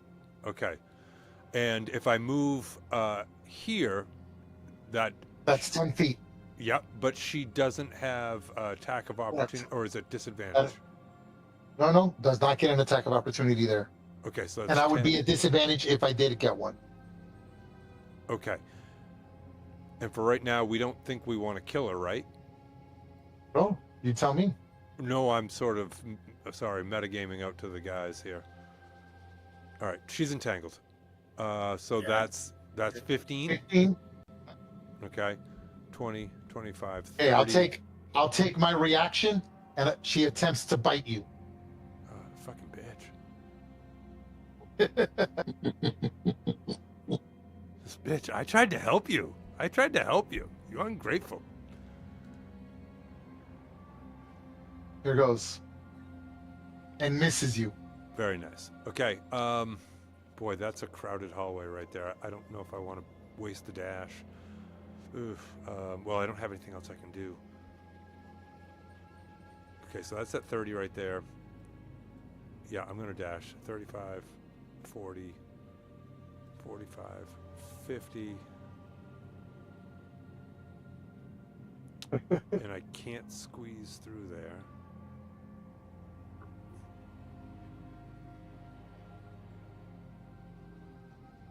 I think I'm going to hold for right now because that was me dashing was my action, and I can't occupy another space, so I'm going to hold.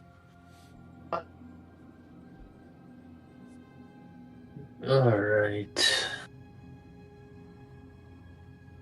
Meg, you got that spear, right? On Grim, stand by. Oh, shit. Okay. With your tremor sense, you detect a pudding going through the cracks of the wall. Here. Oh, wait, why did it do that? Hold on. Oh, it's because I copied. That's because I copied it. Stand by. Hold on. I'm sorry. Hold on. We set this whole thing up just to do a TPK. Merry Christmas. You're evil, man. Oh no! Hold on. Hold on. Hold on. I'm trying to remove this. There we go. Okay, hold on. So hold on. I need to put people in the right turn. Wait, why does it say turn 8? Hold on. Okay, hold on. There we go. There we go. What are you going to do? You see that it's trying to see through the cracks to get to the opposite side of the party clearly. I can't hurt this thing, dude. I don't have anything to hurt it with.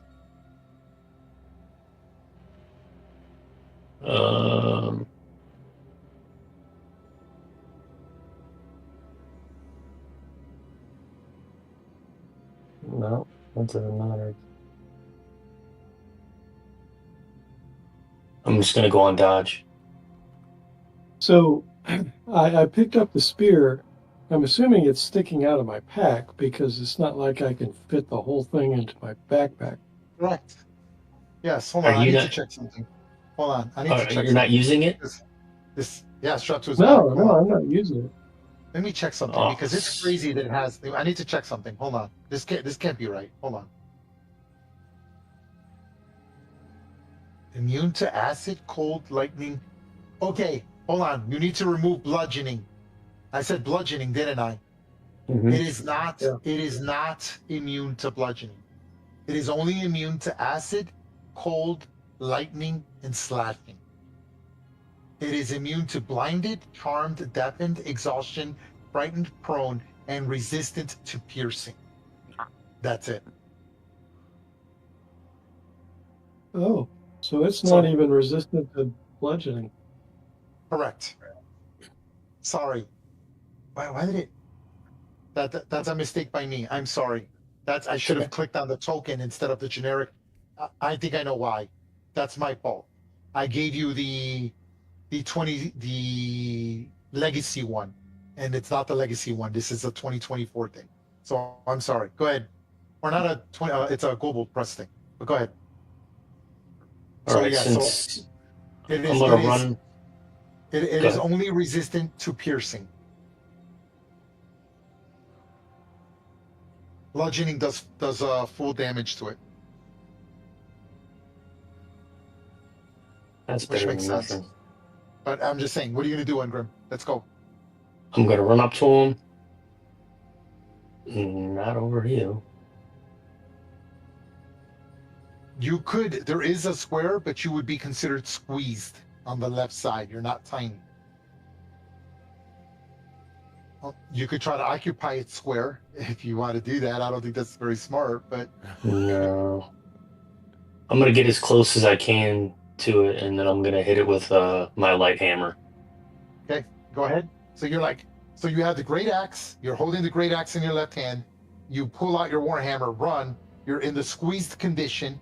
Make your attack at disadvantage on the pudding of death. It's only 7 armor class, even at disadvantage. So this is a normal attack.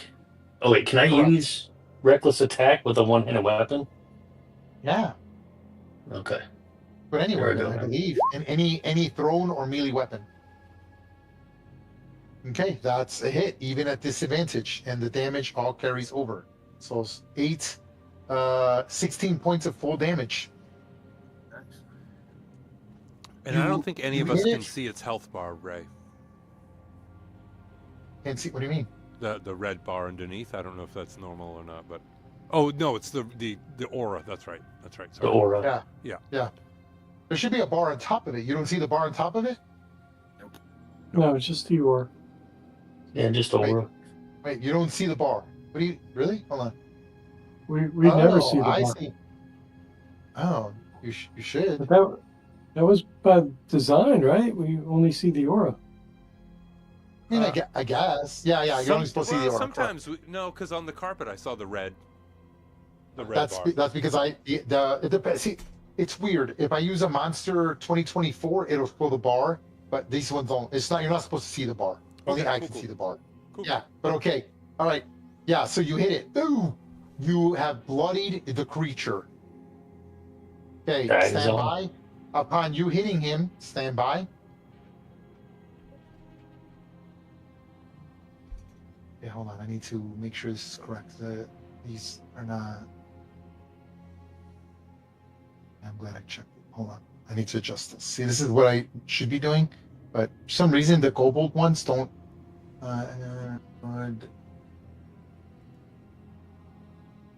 Yep. Okay, here goes. This is what happens. A creature that touches the pudding or hits it with a melee attack within 5 feet takes 6 acid damage. Any non-magical weapon made of metal or wood that hits the pudding corrodes after dealing damage. The weapon takes a permanent and additional -1 penalty to damage rolls. If the penalty drops to -5, the weapon is destroyed. That's not messing around. No, it ain't. So 6 acid damage minus 6. So that's like splashback. Yeah. From him hitting it, correct. It's automatic. 1d6 acid damage. Okay. Anything else? So that light hammer has the nick property. Does that mean I get to take another attack with it? Yeah. I think it's supposed to be a different weapon with Nick. Okay. All right. Then never mind then. Yes. You have to hold a light weapon. Correct. Yes. In your All own right. hand. I'm sorry. Thank you for that. Yes. Yeah, Sorry, that's I'm it. I'm all done. done. Okay. Top of the turn. Gibbet. Oh, all right, here we go. I'm going to stay put with any movement. I'm going to cast Guiding Bolt upon the pudding of death. Okay. Go ahead. Look up to the sky, hold my arms out, mutter my words, and let him have Oh. it. That's a hit Nice. for 11 rate. Not bad. 11 radiant damage. Bull takes the full 11 and advantage on the next person attacking you. Yes. Correct. Boom. Anything else? Yeah, I'm going to go ahead and bonus action and go in starry form. Oh, okay. You're not messing around. No, we're going to take care of this guy right now. I'm not messing around. I'm going to take form of Archer. Okay. Form of archer. So how does that all manifest? What does the guiding bolt look like? And when you turn into your form of archer that you've decided to select out of the 3 or 4 forms that you can turn into? All right, the guiding bolt you see, it's as if, I'm summoning something from the heavens. The bolt just comes streaking down almost vertically down upon my target. And it just illuminates it like you wouldn't believe, like a big old electrical transformer blowing up in your face. Something like a welding torch. It's bright, bright, bright. After that, you see me, close my eyes, go into a trance almost, open my eyes. They're luminous, they're glowing, kind of like a multicolored, space nebula. Cool. And you see my form turn into like a stick figure, but with stars where my joints would be. And I have entered my starry form as a druid. Oh, Nice. Anything else? Yeah, well, I'm going to take my my attack with my Was your bonus action? Yep, from starry form. my luminous arrow. Go ahead. Which is that Good attack. advantage? Go ahead. Roll. You might get a 20. You might get an extra 20. Never know. I'll take that 14 for 11 damage. Unfortunately, you take the first one. So So seven radiant damage. The creature is still bloodied by that attack. Right on. No, I'm sorry, critically injured by that attack. So Nice. he's not messing around. He's the druid is taking this seriously, using one of his abilities, and you just see him like he's glowing with this dark celestial radiant magic surrounding him, and he's just like giving it all he's got at this pudding, as the pudding is just kind of getting wrecked by all of that. Anything else? Loving it. No, that's all. Just that I'm considered bright light for 10 feet and dim light for 10 more feet, if that matters. Not important. With anything with Nope. lighting. Not here. This cavern is slightly lit in that chasm. Anything else? No, that is all. Jack, sir. All right. I will reach my hand in my pocket, make sure my coins are still there. Feels Yeah, they're okay. there. So I'm going to take a shot at Black Pudding, whatever he is, the one I can see. Yep, go ahead. And I hit him last time, Vex, so I get advantage. Yep, that's right, with the hand crossbow. Yeah. 21 to hit for 21 damage. Good hit. Fuck. 11 damage. Yeah. My puny spells look worthless. He throws the bolts, and it injures the creature because the tentacles flay out randomly, right? Like I think of like an ink blot for that split second. The bolt hits it, but then it swallows the bolt as the acid corrodes it. But he damages it. Anything else, Jack, sir? Is it possible to hide here anywhere? No, not there, unfortunately. It wouldn't help anyway. They have blind sight. Yeah. All right. Well, I'll just pretend like I'm hiding. Count your coins, buddy. All right. The owl's going to. That's 20. Hold on. 5, 10, 15, 20. That is 20, right there where it is. And he's going to fly here. He's going to give me advantage as he flies by. Okay. And then I'm gonna pull my crossbow, my heavy crossbow out. Okay. Load it, true strike. Go ahead.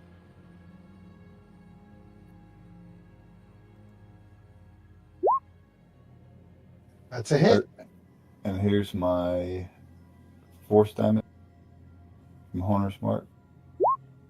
What do I need to roll for the push? Okay, Oh, hold on. The true strike converts all the damage to radiant, correct? right. Okay, his so it choice. takes It's the his full choice. damage. Yeah, so it takes the full 13, leaving it with 2 hit points. I can push it. It don't have a save to it. I can Wait, push it. it I'm gonna says push how it. far? How far? I can push it 10 feet. I'm gonna push it down. I'm gonna push it down that rebeam. Right there. That's actually good. It gets the dwarf out of there. He needs advantage. Not that he needs advantage, but still, at least it can let people getting out.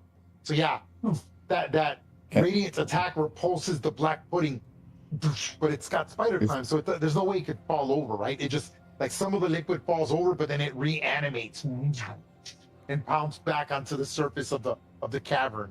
Anything else? I have movement, and that's it. And I don't think I'm gonna move. Okay, I think I'm good there. Mags. Okay, so seeing what just happened, I take a deep breath and breathe fire. Oh, go ahead. It's a DC for me. The You don't DC have for to. you. Hey, what's your minimum damage? So that. It's a D10. Okay. Oh, so you could go ahead roll. Just roll the damage. Well, no, I would have to make the roll. Just roll. You roll more than a 4, you kill me. You roll less than that, then I would have succeed. All right. Getting there. Yep. Ooh. Okay. So finish it off. Yeah, I see it get knocked back, and I chuckle and take a deep breath and scorch it with a breath, and then I turn to Ungrim and say, "There is more. Yes, where? Yeah, he knows it's in the cracks of the wall, but it's so slow because it's going through the cracks. But yeah, the thing just burns, and just like in the blob when it freezes, or they try to the blob fire doesn't work, but ice does. But it's the opposite effect, right? The fire, it shrivels and just sinks back into the chasm in like its natural amorphous form. This black tar sitting in the chasm. Yeah, chism, right? Chism. Anything else, Max? Yeah, I'll come over here and get ready for more puddings of death. I love it. Okay, here we go.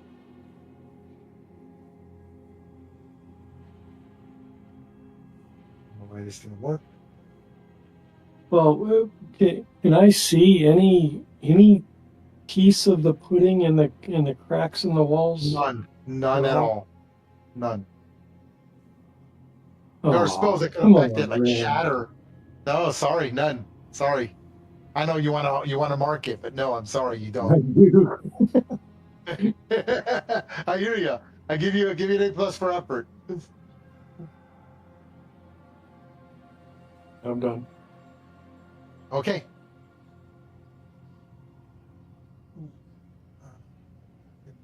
Okay. All right. It goes to the servant.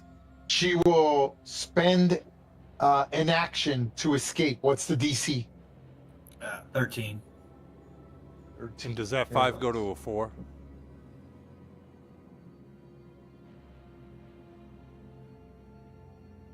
She just tears from the entanglement.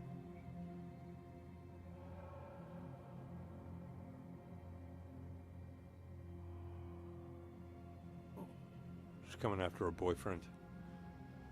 So it's coming for you, Bart. When she sees Bartleby,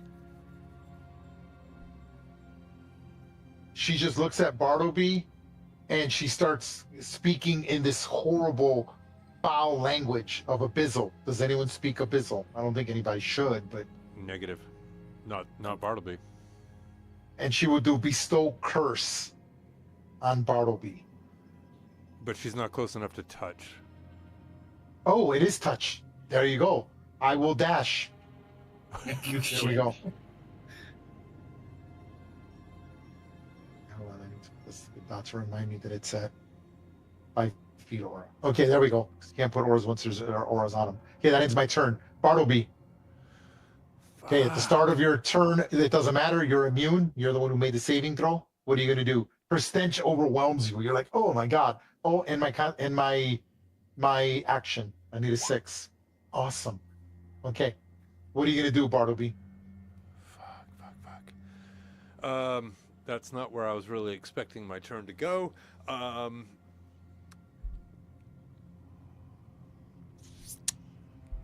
Damn. Yeah, I see. It's great. Great token. Now, how do we role play me squeezing by folks and or squeezing by her? Small, she's medium. So the only rule is the old rule, so we'll keep to the old rule. So you get to make acrobatics or athletics, and we resist against each other. If I defeat you, I'm allowed to place you anywhere I want with an adjacent to me at speed 0. If you succeed, you can go anywhere you want. but you still draw attacks of opportunity. And if I go by the guys? It's automatic. Okay. All right. Wait, we're gonna push you up there. We're not letting you past. Barnaby's the new meat shield. What are we doing? Let's go. Chop, chop. Yeah, I'm a spam shield. Okay, I'm actually going to squeeze by the guys and ask for forgiveness for everybody involved. Okay. I'm going to take my attack of opportunity and try to bite you. Here goes. Damn, misses with a 7. Okay. She tries to bite at you. You're like, holy crap, this lady can't get enough. I know. But okay. She loves it. I am cute. I am super cute. You use 20 feet of movement. Okay. Okay, I'm going to hope for the best, and I'm going to yell out for the guys, take cover. And I'm going to cast Shatter on this wall right here. Oh, that section of the wall. I'm assuming Ungrim's like, it's right there. It's right behind the wall. And it literally is. It's like literally adjacent to the wall. It would actually be like that in the wall. Okay. Go ahead. So what That's is pretty this? cool. This is, hold on. It's Pick the spell. It's a 10 Hey, foot. Bartleby, I'm giving you a heroic inspiration. I think that's very cool. It's a very specific spell used in a cool way. You don't see it. You're going to target that section of the wall while Ungrim is telling you that it's behind the wall. I can see it. I can feel it. I can feel it behind the walls. I can sense it. And you're like, got it. And then however you're going to manifest this shatter spell, which I'm assuming is like a cool chord or a very Yeah, it's the lowest. Chord. It's the lowest notes that I have on my bow, and I just make this awful cacophony of, and saving throw disadvantage because it's in the wall. Here goes. Fails it. 15. Can let me read this? 3d8 thunder damage. Build save. Not for disadvantage. Oh, which I would have, so I did that right.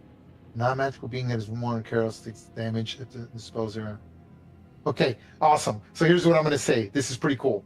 So first of all, it takes the full 15 points of damage. Upon this happening, you break the entire section of the wall and it collapses.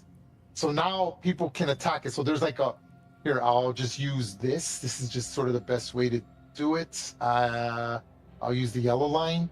Stand by.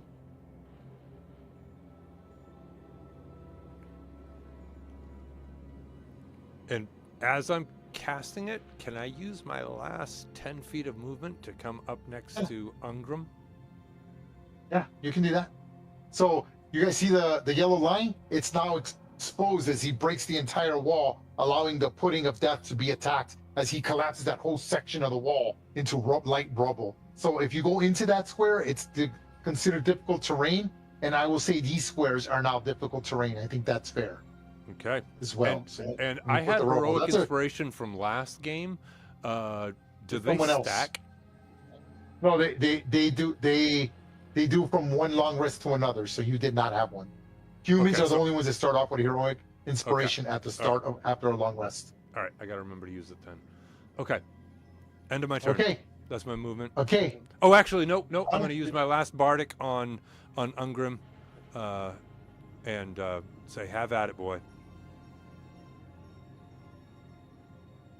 because I know he's next. Change layer map. There it is. There's the rubble. Okay. Then we go to Ungrim. You're like, holy shit! This little fucking gnome with his cord. It actually pierces the low tone and it kind of like hurt your ears, but he did a good job. Hell yeah. I move down here and I'm going to hit it with the light hammer. Go ahead. And give Ungrim the bardic, please. Oh, okay. Give him Bardic. Got it. Yep. That was my bonus action. That's it. Natural 20. Nice. Okay. Awesome. Okay. So 8, 9, 10, 11, 12, 14, no, 24, 26, 27, 28, 29, 30, 31, 32, 30. I have 34. Is that what you got? -1 because the hammer's damaged. That's right. 33. Got it. You do 33 points of damage to the target. Nice. You're like, "Ooh," she spikes it with a hammer, which bloodies the creature. And of course, it does corrosive form.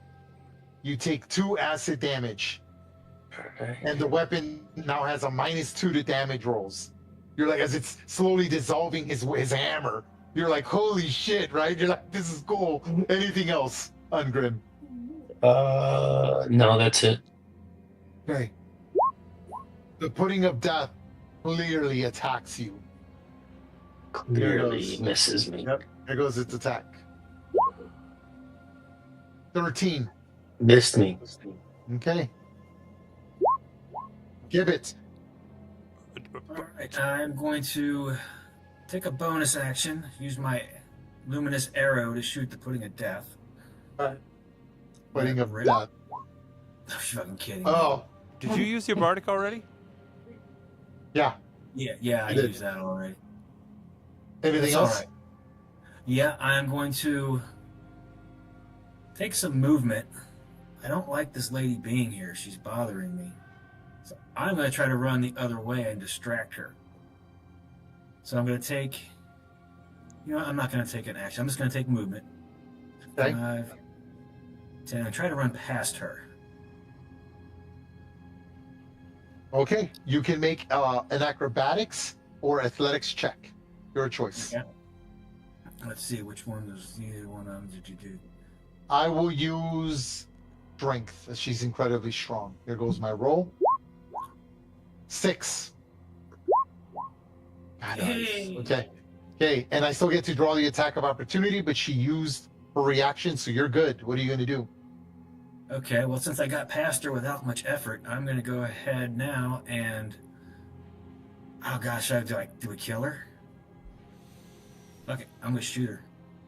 I'll just hit her with Starry Wisp. Go ahead, Starry Wisp. Go. For 1 damage. Holy shit. This You is hit her, embarrassing. and you see that she is vulnerable to radiant magic for 2 points of damage. All right. I'm not sure if we should be killing her yet, but still. Okay, that's it. Got Okay. my reaction. Jaxor. All right. I don't really know. This woman's coming up behind me. I mean, I hear some stuff, but this black pudding seems more But yeah. dangerous. And I have a shot on it, right? Yeah. Okay. I will just take a shot at it. Okay. Go ahead. You're using your bonus action to aim, I'm assuming? No, not today. Not Okay, right. not today. 18 Okay, to well, hit still. for 14 damage. 14 damage. Okay, it takes half damage, 7 damage. Eats your bolt, but you do 7 damage to it. The creature is critically injured by that attack. As it like repels back, it sort of liquefies, its tentacles sort of like react like, imagine like in the horror movies when there's fire and you wave a torch and a creature with tentacles kind of flails away from it, hoping to knock it out of your hand. Kind of like that. Anything else, Jaxer? This is just, I can move through here, just double move. Correct. All right, I'm going to do that. 10, Go ahead. 20, And then the next 25. one is, 25. and then bonus action, disengage. Ooh, okay. Bastard. That's my turn. I hate you. Ash. All right. She doesn't look very happy, by the way. Who doesn't? The servants of the unsated god. Oh yeah. I'm like, God knows. That smile on her So- face says otherwise. So Ash says, "Well, let's try this again. Maybe I won't get targeted as bad this time." He goes, Lord of Starlight, grant me your radiance power and destroy these enemies of mine. Are you gonna do the last And, one? Yeah. Here we go. Okay. Yeah, you do it twice for proficiency. Go ahead. Click on it. Here goes my saving throw for the servants of the unsated god. DC 13. He takes 9 radiant. Succeeds. Okay, hold on. And the pudding of death. Okay, so they both take 9. Okay, but she takes 18 damage from that attack because she's vulnerable to radiant damage. That bloodies her. The radiant death only takes 9, correct. Which critically injures the pudding of death. Anything else? As it reacts violently to you. Anything else, Ash? I'm gonna throw my shield on and get behind it and drop my crossbow. Oh, so you're like, screw this. So you drive your crossbow free action and then pull out your shield. Yep. Okay, here we go. Mags.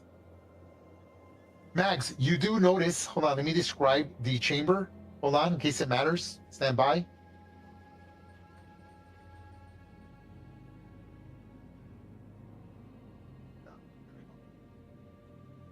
The tunnel that you're in, the chamber you're in, slopes down into an open circular cave. Most of the cave is taken up by a pit where 2 large black masses gurgle and well, no longer there. There were. A wooden chest sits in an alcove on the northern side of the pit. In case it matters, which you can see there on the map. There's something. But what are you going to do? It's like dangling a carrot in front of me. But no, Malik is a warrior, so he will rush over here and he will breathe again on the pudding of death, not in a cone, but in a line, because that would be rude. Mm-hmm. Okay, what's my DC? Your DC is a massive. What is your DC? It is 12 dex. Dex. Ugh, 5 dex, really? Okay. 3 fire damage. Slowly but surely, still critically injured. The creature reacts negatively to your fire. Anything else? Actually, can I re-roll that with Savage Attacker? Does it say any attack or melee attack?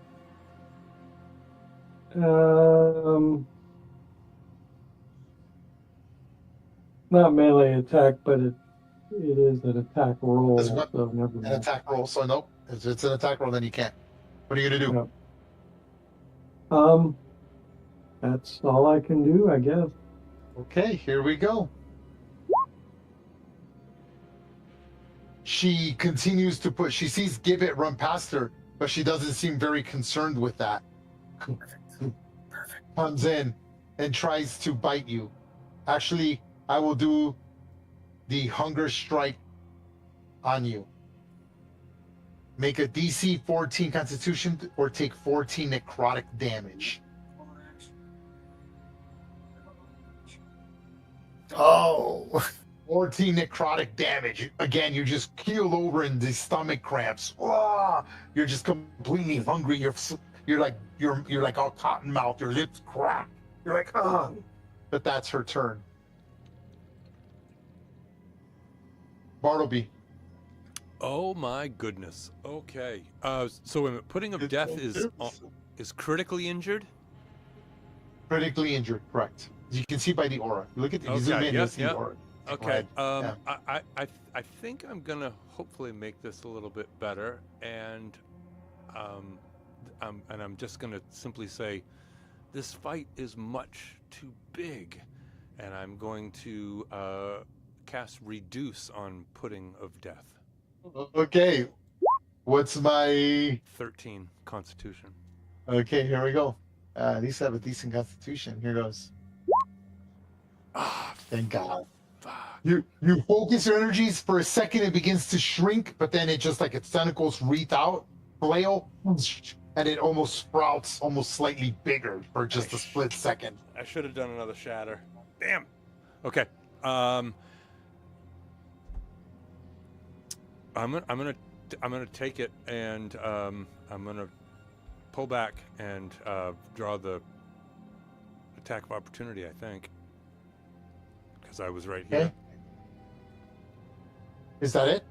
Yeah, I'm just pulling back. Actually, I'll move one more. Do you have the reaction to do? I do. I did not. I will take a reaction attack as it swings a pseudopod at you. 22. Oh, it's a hit. You get hit for 6 bludgeoning and 9 acid damage. Okay, so In addition, non-magical armor worn by you is reduced by 1. Damn it. Okay. As it dissolves some of your armor. Okay, so that's 15. Please, again, use the honest system for that. Okay, mark that it's damaged by 1. It requires downtime to repair. Okay, unless you just, in your case, probably be cheaper to just buy it, but you never know. Anything else? Oh, that's a lot. Okay, next. Yeah, that's 15 damage. Okay, on Grim. All right. Hammer time.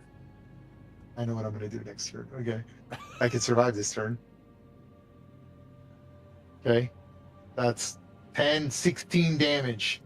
It is on death's door by that attack and has 3 hit points. All right, that's all I can do. Awesome. Stay right there.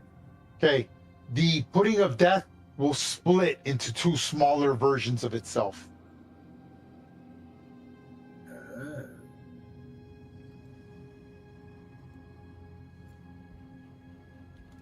That's its action. They act on the same initiative, and this one attacks Ash. Here goes. Okay, hold on. They split their hit points. It has it splits into 2 new puddings if it has less than 10 if it has at least 10 points. Oh, no. Okay. It has to have at least 10 hit points. Sorry. Should have read that better. It's going to attack Ungrim. Here goes. 14. You got advantage. You hit. Yep. You take 18 damage, 8 bludgeoning, 10 acid, and any magical armor. You don't wear armor, right? I'm not wearing armor. Yeah, I'm not wearing armor. Bastard. Okay. Oh, and sorry for the corrosive form. When you hit it, you take 6 acid damage. You're now at -3, I believe. Which I should have kept track of that. I forgot, but that's right. I'll take the hit on that one. Okay. Top of the turn. Give it. All right, Miss Servant of the Gods, I'm gonna let it rip. Here we go. And test where'd it go? There it is. A 2nd level guiding bolt. Can't hit for shit. That is a miss, unfortunately. She is 15 armor class. Yeah, that's pathetic. All right, and then 2nd level bolts, guiding bolt just hits the thing. It blinds her. Shit. It catches her attention because it would have done 42. You would have killed her. She only has, well, I can't say, but you would have killed her. But you try, you're like, anything else? Yes, I see Ash is getting pretty well beat up. I'm gonna go ahead and throw a healing word. For 8 points of healing. Oh, nice. To my buddy Ash. You can't do healing word. It's a 1st level spell. Even as a bonus action? Correct. Has to be a what is cantrip. this? Yep. Oh, okay. Well, I mean, yeah, I guess so. Anything And else? I get a 1 use through my class. Is it say it's a spell-like effect? I'm looking for it here. If it doesn't take a spell slot, if it doesn't take a you spell can slot, then cast you can do two. it. Yes. Okay, that's correct. Yeah, it does not take a spell slot. That's Okay, what I was then trying you to- can do it. Then you can do that. It'll stay in the description. Correct. Yep. Yeah, 'cause Okay, I don't good have job. Pretty cool. spell. Anything else, give it. I'm just gonna move a couple feet here just to keep an eye on things. I think I know what I'm going to do. Okay, good. Okay, Daxter, what are we doing? All right. I don't really have a good shot on the pudding, but I can see the hot chick coming around the corner. So I'm going to take a shot at her. Yeah, they do have a clear shot. Good. Bonus Go ahead. action, steady aim. Okay. It didn't roll with advantage. Hang on 1 second. That's a hit. 12 damage. All right. And that is full damage. That bloodies her. as you hit, the bolt just lays into her. Ah! She screams in horrible, agonizing pain. No blood comes out, but she's suffering pain. Anything else, Jaxer? Well, that's my turn. Okay, Ash. As you're like puking up, not puking anything, your stomach just feels like you haven't ate in days. You're like, oh, this sucks. What are you gonna do? All right, I am going to cast healing word on myself. Okay. Oh, look at this. All about the Okay. healing word. Here it is. 1 second. 8 healing. Okay, yeah. And then I'm going to draw my sword. Or before that, I would get my owl to run down and give me advantage. Okay, yeah, no problem. I got it. You definitely got enough movement to do so. And then here's my Puts action. it right. That puts it right there. Okay. Go ahead. I'm assuming you're gonna shoot strike. So you're holding a shield and have a rapier. Is that correct? Right, and that's radiant damage. Okay. So that'd be Yep, and your 6. third- yep. So that's 16. She's still up on death's door with 2 hit points. As you stab her. Okay, at the start of the turn, I need you to make your stench check. DC 13 Constitution. So you might miss with Okay. that attack. Oh no, you would still hit. Doesn't matter. But go ahead. Here you go. Here you go.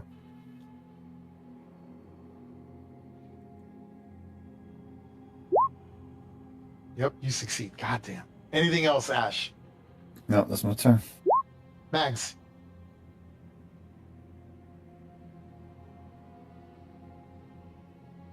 You guys are taking a beating. Mags, you there? You're Aaron, muted. you there? I can't- Aaron? Okay, we're gonna. Aaron, you there? Oh, Let's see. Did he? Okay. I don't know. I'm gonna skip his turn. At the moment, in fact, Oh, I'll shoot. make him, Don't do that. I'll make him. I'll make him attack. I'll make him attack. Hold on. He should. Yeah, He I should got go it. down I got and it. I attack got it. I got it. Puddin' I got and it. then I got it. Bonus I got it. action, Hunter's Mark. Yep. I'm gonna bonus action Hunter's Mark. Yep, and then attack the pudding. Here goes. One hope he hits by me rolling a d20. He's at a +5, which he does, and the creature it dies. He does take 1d6 damage. So acid damage. So he takes 4 acid damage as the pudding drops to the ground. The minute the pudding drops to the ground, you see the servants of the unsated ash begin to vomit black ooze, and she hits the ground as well, dying. As her body just collapses. Is she still there or no? Her physical body's there, but she's puking this black ooze. And even though the ooze is no longer, the ooze is trickling back to the chasm. So I want to stress that there is like a black ooze here, right? Like, so it's just dormant, I guess would be the word. Let's see here. See if I have something similar. So initiative is over with, folks. What are you gonna do? Investigate the fuck out of everything. Yeah. My entangle's gone. Don't have to worry about that. Yeah, here we go. And I'm going to keep my starry form. And 2 tubes. It's like that. That's kind of what you see. You're like, right So there. it looks more like a tar pit now than an actual black pudding. Right. And it's just kind of like laid out there. Okay. So it's late, folks. Let me give you all the treasure so you guys can divide it. I'm assuming you're going to loot everything, investigate everything. Yes, yes, yes. Yes. Yes, yes, yes. Okay. I know. I'm sorry for starting so late, but here goes. Okay. Stand by. I'm going to tell you everything you get. Stand by. I'm going to paste it onto the chat. So please keep track of it. Stand by. If you could put it into Roll20 so we can all refer to it back later. Yes, that's what I'm going to do. That's what I'm going to do. Okay, so hold on. So in the ooze pit, when you get to the chest, here's what's contained in the chest.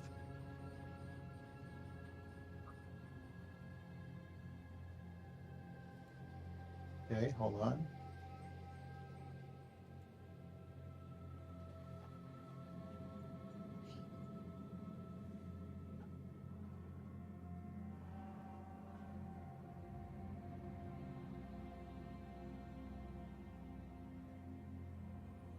I don't think I've fought a black pudding since like the 80s.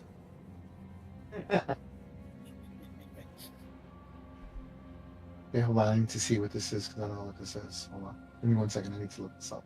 So I can't just be giving stuff out. I don't know what it is. Hold on. How are we gonna break the news to our dude about his wife turning into a blob of shit?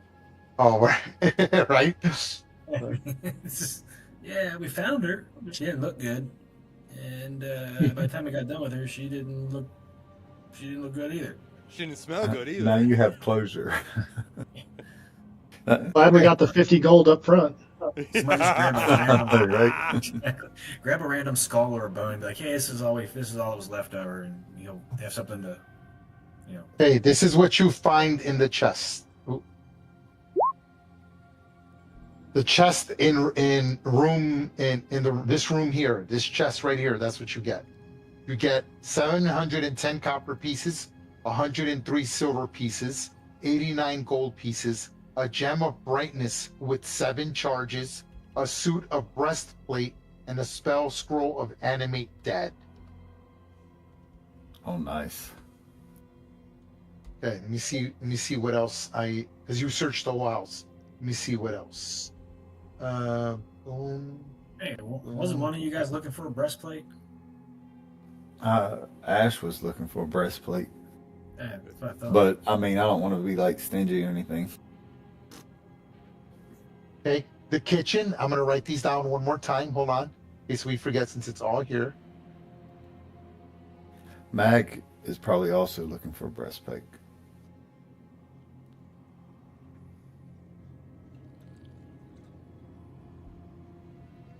Bartleby and who was it? Ash is just looking for a hamburger right now.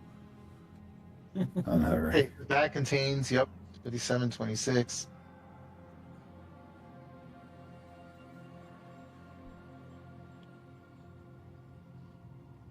Speaking of, actually, a hamburger sounds good. Yeah, I might make a burger, actually. That sounds really good. Might go to McDonald's, actually. Okay, that was what you found in this room. I'm telling you all the treasure you're finding everywhere. That's what was in this room, in the green bag. That got spit out all over the room. And that's Okay. the kitchen, you said? The kitchen, correct. That's the kitchen. Stand by. I'm looking at all the treasure of all the rooms. Stand by. The second floor. I need to check the second floor as well. Okay, and there. Oh, the cloak room. You find a spell component. Here's the spell component. So it's a crafting item. Flesh cloak, human flesh cloak. Jesus. Yeah, there's some gruesome shit in there. I didn't want to hang Put out the- very long. Put the lotion in the basket, baby. TR2, and there's 2 of them. Sure, burger girl. What's your great big fat girl? I haven't seen that movie in so long. I'd fuck me. There it is. 2 crafting items, human flesh cloak CR2. Dude, who's gonna take that? Humanoid. Okay, so it's a crafting item, humanoid CR2, human flesh cloak. 2 of them. If nobody wants it, you could sell it or destroy it. Maybe try to get some renown for it, or faction or piety, depending what god you worship. Oh, it's an atrocity. Who would dare use human skin as clothing? You know, it's up to you how you want to do it during your downtime. Okay, let me see. Nothing else in the cloakroom. Anything? Oh, in the drawing room, stand by. Exploring the fireplace, discovers a silver ring set with a bloodstone.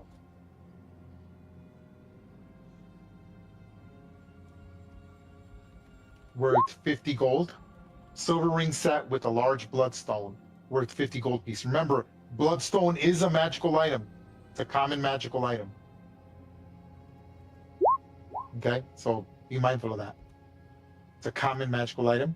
Okay, in the dining room, the silverware was worth 25 gold pieces for the dinner set silverware. By the way, she was also vulnerable to silver. Okay, gave you the kitchen. The upper hallway didn't have anything. The guest bedroom didn't have anything. Oh, yep, the guest bedroom did have something. A scroll of second level web spell. You said that was upstairs Okay. bedroom. Yep. The water closet doesn't have anything. The bedrooms don't have anything. The wine cellar, all of it is spoiled, so that's worthless. The torture chamber. There's no bodies in the chamber, but there's torture implements worth 50 gold pieces. Or 25 gold pieces. Sorry. Torture implements in good working order and could be worth up to 25 gold pieces. Wow. The shrine was destroyed. Okay, I'll keep that in mind for experience. And I told you the treasure in the chest. That's it. That's all the treasure in the entire map. Okay. Experience, folks. Are we ready for it? Yeah. Okay, experience. Stand by. Okay, the animated table was worth 450, 450.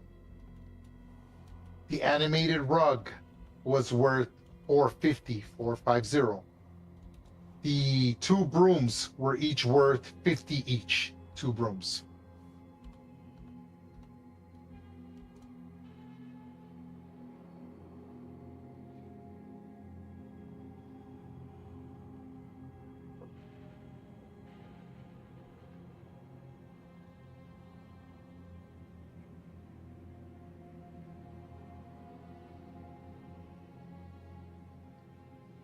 Okay. The black pudding. There were 2 of them that you defeated. Stand by.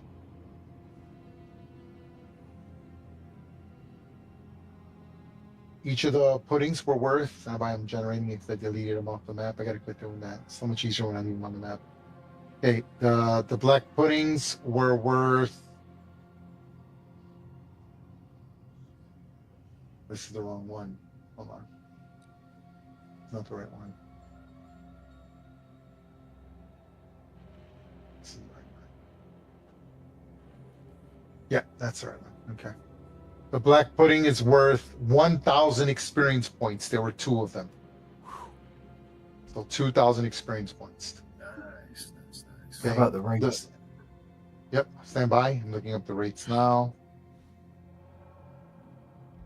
There were 2 rates. Stand by. Blade Wraith from Tome of Beast. Thank Global Press for those because I love Global Press monsters. They're so much better.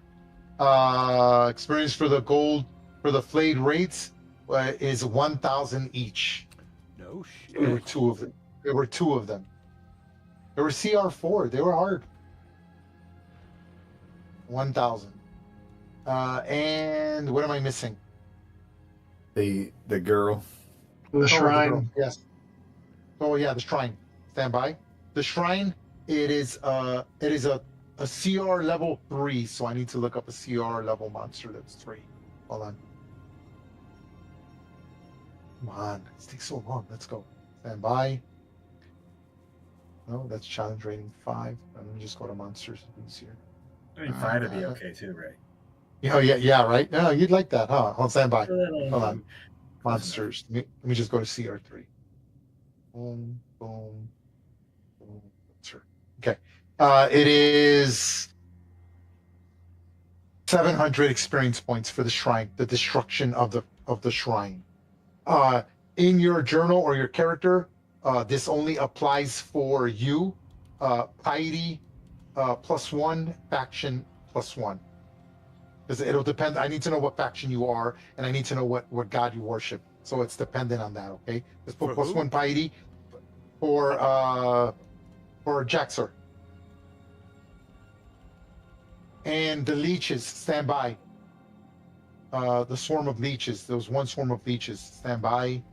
Which you never got to, but we'll say they're defeated. The swarm of leeches is worth 400 experience. 450. 450.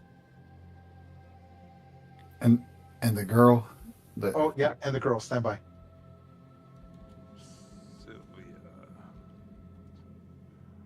Sylvia Plath.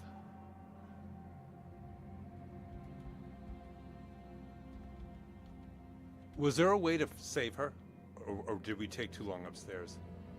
There was a way to save her. I cannot reveal that, unfortunately. No, that's fine. I might I use that didn't know. again. Okay. The servant of the unsated god is worth a walloping. Oh, not bad. 500 experience points. 1108 each. That's not bad. That's a good day's work right there. Yeah. Merry Christmas. So, are we keeping that at 11, or are we going to 12? No, that's after the roundup, right? Yes. Okay. Good job, guys. I didn't pull any strings. So this was actually a pre-made adventure. I just changed the monsters. I like the monsters they had. They had dumbass monsters. So I added monsters, my own monsters. Yeah. But let me tell you a little bit of the plot. Again, I'm so sorry. This is what sucks. Like when I'm late and we can't focus on the story. The story's really cool. This is what it is. Situated in a major slums of the major metropolis, there's an old building with minor crime boss who's murdered by his competitors. After the crime boss' death, the building falls into disuse until a cult of cannibals serving the demon lord that I had mentioned begins to use it for foul rituals. While at first the cult was happily only stealing bodies from the local cemetery, they soon grew bolder and began luring people into the house to be drugged and eaten. The cult fed any remains to the ooze that they were able to create in a ritual within the basement. The cult's murder spree might have continued indefinitely had their actions not caused their last victim to return as a powerful undead that proceeded to slaughter the cultists.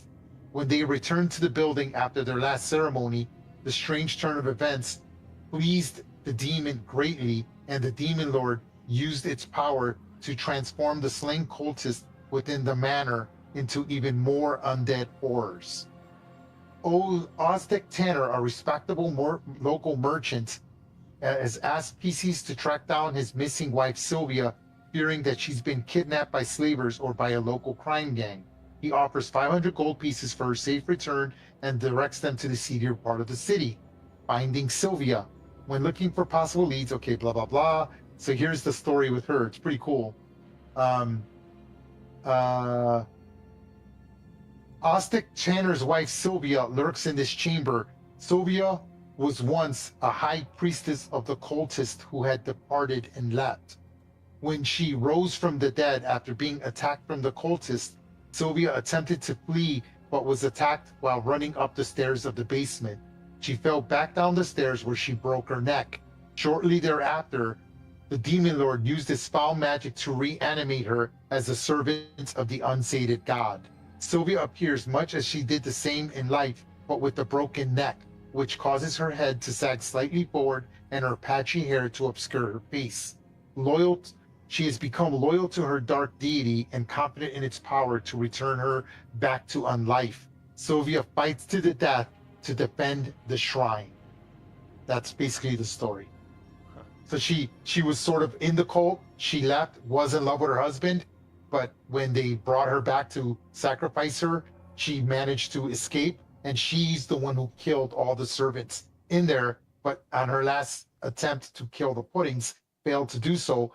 She tried to leave, and when she tried to leave, she slipped, broke her neck, and the demon lord was so pleased by everyone dying that he sort of empowered them and created undead in the house. It's a pretty cool story.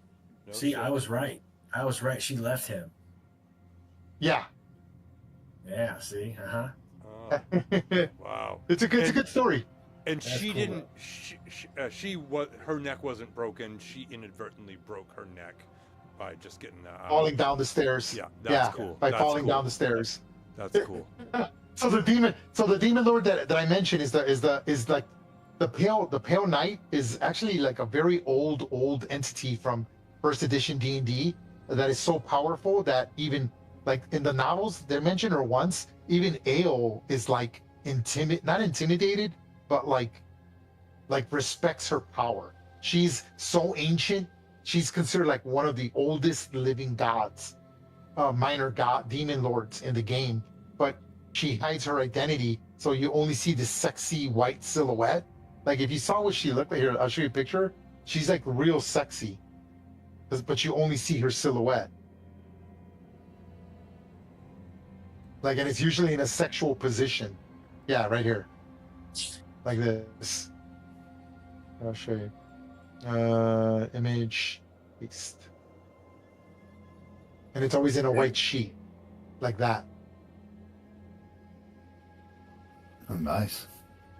So yeah, but she's not always like that. Sometimes she'll take other forms. Like she'll always be sort of like her statues. This is the in fact, this is much better right here. Like copy image address right here. So, but she's known for being like lonely and always like she's not like inherently evil. She's not a very evil god. She just is like very selfish, miserable, and she likes misery and things like that. Well, it's a cool character. I just threw her in. It was like a last minute. I'm like, oh, I need a good god, and I'm like, oh yeah, the Pale Knight makes sense because of the irony of love. She's like supposed to be looking for her lost love, and I just thought this kind of made sense, so I just remembered off the book, and that's what I went with. Cool, guys. It's late. Everyone go to sleep. Thank you for showing up for the adventure. I had a good time. Oh, it was super good. Absolutely was a lot of fun. Thanks, everyone. Thank you. Hey guys, real quick, who's getting what's up? who's getting the breastplate and the gem of brightness? You know what I would do? I would everything I put in the chat, I would put it in the tavern, put it in the special event text. Oh, someone already did. Yeah, I copied and pasted it. Yeah. Scott, man. Yeah, it's right there in the special event text. All right, we'll decide tomorrow. Yeah, that can go to anyone. That can go to anyone because remember, you guys are all in the same spot right now. So like even other members that aren't here, you could be like, hey, if you guys aren't using it, I have someone in my party who could use that. Could I take that with me? And that's how easy it would be. So it's really cool that you guys can all share. This is the time where you could share stuff, give stuff to each other. Maybe someone could use the gem of brightness more than someone else. Same thing with the breast. I mean, the breastplate that's a big deal. That's 450 gold. Yeah, and even if we sell it off and then just split it off for whatever, depending on what people want to do with their downtime, you know. But I'm indifferent about the physical possessions. That's cool. So, but anyways, 3 magical items. I mean, technically, yeah, 3. You had the animation scroll, the web scroll, and the gem of brightness with 7 charges. Yeah. Well, I was thinking, Ash would be the declarative light would probably go for the gem of brightness. Just again, it's for you guys to decide, not for me. I can't really benefit from it much. Yeah. All right. Druids, can you? Yeah. Have a good night. Yeah. Merry Christmas, everybody. Yep. Merry Christmas. Good night. Have a good one. Merry Christmas, guys. Yep. We'll talk later. Super blast. All right, later, guys. Yeah, good night, if guys. you have a request for something, just put it in the chat there and. Just mention in the chat. Yeah. Yeah. Mention it in the tavern chat. Even that's a good place for it. I would be like, hey, you might want to put like, hey, so in Discord, if you put at everyone, it'll send it to everyone. Say at everyone, and then put a space, and everyone in the text, everyone in the group will see the text, and then you can put it into the tavern text and just tell them, hey, if you go to the special event text, there's equipment there. If anyone needs anything there, But treasure, you guys got to talk about it because I'm not tracking any of that. I'm just giving you what it is. You have to determine the value, what you're going to sell automatically, and then I'm going to give the rules for I'm not going to post the rules for the downtime, but I'm going to just give a little quick brief on what you can do. I'm going to probably give you guys 1 work week, maybe 2. I haven't decided. I think maybe 1 or 2 work weeks. And then so you'll have that much, and you have to track the number of hours you played. So track the number of hours we played. Like today we played, I counted. Whether we played or not, I told you to be here at 7. So 8, 9, 10, 11, 12, 1, rounded up, 2 in the morning. You played 7 hours. Every 2 hours gives you 5 work days of D&D. So you need to figure out what your amount is. I've been streaming for 6 hours and 2 minutes and 54 seconds. Yeah, you round it up to the nearest hour. Yeah. So 6 hours. So, yeah, 6 hours, and then that's how you figure out your downtime. You have to track that, not me. Because if you ask me, I'm just going to be, well, we only played 4 hours, and you're going to get ripped off. Yeah. Okay. Cool. All right, Good gentlemen, night. it was Yep. a pleasure. Yeah. Good night. Merry Christmas. Good night. Yeah, you Yeah, too. Thanks. Yeah, be good. Night. All right. Tony, I was hoping that druids could cast web, because I was going to say you should grab that web spell, but neither of us can cast it. But anyways, we'll talk soon, brother. Have a great evening. Yeah, that sounds good. All right, take it easy, Eric. Super blast. Uh huh. Bye-bye. Bye.